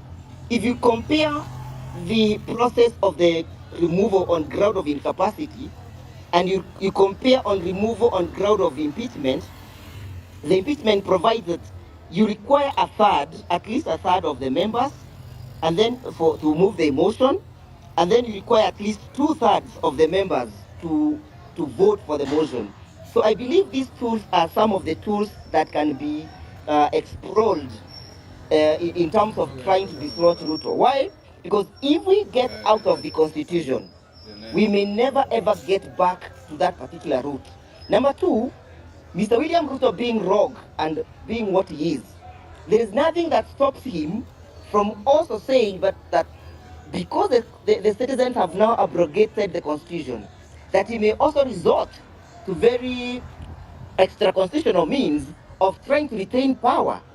And that extra constitutional means may be a very bloody process because he'll be saying, I am in the office, I have the police, I have the army, I have the support. So he may also use very extra constitutional means.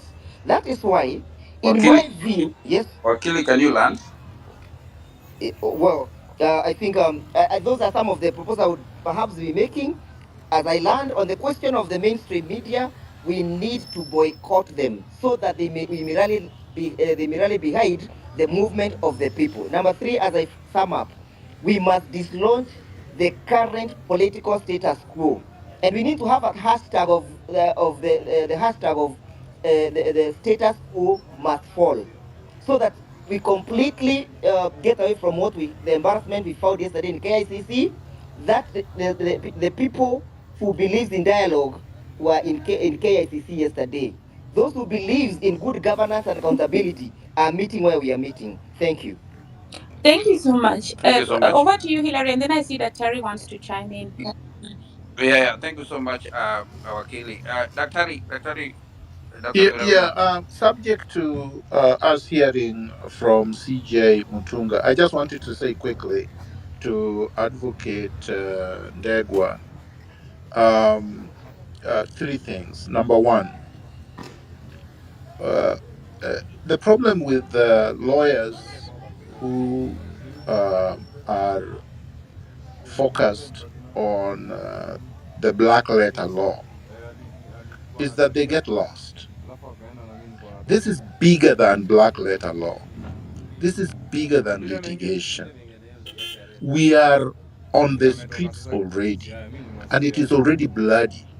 We have counted about 50 bodies that Ruto has piled up.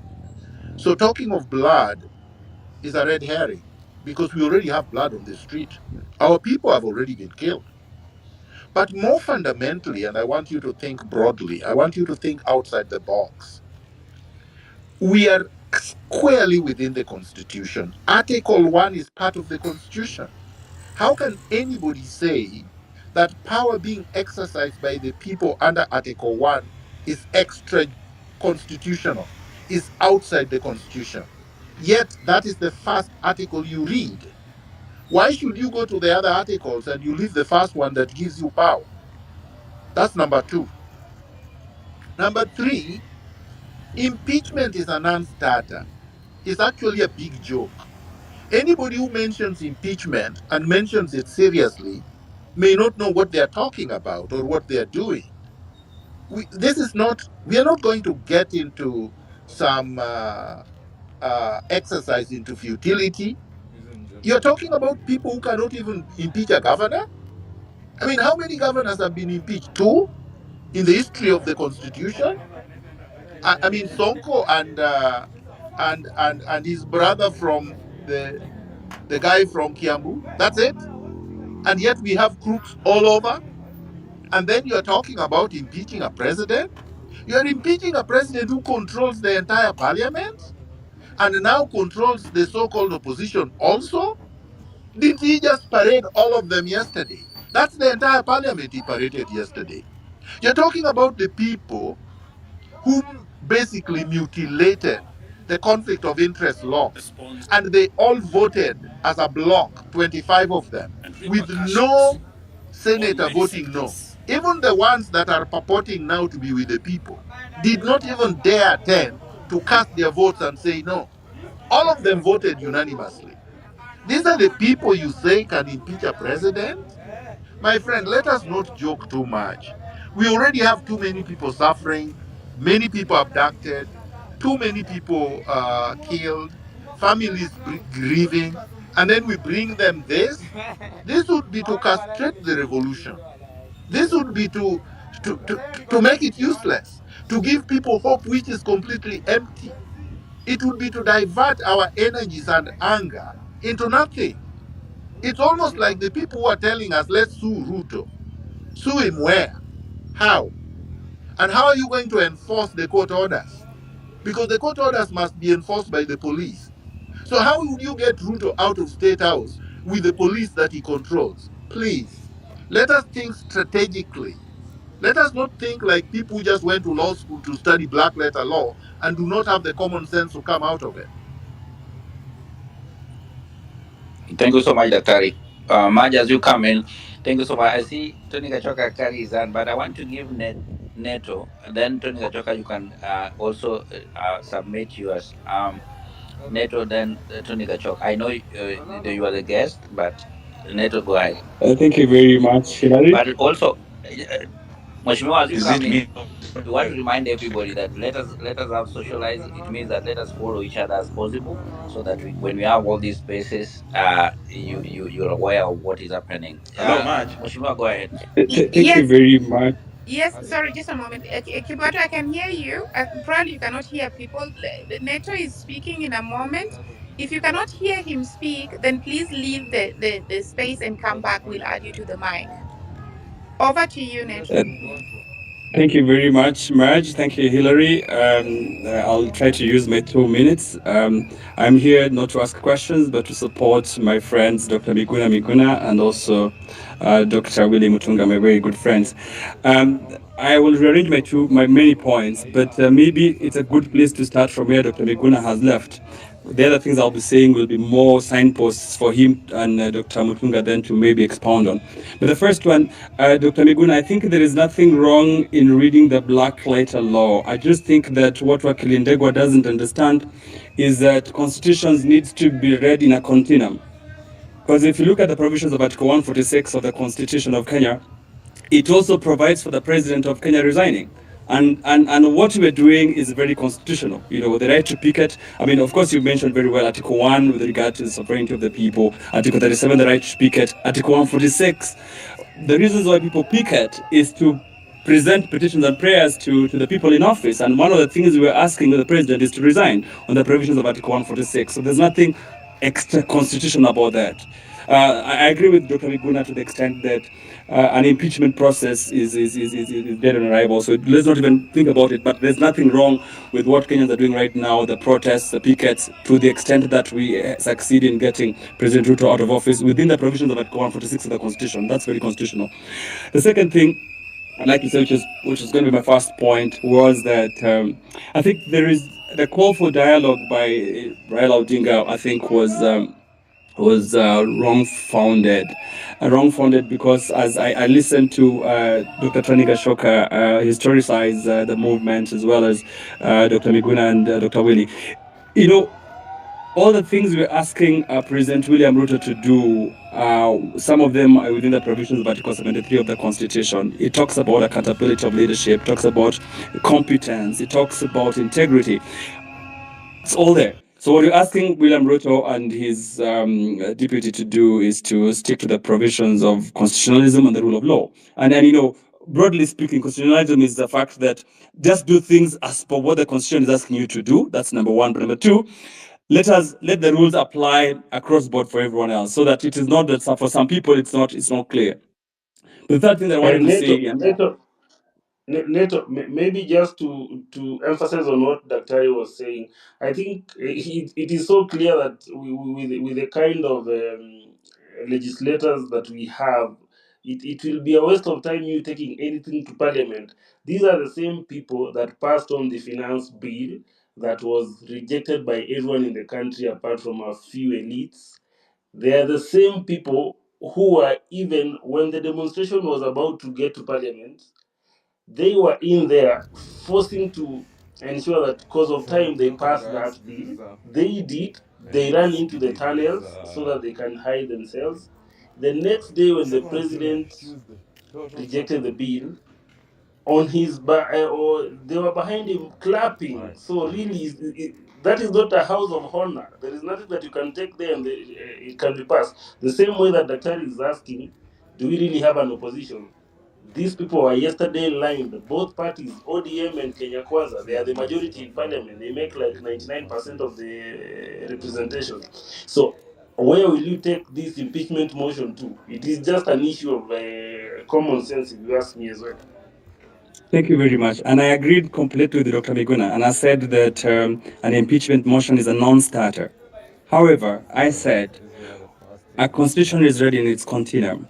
And if you look at Article 146 of the Constitution of Kenya, it provides for a president's resignation. And what we are doing is very constitutional to get President Ruto out of office. There is nothing unconstitutional in picketing to the extent that the president gets out of office. I'm not asking about an impeachment motion, so I think that's what I wanted you to understand. So two things before my minutes then run out is two things I'd like to clarify. There have also been calls by Kenyans that there needs to be like something, a dissolution of parliament. If you look at the provisions of Article 102 of the Constitution right now, it does not anticipate a dissolution of parliament. So one of the things we must do is to succeed in getting President Ruto out of power. Then, with the constitution of IBC, which is what we must fast track also, and we must be vigilant about that, is to then use a recall process to make sure that we send the other parliamentarians home.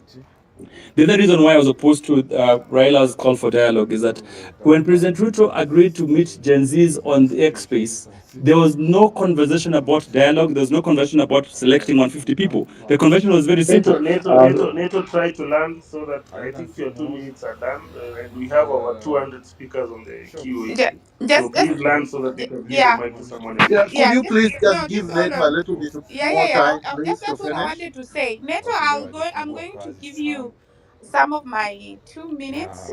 Please proceed. I know there's a reason why, because the legal thing is it's interesting, and we want to also have that clarification. So please proceed to finish without Thank you. interruption. Over to you. Thank you much. And I just said the things I'm talking about will be extrapolated by Dr. Miguna and the Chief Justice. So three things then. One, I said part of the conversations that we had was that there was no request by the Gen Zs for President Ruto to constitute a dialogue phase, because what the Gen Zs were asking for the president is to play by the constitution by sacking the corrupt ministers, sacking the people who are incompetent, and that is very clear. There's nothing that you need dialogue about. And if you see, look at the TGRC report, look at the Ndungu report, look at the Waki report, look at the post-election violence report, Agenda 1, Agenda 2, and 3. So Kenya is replete with reports that just need to be implemented. So for Raila Odinga to request us to go for another dialogue session is to make sure he's misusing us like he's always misused people previously. And you must understand one thing with Raila Odinga is that he always wants to disrupt things. If he's not at the center of those activities, then he also wants to disrupt them. So I really think that in this particular instance, we cannot allow him to disrupt us. The third thing I wanted to say is the issue of public debt and an audit of the public debt. The last 2 weeks have been a difficult time for us as a country, where Kenyans have regrettably lost lives, many have been injured, property destroyed, and our institutions, especially constitutional institutions, attacked. Once again, I extend my deepest condolences to those who unfortunately lost their lives. One life, as we all know, lost is a life too many. To the mothers, fathers, siblings, relatives, and friends of those who lost their lives, my deepest sympathies and condolences. to you all. Equally, to the many others who are injured and recuperating, I wish them quick recovery. The government of Kenya will support all those who've lost their lives and those who've been injured. Despite all this, as a nation, we are finally discussing issues. We are not discussing tribes, personalities, or political formations, but rather we are discussing issues that affect each and every one of us. Issues of taxation, debt, budget, corruption, the cost of living, unemployment, and opportunities for all Kenyans, especially our young people. If you go back on my Twitter account, I made a commitment to the country in 2019, 2020, that the conversation in Kenya is going to change. It is not going to be about personalities. It is not going to be about positions. It is not going to be about tribes. It is going to be about issues. Today, that situation is true, that we are having a conversation about issues in our country. We must all be proud of ourselves that we have managed to elevate the debate in our country to the level of issues that affect all of us. I am very happy that we are having a conversation about jobs for our young people, about opportunities for business, about manufacturing, about taxation, about debt, and all the other things that are important to all of us. I make this statement to highlight the actions taken in response to the overwhelming public feedback in the recent days. Step out in confidence and try Nivea Nourishing Cocoa Body Lotion, now with 5-in-1. Listen to the people of Kenya and to underscore my intention to always take public contributions in good faith, applying them to enrich policy making, governance, and government programs. Public debt is and continues to be a major point of engagement and conversation in Kenya. I have today appointed an independent task force to carry out a comprehensive forensic audit of our public debt and report to us in the next 3 months. This audit will provide the people of Kenya with clarity on the extent and nature of our debt, how public resources have been expended, and will also recommend proposals for managing our public debt in a manner that is sustainable and does not burden future generations. The consequence of withdrawing the finance bill is the reduction of our revenue targets by 346 billion. Over the last few days, our Treasury team has been assessing the adverse impact of either reducing the budget by 346 billion in full or borrowing the 346 billion in full. and cutting the entire amount in our assessment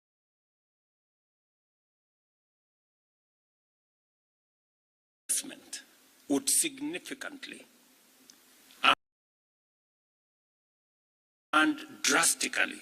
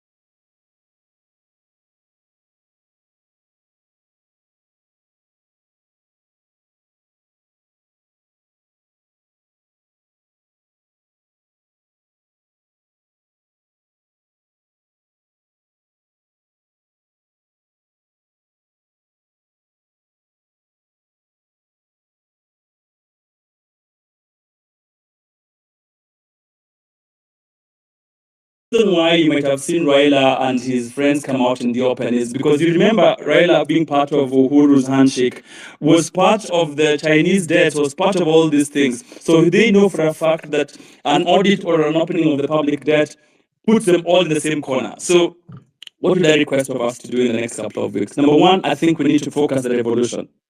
We need to focus the revolution and you know, Gen Z did a good job by starting the revolution, but I really think that right now we need all hands on deck. You know, we've been on this particular call with all these veterans, you know, CJ, Willie, Dr. Muguna, who started these calls earlier on.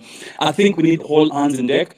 Let the Gen Zs do their role, which they've been doing very well. Let the millennials do it because it's for country. So that at least let's focus so that when the part of leadership comes through, then let the Gen Zs, of course, then take over power in the way that they please. But let's let everyone else play their role.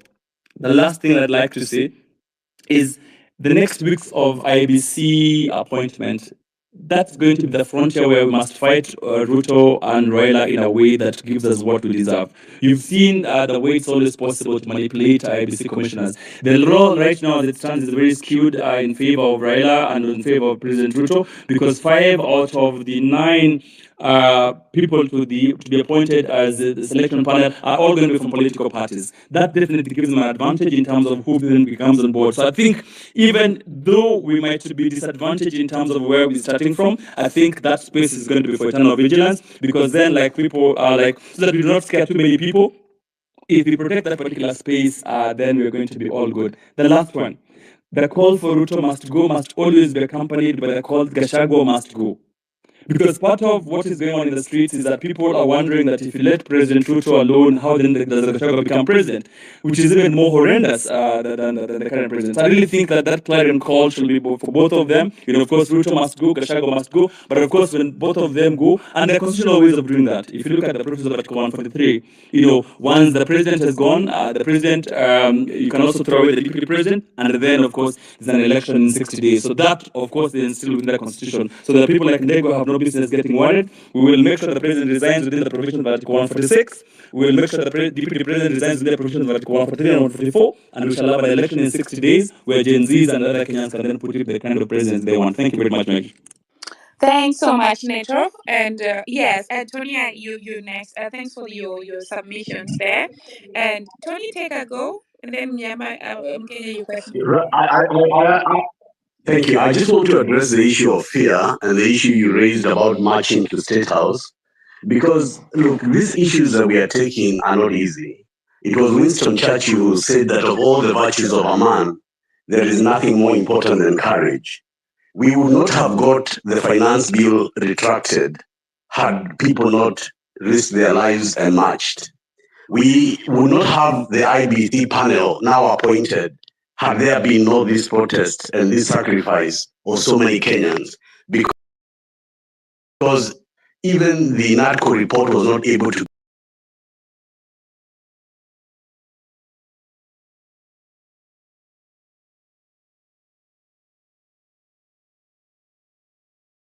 give birth to that.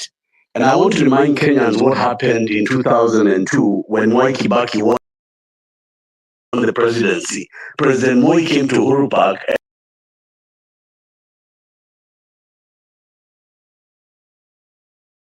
and the public went crazy. Moi must go, Moi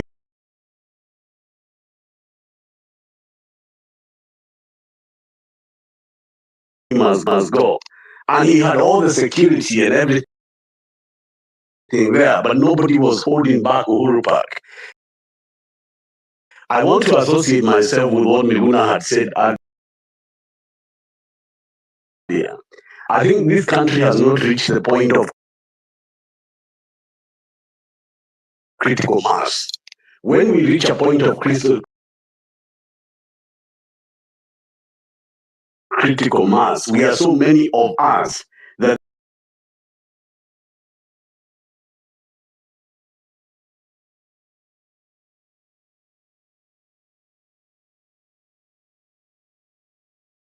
they will be all scared of us. I was watching last week all MPs apologizing.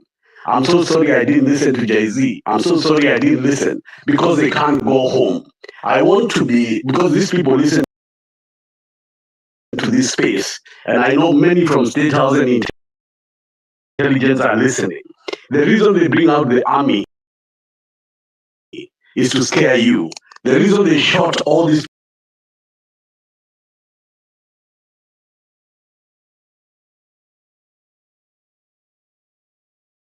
people, even 12-year-old boy, is because they want to scare Kenyans.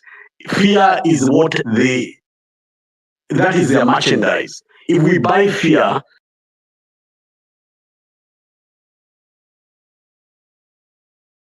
and we start now looking like we want to be apologetic, we want to do IPPG, we want to do small things, as Miguna says, the black law, letter of the law, we are going to begin to lose that momentum.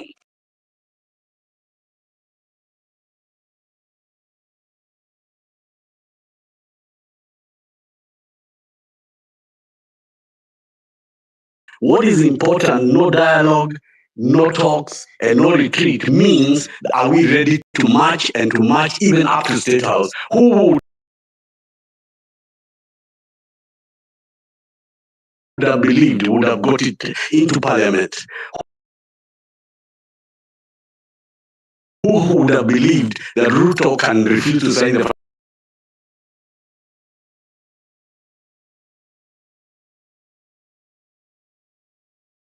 Finance Bill 2024?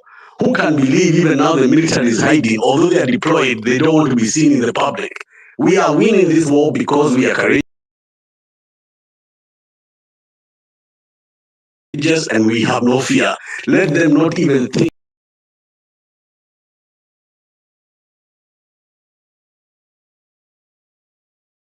we have any fear at all. I want to stop there. Thank you so much. Dr. Miguna, do you want to chime in before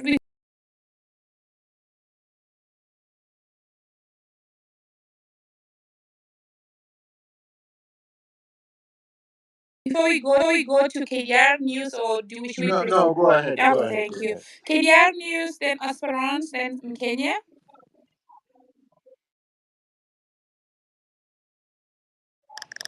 Thank you very much, Maja,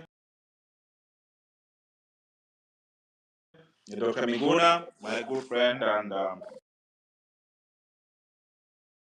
CJ Emeritus, Dr. Mtunga. I'm a little bit confused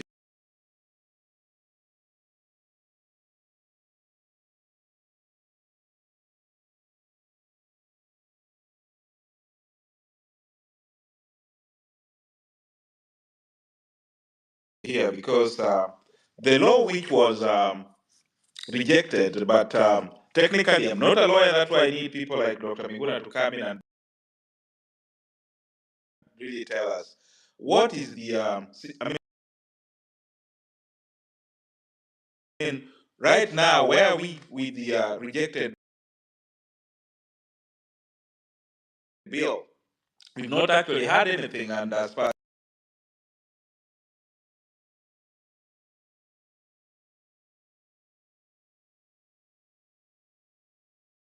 explanations, Dr. Miguna, I had you last time. You said that after 14 days, and that's what is the constitution. The law becomes effective. So where are we right now, and what can we do to salvage that particular law?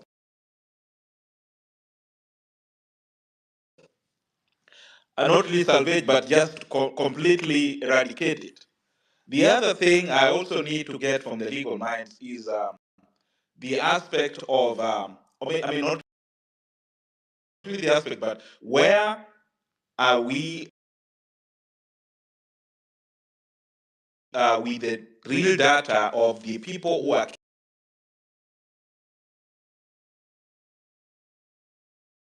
killed? I've tried to put my team in the field to get some more data, also more clarification, but they are getting a lot of pushback. Dr. Tony, I'm really having a very serious issue with getting the data from the hospitals,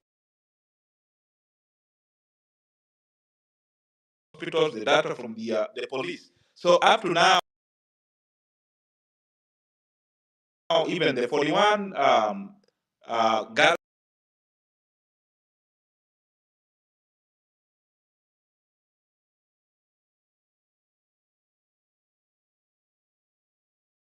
members of the Gen Z who were killed, we don't really have clear data and what really killed them, because what we also need when we are writing even articles, we really need to get facts right.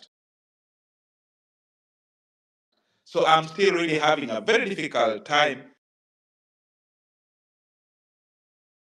getting those data, getting the post-mortem,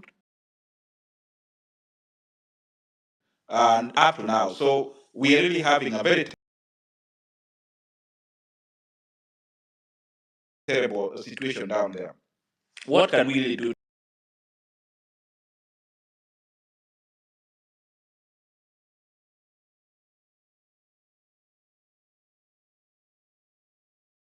to ensure we get this data, we get this information, and probably even file suits to ensure that these people have been brought to book?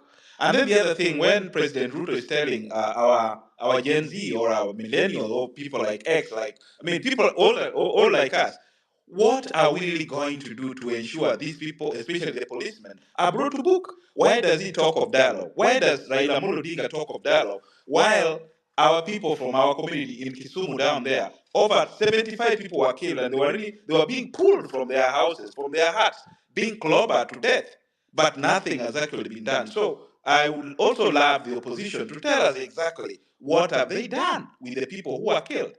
Right now, as we are speaking, there are people who are still getting abducted. The Gen Zs are being sent very weird messages, threatening them and all that. So what kind of dialogue are they telling us while people are still being forced from their houses? They are being forced to abandon their just cause. I'm really having a lot of pain. And to finish up my 2 minutes, I'm still having a lot of pain. One of my sisters, I've actually seen her here, Dr. Kombe, when she was running from Kenya. Every media house really got scared of writing the articles about abduction.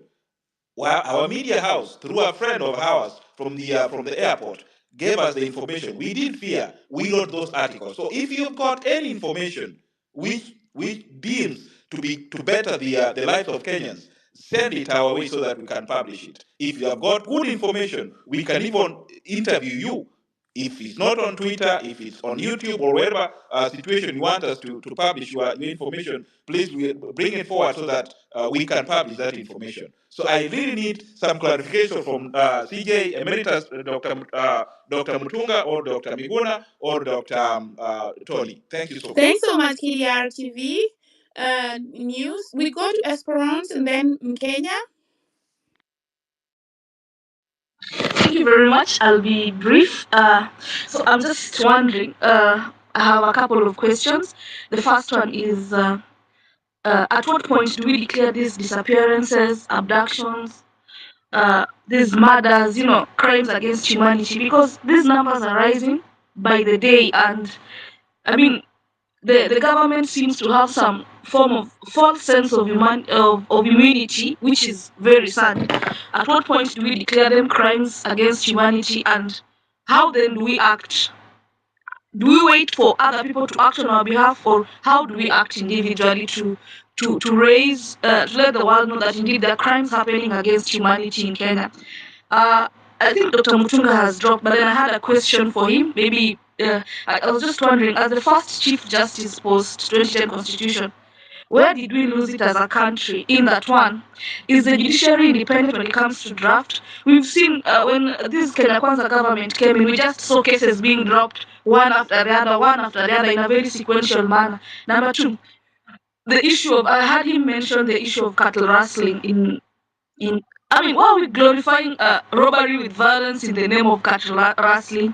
And is it something that cannot be stopped, or there is more to it than meets the eye? The third one, the ESCC, IPOA, and all these, are they toothless dogs? If that's the case, then how do we then handle them? Should we do away with them if we cannot fight corruption? The third question, the gift of public participation. Is it just a gift on paper, or do we have M&E tools to put checks and balances on it? Because we are in this situation. What triggered us to this situation is the people we elected failed to involve the public in public participation. So we went to the streets. And then I'll just, this is my suggestion.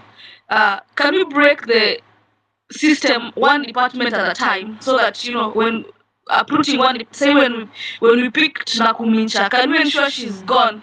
Then Ababu, because like right now Ababu's, there are questions on the people he's carried to Paris.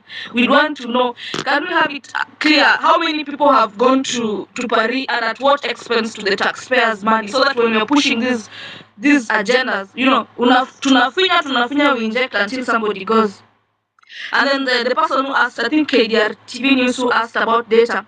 I think because the government will not give us that data, I think that is HIPAA data, but we can get it from other CSOs like Badili Africa.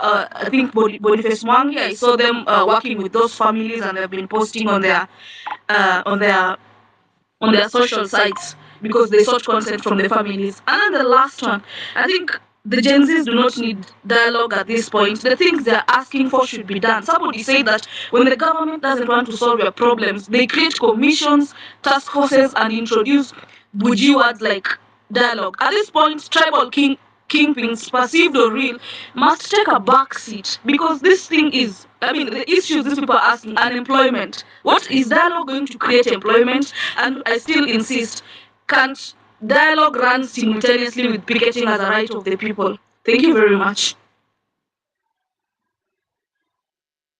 Thanks so much, Esperance. Kenya, and then we probably the guest speakers can then chime in. Kenya, your question, please. My question concerns all the 742 interns whose contract was terminated for participating in the strike that was happening. So how can that be addressed legally? So that goes to Miguna as well as the CJ. Thank you. So, Dr. Miguna, please take the mic. Yes, thank you very much. First of all, I would like to express my condolences to the family of David Majanja, the judge, who I have just seen breaking news just collapsed and died today in Nairobi. Majanja is one of those very good judges. in the judiciary. Unfortunately, he has died suddenly. I don't know of what causes. But that's the breaking news. Justice Majanja is dead. The second thing I would like to say is that NATO gave a very good presentation that I agree with entirely. And I think that he has made very good points. That for those who are picking up the points and digesting them and using them to inspire, those are very, very, very good points. Now I will go to Omweri's statement, the gentleman who spoke from KDRE TV. Is called Omweri. The data that we have, the only data that most people seem to rely on regarding the people who are dead, is from the Kenya National Commission for Human Rights. But even their data is dated in the sense that the last time they spoke of 42 dead, but we know as of yesterday that Denzel Omondi was found floating in a quarry near JKUAT, killed by and dumped there so even at him. And yesterday we also had last night that Duncan Musongo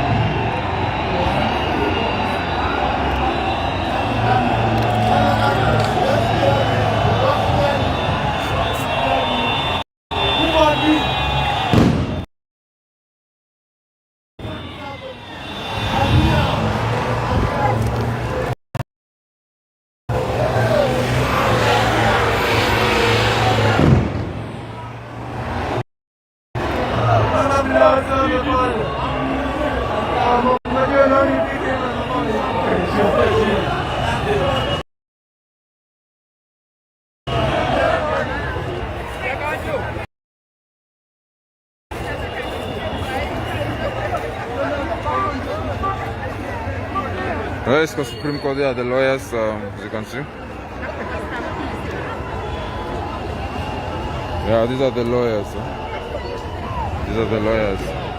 Lawyers are for the Supreme Court. Let me show you guys.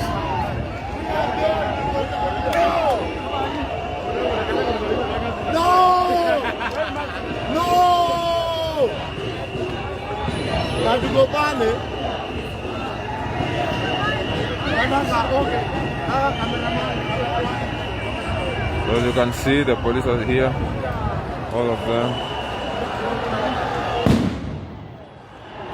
For the live updates, guys.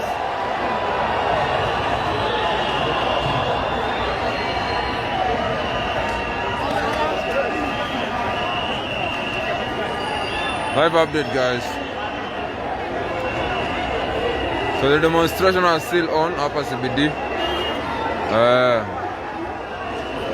As you can see here, security is very tight. Police are all around.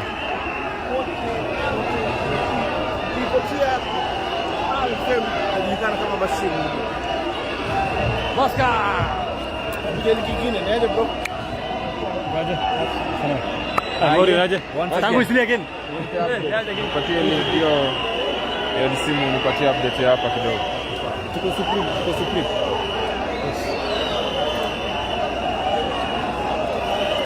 Nipigie live. Nipigie tu live kidogo.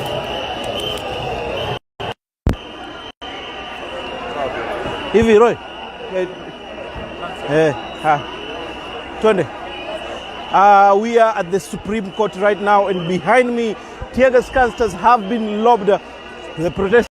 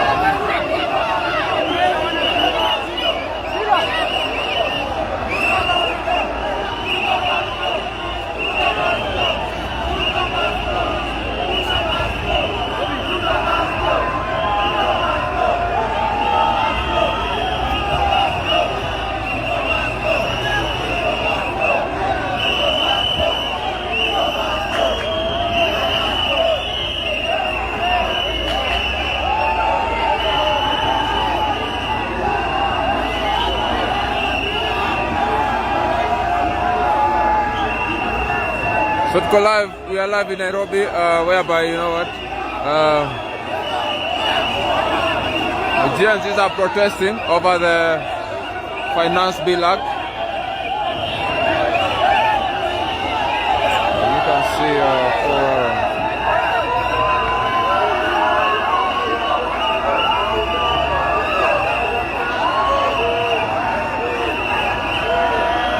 the live updates.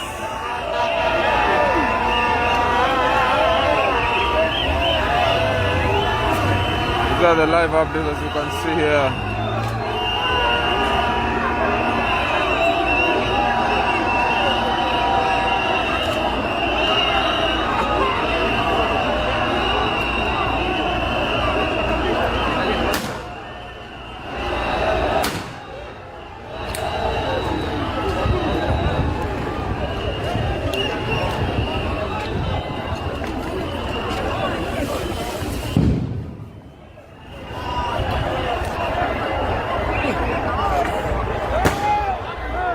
Don't worry guys, mambo inaenda.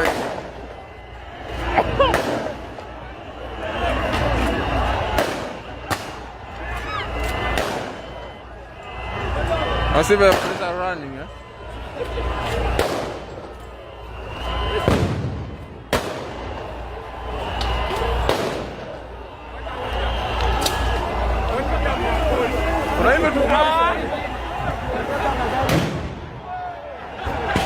Hizi mkuu gari.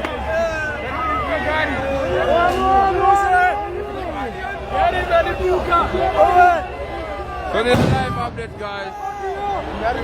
Check it. Rode wako mbele. Rekodi hiyo. Haezi.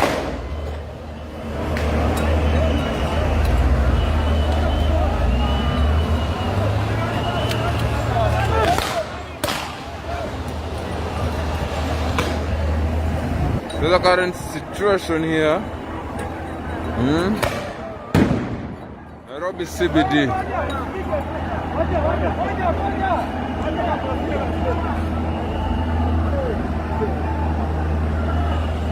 That's tear gas.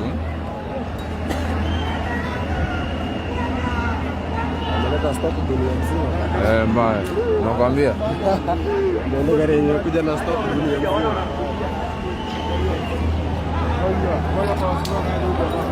Let me show you guys what's happening.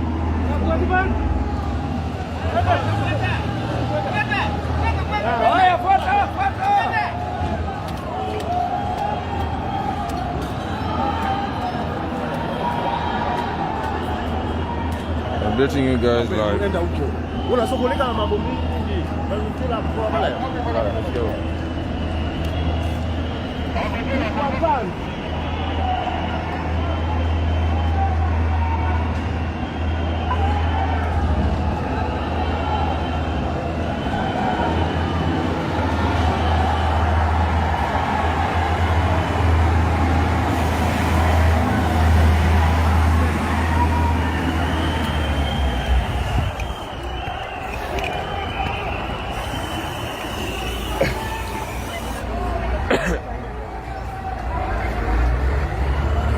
Don't worry my people, so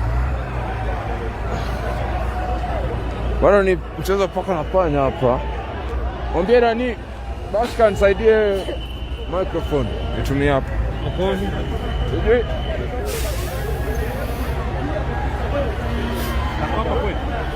Hapa kwa.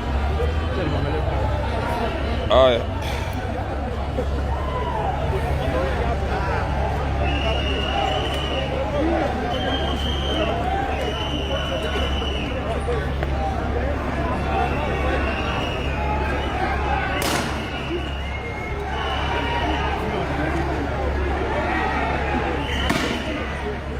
Na wasikii hizi vitu hapa kwa.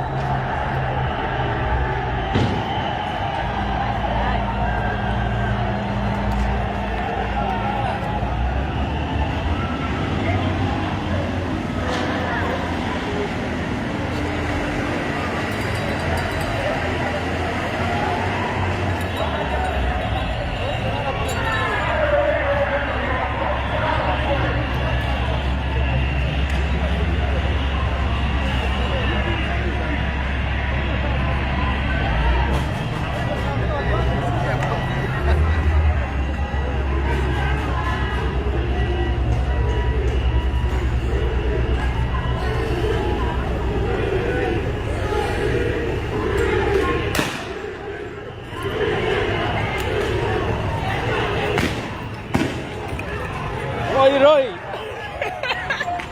Mambo.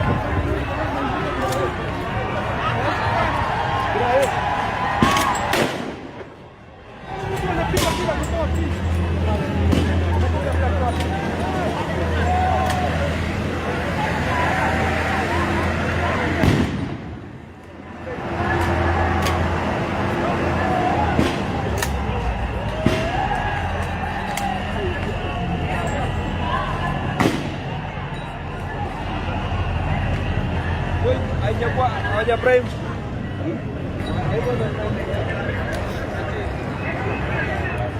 So about to go Supreme Court, guys. So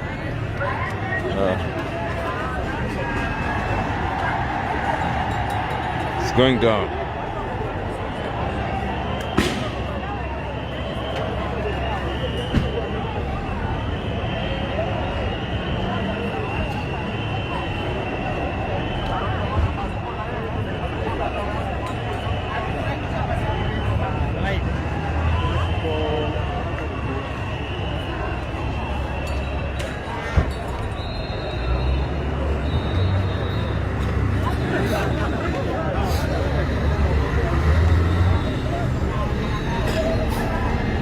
Mwana umempata? Kumvutia na kata. Kumvutia na kata? Inakata net.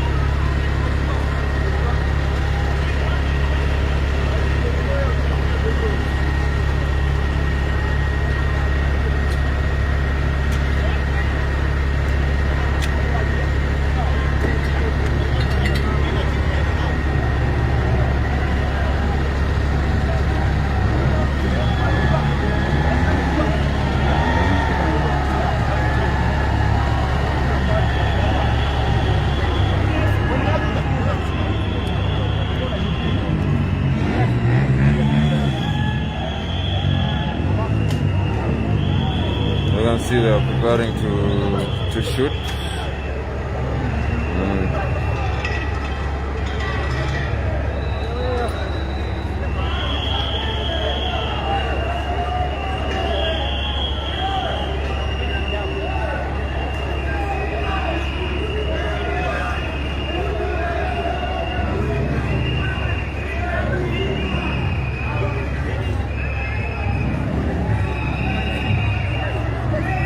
Still protesting, huh?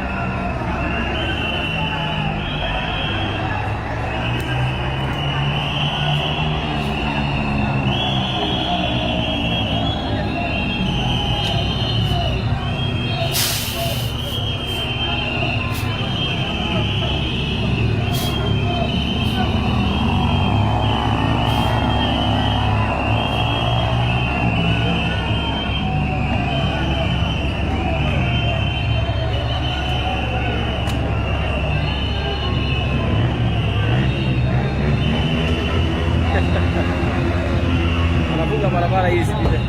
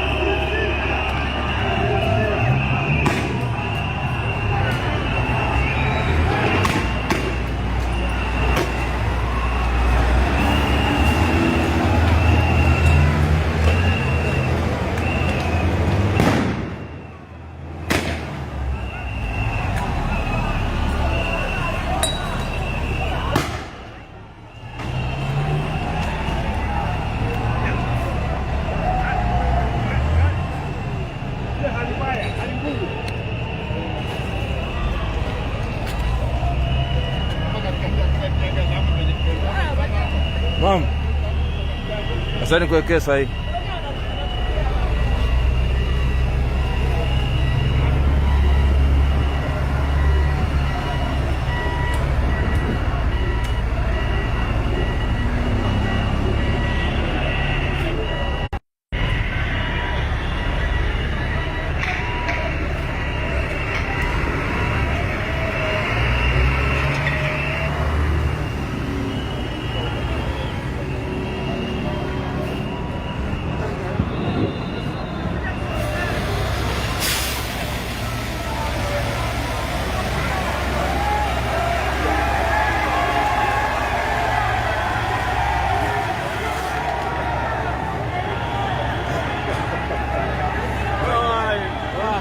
Babu amo.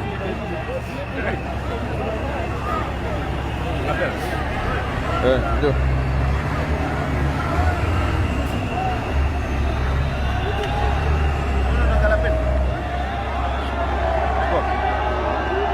Wana nichukulia? Tulikuwa nataka, si nimesema nataka nini? Sina kuna watu wengi.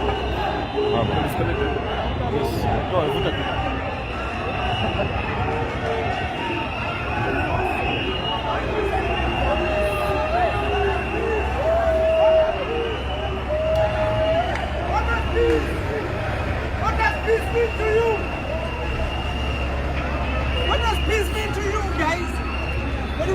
peace, you don't want to accept us. When we come in a riot, Ted. Amesiendi huko, mimi nakula tear gas.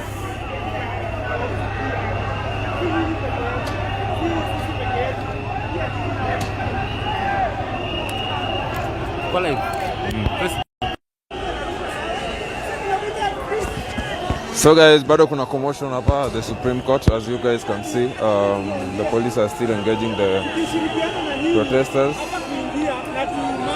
You can see they are still doing the tear gases. Tear gas zinarushwa kurushwa. Share the live, guys. Share the live ifikie watu wengi. Then what's your comment over the same? So wanarusha zikirushwa. So share the live, guys. Share the live. This is one of the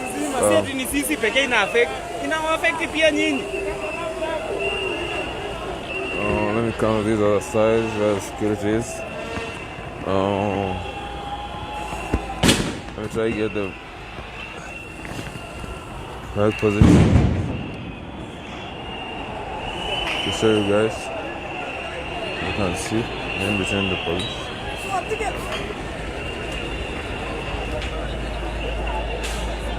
So yeah, the Supreme Court.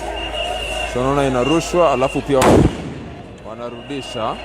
Bear with me. Wanarusha ikirudishwa. So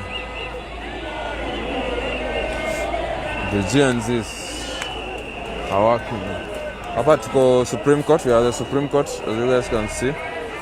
And we have na polisi kama wote huku. Pia farasi ziko and all that. The Supreme Court. Pia lawyers are here and all that.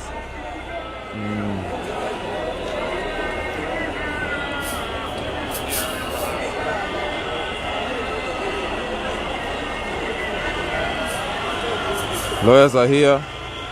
Wameleta tank nyingine ya maji to disperse the protesters.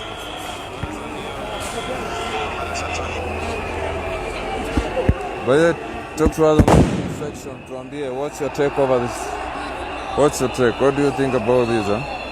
Then share the live ifikie watu wengi. What is what's happening now in Nairobi? And they're chanting Ruto must go and all that. So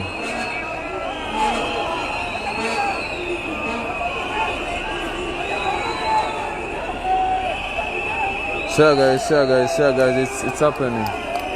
It's happening here. Hundreds of youths wamejitokeza kupinga mswada wa finance bill, as you can see. But so far pia polisi wako kwa wingi. We are at the Supreme Court of Kenya, just around Wabera Street.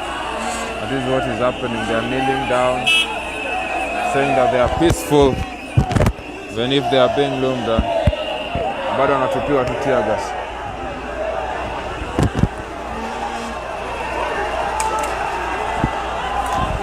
So they are throwing stones. So don't worry. Mkiona wanakimbia, ukiona tunakimbia, jua kuna sababu ya kukimbia. So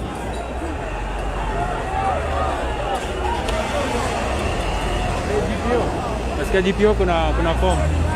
GPO hapo huko. GPO iko this side. Na tutavukaje? Tutavuka huku pia ni kubaya. Huko pia ni kubaya. Nenda hivi, ndio pale. Tupite hivi hapo. GPO ni huku chini. Huku juu. Huduma Center huko.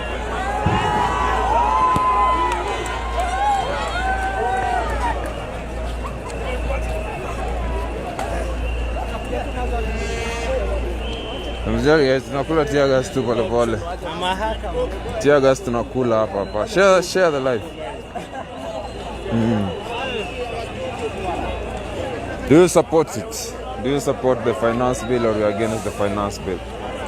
So, it's emotion, tear gas. I can't breathe. It is tear gas. It is tear gas. Lawyers are here and all those.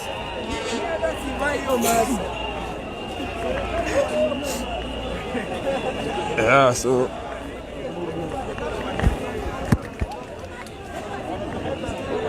wow, protesting. Wow, protesting. Wow, protesting. I see the guys are out. What's your take? Tell us in the comment section. Tell us in the comment section. Are you supporting the finance bill? Are you voting no?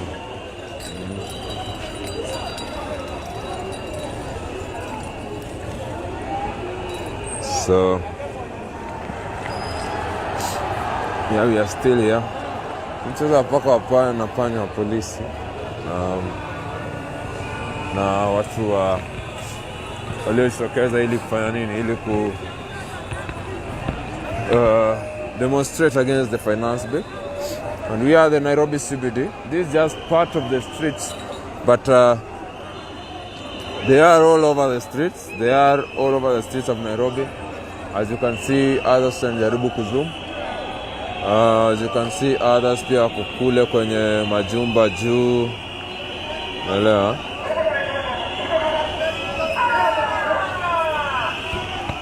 Yeah, so guys, this is the situation.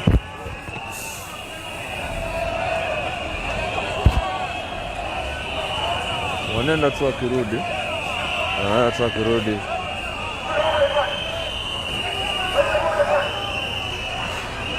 You can see there are lawyers there. We have lawyers and people are here.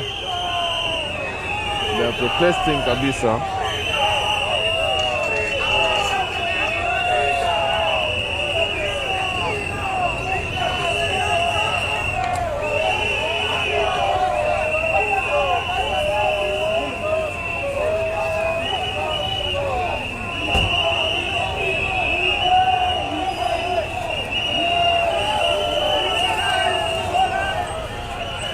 Sorry guys, allow me to kidogo tu simame hapa patia see bado tuna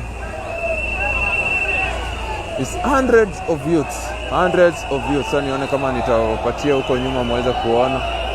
It's hundreds of youths ambao wamejitokeza to fight against the finance bill and demonstrate on the street peacefully. Ingawa pia, as you can see, yeah, you can see they are saying no. They say no, but you can see the police are preparing to loom. Yeah, they're chasing the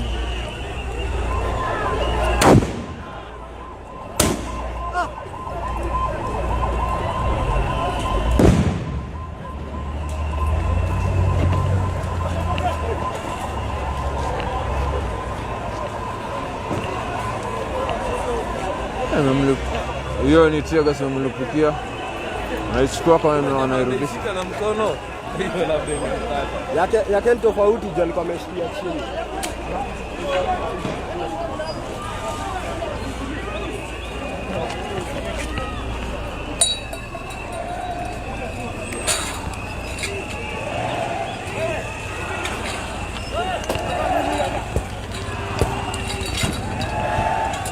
Sorry guys, najaribu kutafuta position poa because hiyo ni tear gas.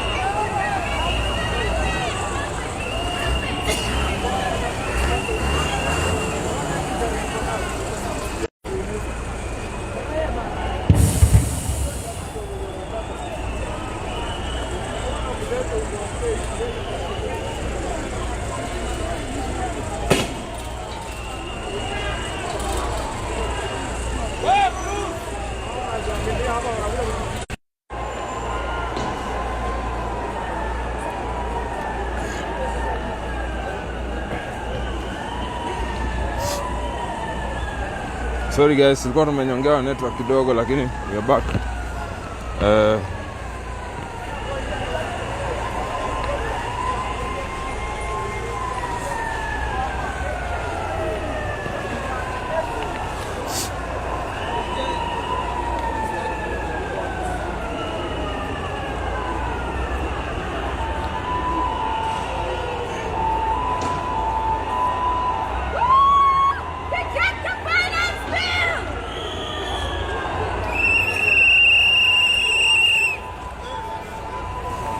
Babu, unasemaje?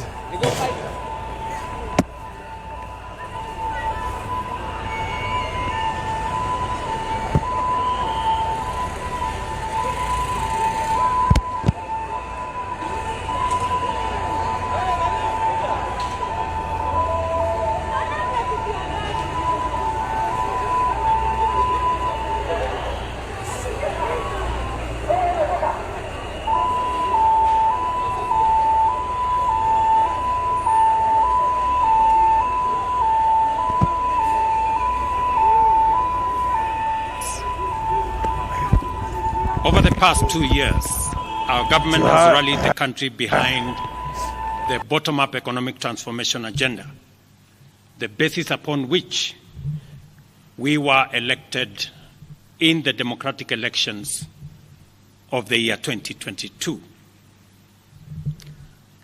We have achieved significant progress in increasing food production by reducing the cost of farm inputs, thereby lowering the cost of food and lowering the cost of living. We have stabilized the economy by preventing what was an imminent debt default. We have stabilized fuel prices, lowered inflation to an all-record low of 4.6%, and we have stabilized the foreign exchange regime. We have implemented radical changes in the education sector, including resolving the CBC question. We have rolled out a new student-focused higher education funding model that has special emphasis on making sure that children from vulnerable families have the requisite support in their education.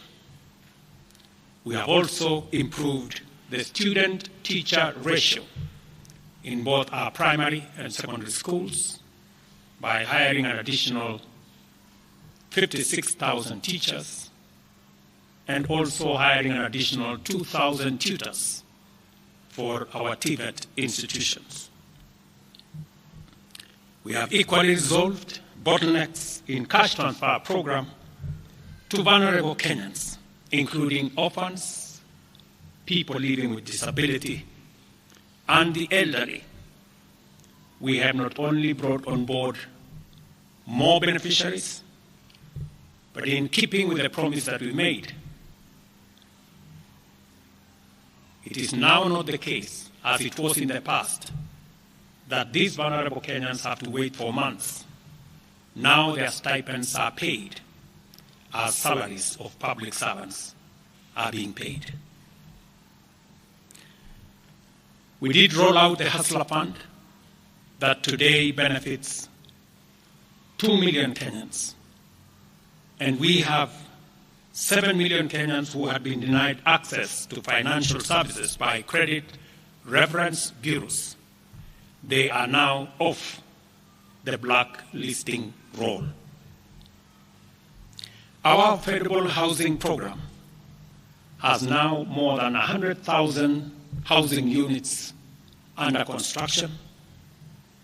The first cohort I will be launching in a couple of months to new homeowners, and we have 160,000 young people across Kenya that are employed under this program.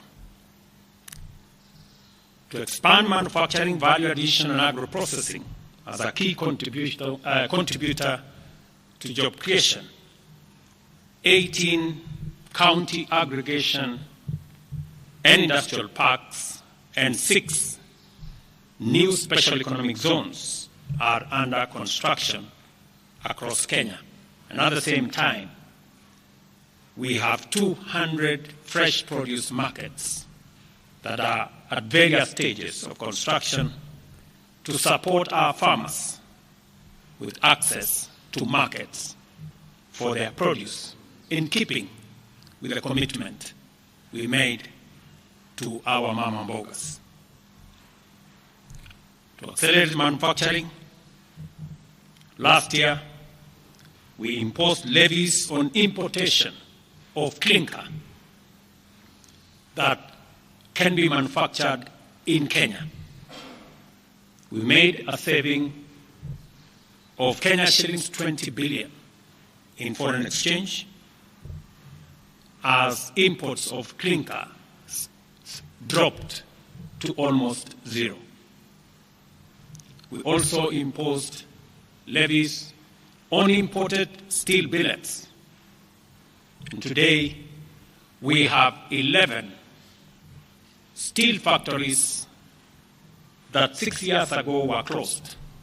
They have started operation, hiring 16,000 Kenyans, and last year alone, we saved 120 billion shillings in foreign exchange as a result of this intervention. Our digital transformation agenda is also on course with 17,000 government services online, while we have 274 digital hubs across Kenya with 152,000 students and digital workers in our TVETs and also in digital hubs in different parts, up and running and giving young people an income.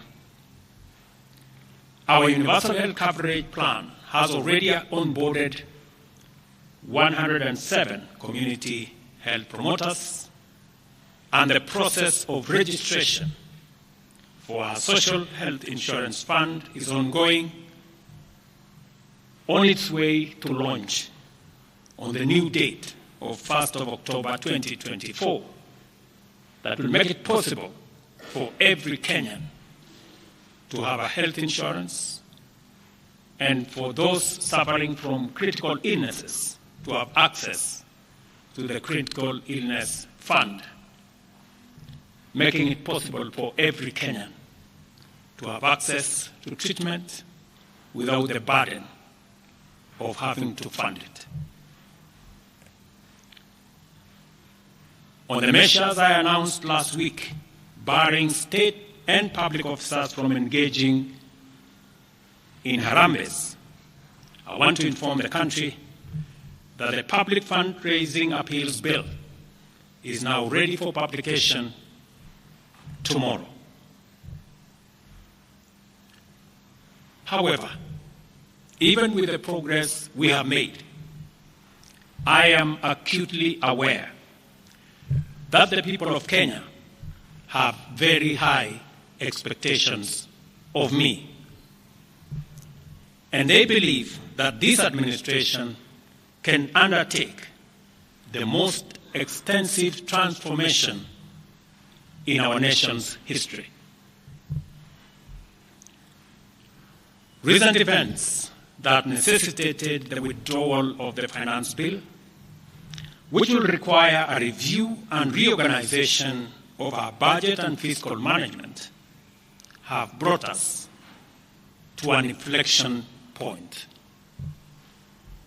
Upon reflection, listening keenly to what the people of Kenya have said, and after a holistic appraisal of the performance of my cabinet and its achievements and challenges, I have today, in line with the powers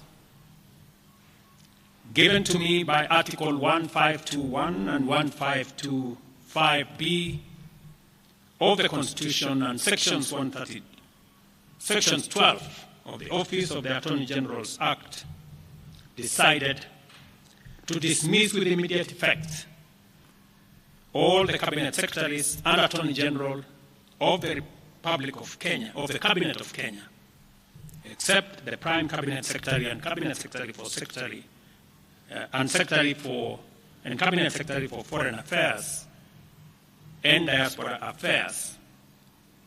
And of course, the Office of the Deputy President is not affected in any way. I will immediately engage in extensive consultations across different sectors and political formations and other Kenyans, both in public and private, with the aim of setting up a broad-based government that will assist me in accelerating and expediting the necessary, urgent, and irreversible implementation of the program that we have, including other radical measures and programs to deal with the burden of debt, to explore raising domestic resources and revenues, expanding job opportunities, eliminating wastage and unnecessary duplication of a multiplicity of government agencies, and slaying the dragon of corruption, consequently making the government of Kenya lean, inexpensive, effective, and efficient.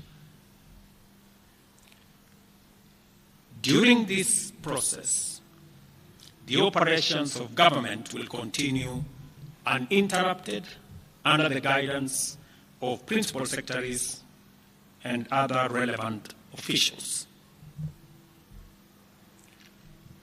I will be announcing additional measures and steps in due course. Thank you very much, and God bless our great country, Kenya.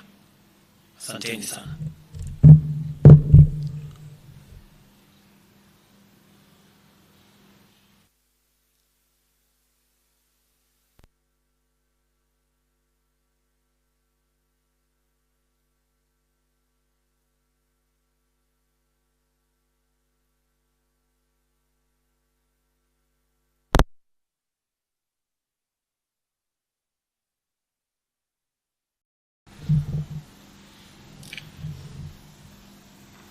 Good afternoon, dear Kenyans.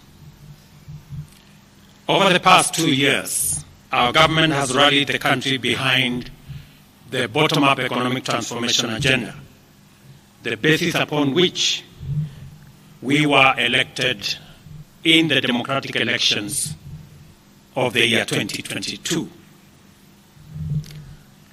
We have achieved significant progress in increasing food production by reducing the cost of farm inputs, thereby lowering the cost of food and lowering the cost of living. We have stabilized the economy by preventing what was an imminent debt default. We have stabilized fuel prices, lowered inflation to an all-record low of 4.6%, and we have stabilized the foreign exchange regime. We have implemented radical changes in the education sector, including resolving the CBC question. We have rolled out a new student-focused higher education funding model that has special emphasis on making sure that children from vulnerable families have the requisite support in their education. We have also improved the student-teacher ratio in both our primary and secondary schools by hiring an additional 56,000 teachers, and also hiring an additional 2,000 tutors for our TVET institutions. We have equally resolved bottlenecks in cash transfer program to vulnerable Kenyans, including orphans, people living with disability, and the elderly. We have not only brought on board more beneficiaries, but in keeping with the promise that we made, it is now not the case, as it was in the past, that these vulnerable Kenyans have to wait for months. Now their stipends are paid as salaries of public servants are being paid. We did roll out the Hustler Fund that today benefits 2 million Kenyans. And we have 7 million Kenyans who had been denied access to financial services by credit reference bureaus. They are now off the blacklisting roll. Our affordable housing program has now more than 100,000 housing units under construction. The first cohort I will be launching in a couple of months to new homeowners. And we have 160,000 young people across Kenya that are employed under this program. To expand manufacturing, value addition, and agro-processing as a key contributor to job creation, 18 county aggregation and industrial parks and 6 new special economic zones are under construction across Kenya. And at the same time, we have 200 fresh produce markets that are at various stages of construction to support our farmers with access to markets for their produce, in keeping with the commitment we made to our mama mbogas. To accelerate manufacturing, last year we imposed levies on importation of clinker that can be manufactured in Kenya. We made a saving of Kenya shillings 20 billion in foreign exchange as imports of clinker dropped to almost zero. We also imposed levies on imported steel billets. And today, we have 11 steel factories that 6 years ago were closed. They have started operation, hiring 16,000 Kenyans, and last year alone, we saved 120 billion shillings in foreign exchange as a result of this intervention. Our digital transformation agenda is also on course with 17,000 government services online, while we have 274 digital hubs across Kenya to investigate 152,000 students. They receive reports from the public, they receive reports from fellow officers. IPOA has got no capacity to investigate policemen. IPOA are civilians. Most of them don't understand the operation orders of the police. There's a special unit that deals with this. Why is it that this unit has been dismantled? Starved of funds, competent officers transferred to outposts, and the unit left as a shell. Some of these officers, Mr. Speaker, sir, were trained at a very high expense by the public outside this country in various jurisdictions, but are now doing clerical work in outstations since the appointment of IG Koome. Such that right now, as we speak, there is no capacity in the police to investigate what happened on the streets of Nairobi. A capacity that had been built to ensure that If there were any issues, they would be investigated thoroughly by the police who understand how police are supposed to operate.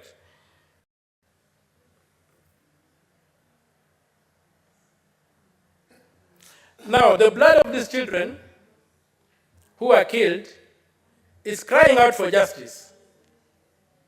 Some were killed in this Harrod house. The young man who was making fun in the National Assembly, Mr. Speaker, sir, why did that young man have to be shot dead?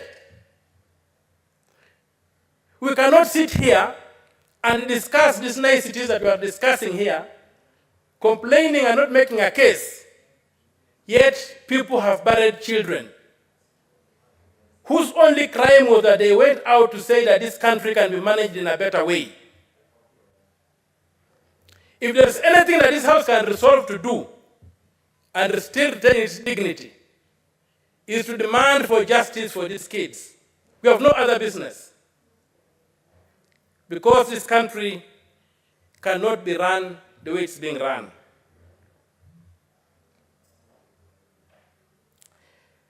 The mayhem that happened across Tomboya Street on the other side of the city, for some of us who walked there and saw, it's unbelievable. Forget what happened here. It was unbelievable. The number of people who were shot and killed on those sides is unbelievable. Why are we still having abductions? We are seeing stories in the media that some young men have been abducted after the event and have disappeared and bodies have been recovered. Why is life so cheap in this country?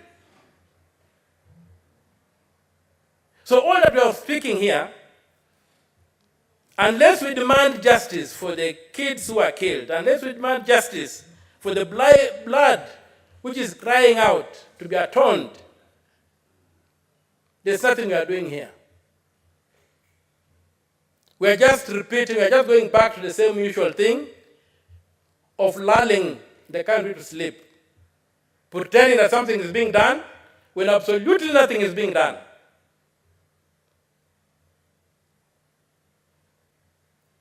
President Ruto claimed on national TV that there were criminals. Can he produce a single criminal who was involved in this business? He has a better intelligence than we do. Can he point out among those dead people, can he isolate one person who was a criminal that his security forces were justified to kill? This is not how to run a country. You can't brand citizens criminals and kill them and say you are going to do it at all costs. What makes him think that his life is more precious than that of the fellow on the street? If we have to do anything, we must demand accountability for that blood. We must demand that President Ruto produces the criminals he claimed invaded Parliament, if they are not citizens. President Ruto must tell us who are these people in civilian and how come that civilians were mingling with armed police, with the uniformed police and shooting people.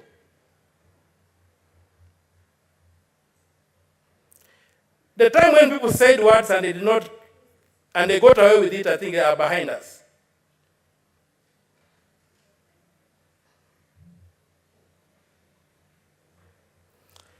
We are talking about the Gen Z. Not all the Gen Z are educated. Not all the Gen Zs are, there were Gen Zs who came out, who dropped out in class 8, who didn't get an education. And I think about 60%, 70% of the Gen Zs are people who are already dropped through the cracks. And they all came out. People have said that these people are banning schools. I would challenge anybody to tell me where in Kenya was a school banned. No school has ever been banned in Kenya. And I will repeat it, no school has ever been banned in Kenya because what I have seen, because a school is not a dormitory. When these kids were banning dormitories, what statement were they making about this governance of this country? I have never seen a situation whereby kids have banned books and banned classrooms. Why is it that all the banning was about dormitories? What statement were they making? Were they crying out for justice? Then you come to say that schools were burning. Not a single school has ever been burnt in this country. Or I'm not aware, but what I've seen is that the dormitories have been burnt in schools, and I know we have got schools that don't have dormitories, but they are still schools. So why were the kids burned in the dormitories? We saw another terrible thing happening the other day on our streets. Doctors sleeping outside in the cold, trying to enforce a CBA. Such an important human resource wasting away when we have in a country where people are dying for lack of medication, for lack of attention. And it cannot be true that there's no money to pay these people. You just need to read the reports of the Auditor General, and you'll see that this country is being looted dry. So these people should be employed. We are a Republic of Kenya, and the name Republic is an ideological statement about this country. We have to be governed as a republic.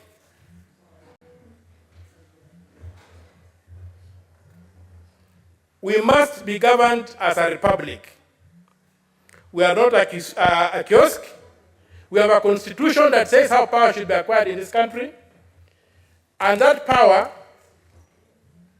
when we have elections, why do people go to Bomas when the constitution says that elections must terminate at the constituency? The next presidential election must end at the constituency for matters to be proper.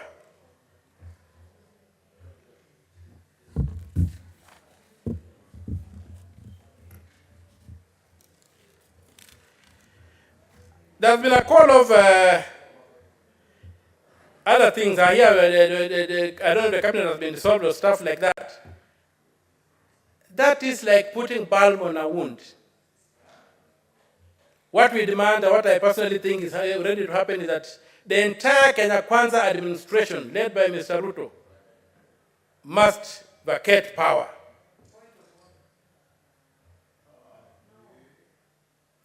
The call that Ruto must go is not an idle call. It's a call whose time has come.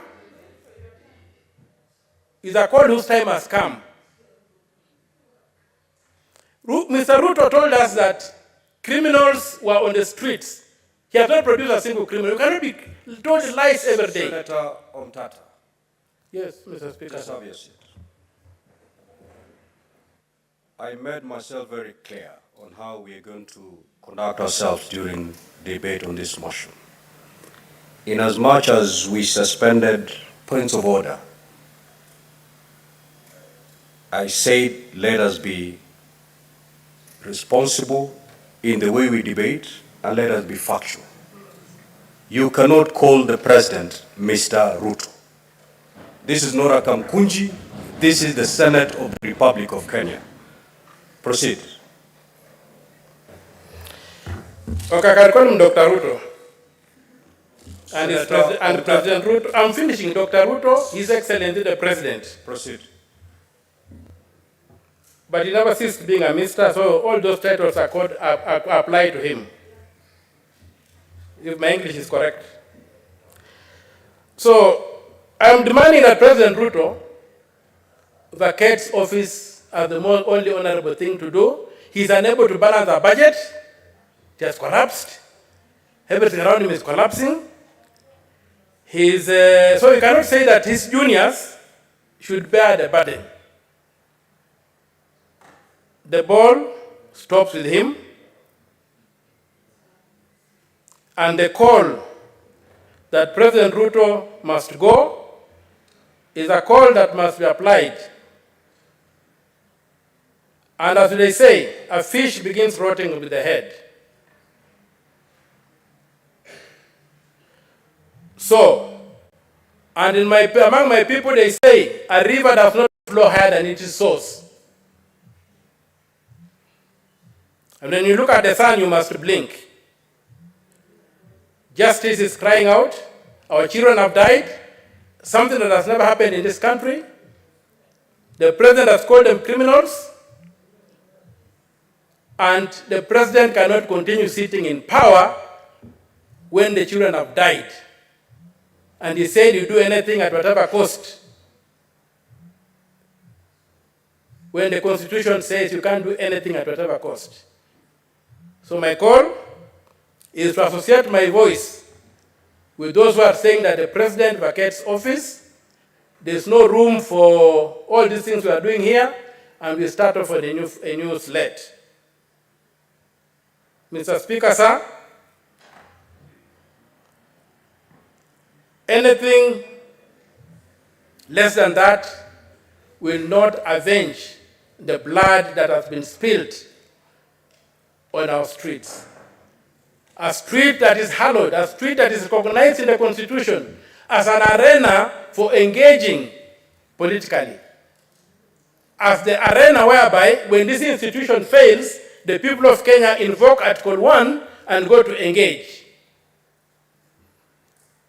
When you desecrate such a venue, you don't do anything. There's not even a call that these things should be investigated. Instead, they're trying to say that we go and have dialogue to assage, to see how to distort what is happening, to do whatever, to see how.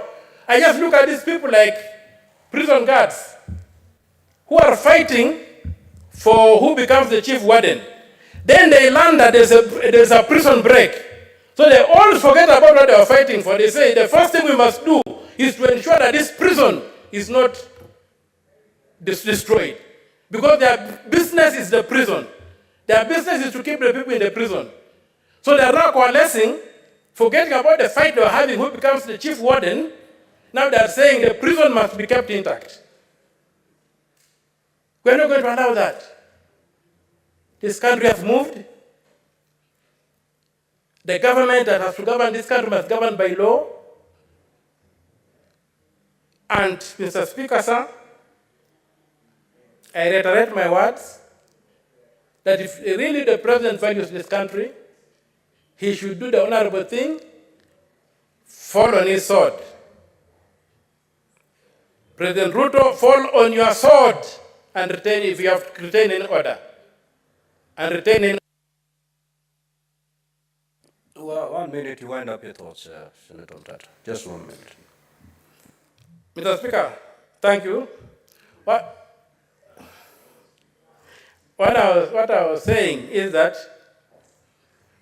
like in the old days of the Roman soldiers, when they felt that they had brought dishonor to the country, and they were even, the dishonor was so bad that they could not even let another person kill them, they fell on their swords and died. That's the only way they regained their honor. And the only way Ruto can regain in honor is for him to fall on his sword and let the Kenya Kwanza administration die, so that Kenya can have a new beginning. With those few remarks, Mr. Speaker, sir, I thank you. At that juncture, we will defer that motion and proceed to the next order. Clerk, kindly call the next order. Order number 9, motion, approval of sittings of the Senate to be held in Busia County.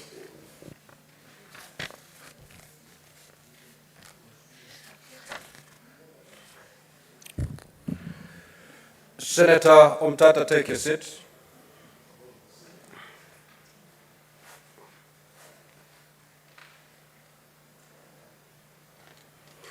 Now, honorable senators, we had concluded debate on this particular motion.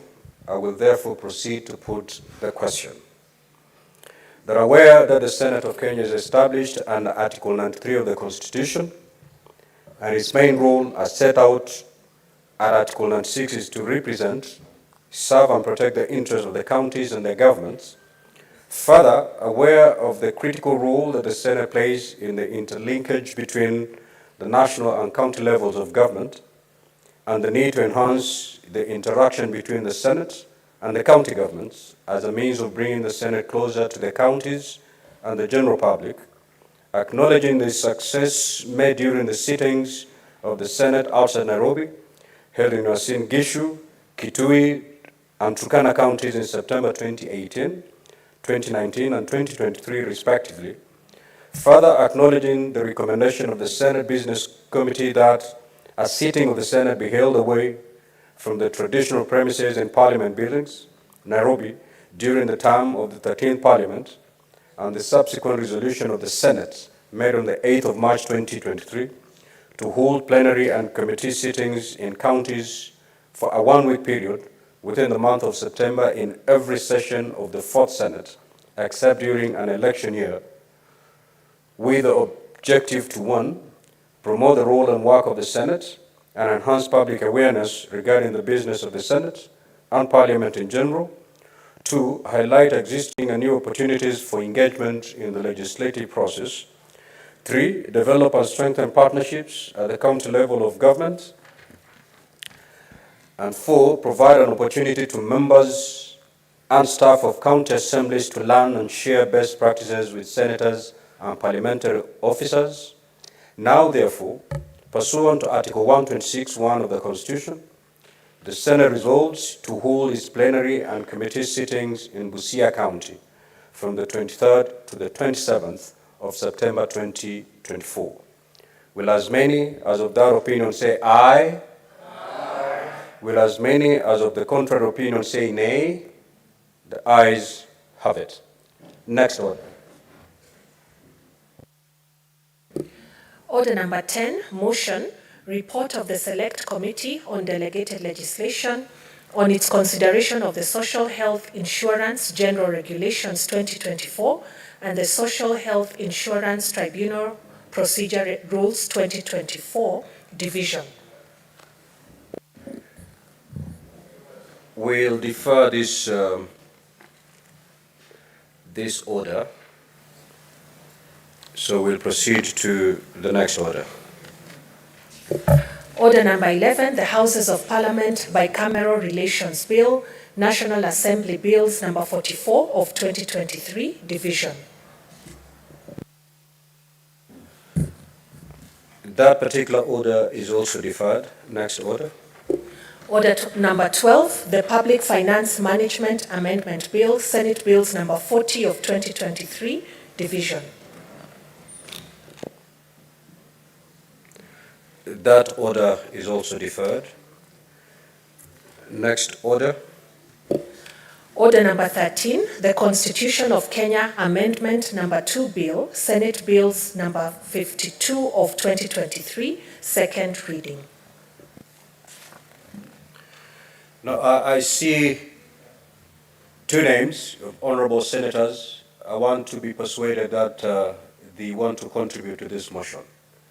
If not, then kindly log out so that we know exactly how we are transacting this order.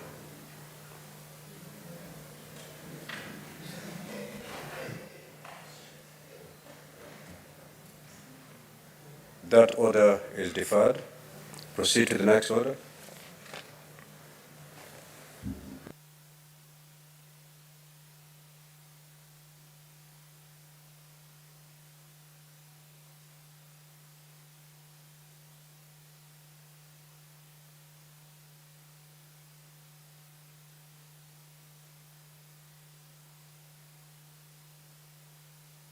Next order, Clerk. Order number 14, the Heritage and Museums Bill, Senate Bills number 8 of 2023, second reading. The Chairperson Standing Committee on Labor and Social Welfare.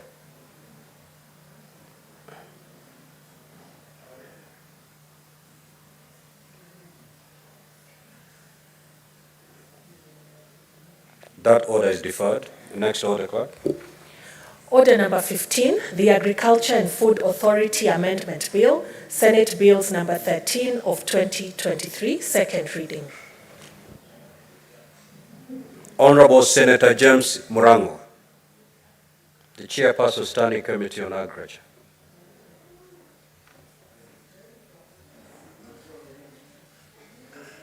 That order is deferred. Next order. Order number 16, the County Hall of Fame Bill, Senate Bills number 18 of 2023, second reading. The Honorable Senator Miraj Abdullahi Abdurrahman.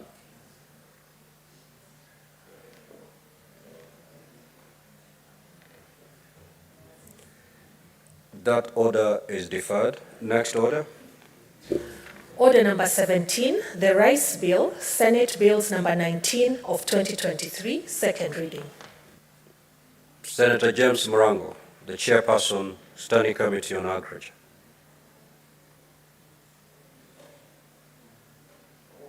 That order is deferred. Next order.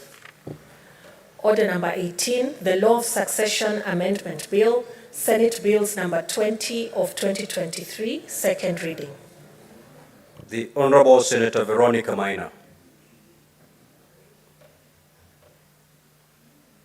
That order is deferred. Next order, Clerk. Order number 19, the Public Holidays Amendment Bill, Senate Bills number 31 of 2023, second reading.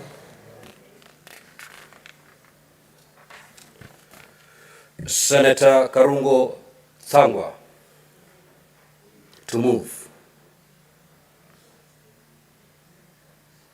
That order is deferred. Next order. Order number 20, the County Assembly Services Amendment Bill, Senate Bills number 34 of 2023, second reading. Senator Mohamed Chute. That order is deferred. Next order. Order number 21, the County Public Finance Laws Amendment Bill, Senate Bills number 39 of 2023, second reading. The Honorable Senator Kathuri Murungi.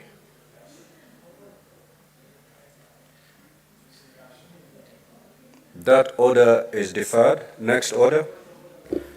Order number 22, the Street Vendors Protection of Livelihood Bill, Senate Bills number 41 of 2023, second reading.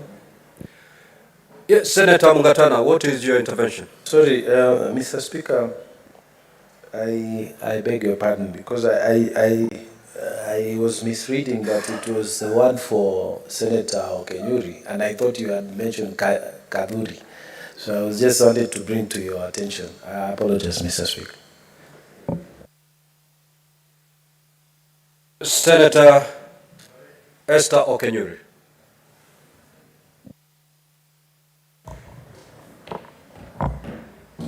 Thank you, Mr. Speaker, for this opportunity. I'm the sponsor of the Street Vendors Bill, that's widely known as the Protection of Livelihood Bill of the Senate, number 41 of 2023. Mr. Speaker, this bill was actually widely also given a lot of attention with the Senate Trade Committee, whereby I serve as the Vice Chair of that committee. Mr. Speaker, the Street Vendors Bill seeks to provide a framework. Senator Esther Okenyuri, you first need to move, and then you put your justification on the bill. Mr. Speaker, I beg to move the Street Vendors Bill be read for the second time. So allow me to proceed. Mr. Speaker, the Street Vendors Bill is actually an act of Parliament that seeks to provide a framework on how street vending should actually happen in this country, and with a lot of preference to our county governments, because this is an issue that touches on counties also. Mr. Speaker, the bill also argues that small-scale trade contributes significantly to this country's economy, and largely as the hustlers, as we called them during our campaign period, Mr. Speaker. So this is a bill that puts their interests at the front line, Mr. Speaker, because these are the people who largely contribute to our economy. In Nairobi, Mr. Speaker, if you walk this afternoon, you'll one way or in another meet a street vendor. They are either selling small items as biro pens, others are selling food items, others are doing music, Mr. Speaker, and we also even have others who are doing stuff like shows of magic whereby people can watch and pay. Mr. Speaker, in other developed democracies, street vending is a huge thing, and there are actually designated places where they actually do their vending.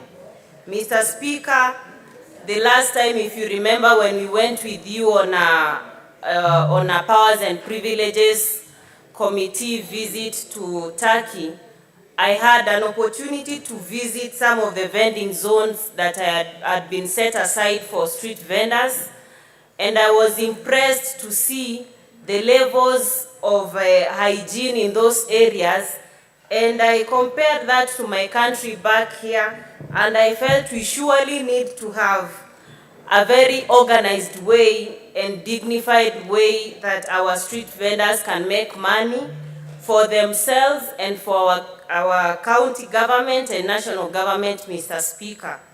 Mr. Speaker, street vending has largely been looked at as a very small business. This is not a small business as people look at it. This is a huge sector, because when you look at it, those are the ones who are running this economy, Mr. Speaker. We do not have them having huge money that they are putting in this sector, but whatever little they are putting together is what is enabling this economy run. Mr. Speaker, I also want to mention that in the recent past, we've seen headlines of how street vendors have been handled badly in this country. And I want to mention the county government of Nairobi.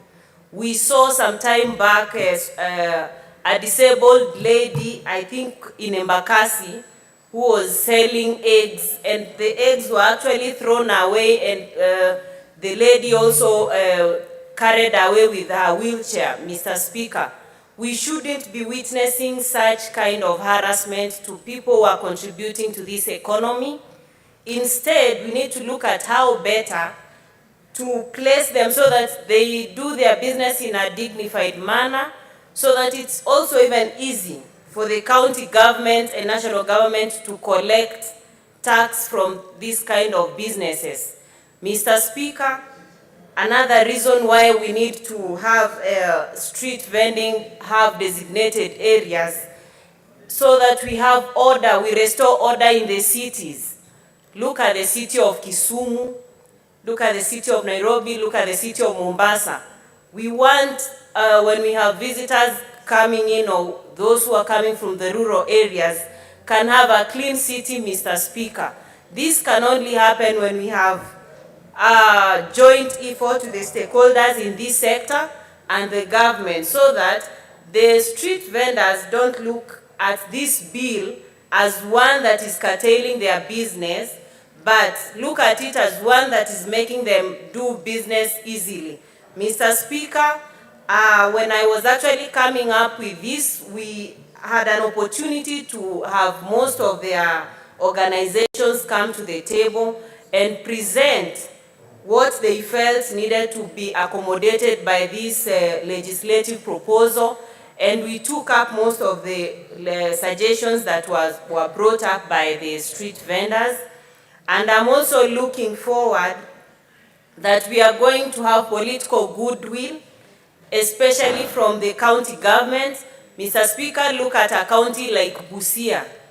A county like Busia has street vendors from the Kenyan side and from the Ugandan side. So we have to coexist in a manner that the Kenyan vendors are making money, and now, in the spirit of good neighborhood, the ones on the Ugandan side are also contributing to this economy, but also watch out to avoid exploitation, especially for our local vendors who are doing business, Mr. Speaker. And this case also applies for the ones who are down in Namanga, bordering Tanzania on the other side, Mr. Speaker. You clearly see why we now need these regulations, so that internally we have a way of doing business, and we also have a way of doing business with our neighbors without one party taking advantage of the other party, Mr. Speaker. Street vending is not just about the ones who are selling small items. I actually mentioned of, right now we have young people who play guitar on the street. If you go to Mamangina Street, you will see young people who are playing very nice music with their guitar. This is also a way of informal trading, but then they are doing it basing on the talents they have. So it's not just about objects or items that you can carry. It's about also providing a service and make money out of that service that you're offering to the public. And mostly we are seeing that in form of entertainment, Mr. Speaker. So this is a timely bill that I need support from this House, Mr. Speaker, so that we provide a conducive environment for our young people, for our women, for our men who want to better their livelihood by putting something in their pocket, and at the same time assist the government in generating revenue that will go a large mile in financing what activities we have in place, Mr. Speaker. Mr. Speaker, if I also mention, in other countries, when you look at how they are handling generally the issue of informal trading, is completely different. And it's because in those countries they had an opportunity to make laws way earlier. So when someone is coming into a business, they already know what is required. Even you who's building stalls to provide an avenue for people who want to engage in formal trading, you will design the stalls in a manner that follows what the law prescribes, Mr. Speaker. But when you look at our case here and want to place emphasis on counties, counties will quickly want to tax people who are selling on the roadside. Let's say women who are selling vegetables, men who are selling groundnuts. You can't tax people when you do not provide a conducive environment for them to thrive in their business, Mr. Speaker. It would be a very good idea when a county government has provided a designated area for men who are selling groundnuts, so that they are selling their items in a comfortable way, in a clean environment, with security, so they will not even feel the pinch when they are contributing to the economy through taxing. But when you tax people and they cannot see the value of the money you're taxing them, then you are likely to face resistance when you are coming to introduce these regulations, Mr. Speaker. So it's my hope that the 47 county governments will actually cooperate, and there was already goodwill because the chair of the COG trade, Governor Utuoma, the governor for Busia, when we were collecting views from the different stakeholders, COG were among the ones who brought their views, and that was a good show of political goodwill. But then enforcement is one issue that I know we are going to witness challenges, because already in other different towns, strategic planning was done in the 1960s and 70s, which does not tally with the recent developments we have currently, Mr. Speaker. So this legislative proposal is very timely, and it accommodates all people from all walks of life who wants to do any informal kind of trading and make money, than engage in other activities that we are discouraging the general public from engaging in, especially the young people. As a young person, I know how difficult it is to still go to school, have academic qualification, but still lack something to put in your pocket. Mr. Speaker, so street vending is not just about the ones who walk around the bus stations selling whatever items they have, but it also accommodates the ones who have any other kinds of informal trading. And that's why this legislative proposal seeks to recognize, because there are kind of activities that are currently being carried out and not formally recognized in our systems. The moment a business is recognized, you are equally able to even benefit from what the SACCOs are issuing in form of loans, what the government is issuing to assist those who are trading. But when you're not in an organized manner, it actually even becomes very difficult for you to seek support to broaden your business, Mr. Speaker. The other issue is about our authorities. Our authorities, there's a bill here we dealt with, especially on county licensing. We are looking at authorities that will be having many businesses to get money from. But my plea is that these authorities should not treat the traders in a punitive manner, because we look forward to encouraging these traders to actually do well in whatever areas they are engaging in. So the moment you want to punish innocent citizens who have no idea on what already is expected of them, we are going to discourage them from engaging in business, Mr. Speaker. Initially in this country, we've seen different administrations in our then local councils, the defunct councils we had.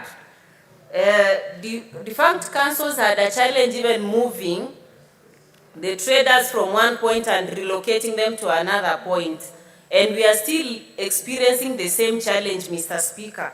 So this bill will actually provide for a structured way of moving traders from one point to their designated areas. When this is actually done, it even makes it easier for you to look for what you want. If you want maybe to purchase certain kind of baby items, you know where to go and get them, Mr. Speaker. I also saw this arrangement when I traveled to Dubai. Street vending happens even late in the night. Why? Because security is provided for those businesses. And those businesses have no problem with paying taxes because they have security, there is water, there is sanitation. So people are comfortably doing their businesses without little challenges here and there that we are currently facing in third world countries like Kenya, Mr. Speaker. So I really feel this House needs to support me in seeing this get to fruition, Mr. Speaker. In my own county of origin, Mr. Speaker, we have several women who sell vegetables on the roadside. They have not been able to move to the market because we do not have a structured way of accommodating them in those markets. Like I said, strategic planning for different towns was done way back in those years, and we need to readjust to accommodate such kind of people who are engaging in business currently. Mr. Speaker, all this that we are suggesting is not a new thing. All of us want to align to sustainable development goals. In different countries across the world, informal trading is not a new thing. It's only that in Kenya we now want to put this into law so that we do not have people who are informal trading being harassed. Every other time I watch the news, I read statistics and stories of very sad cases of where women who are coming all the way from Mlolongo coming to sell their product in Nairobi sometimes end up with their products being confiscated all together. Mr. Speaker, we do not want, why would you confiscate someone's items, still subject them to arrest, and eventually destroy those items. Once you arrest someone who is actually engaging in such kind of trade, if they have already been penalized, don't go ahead and destroy their property, Mr. Speaker.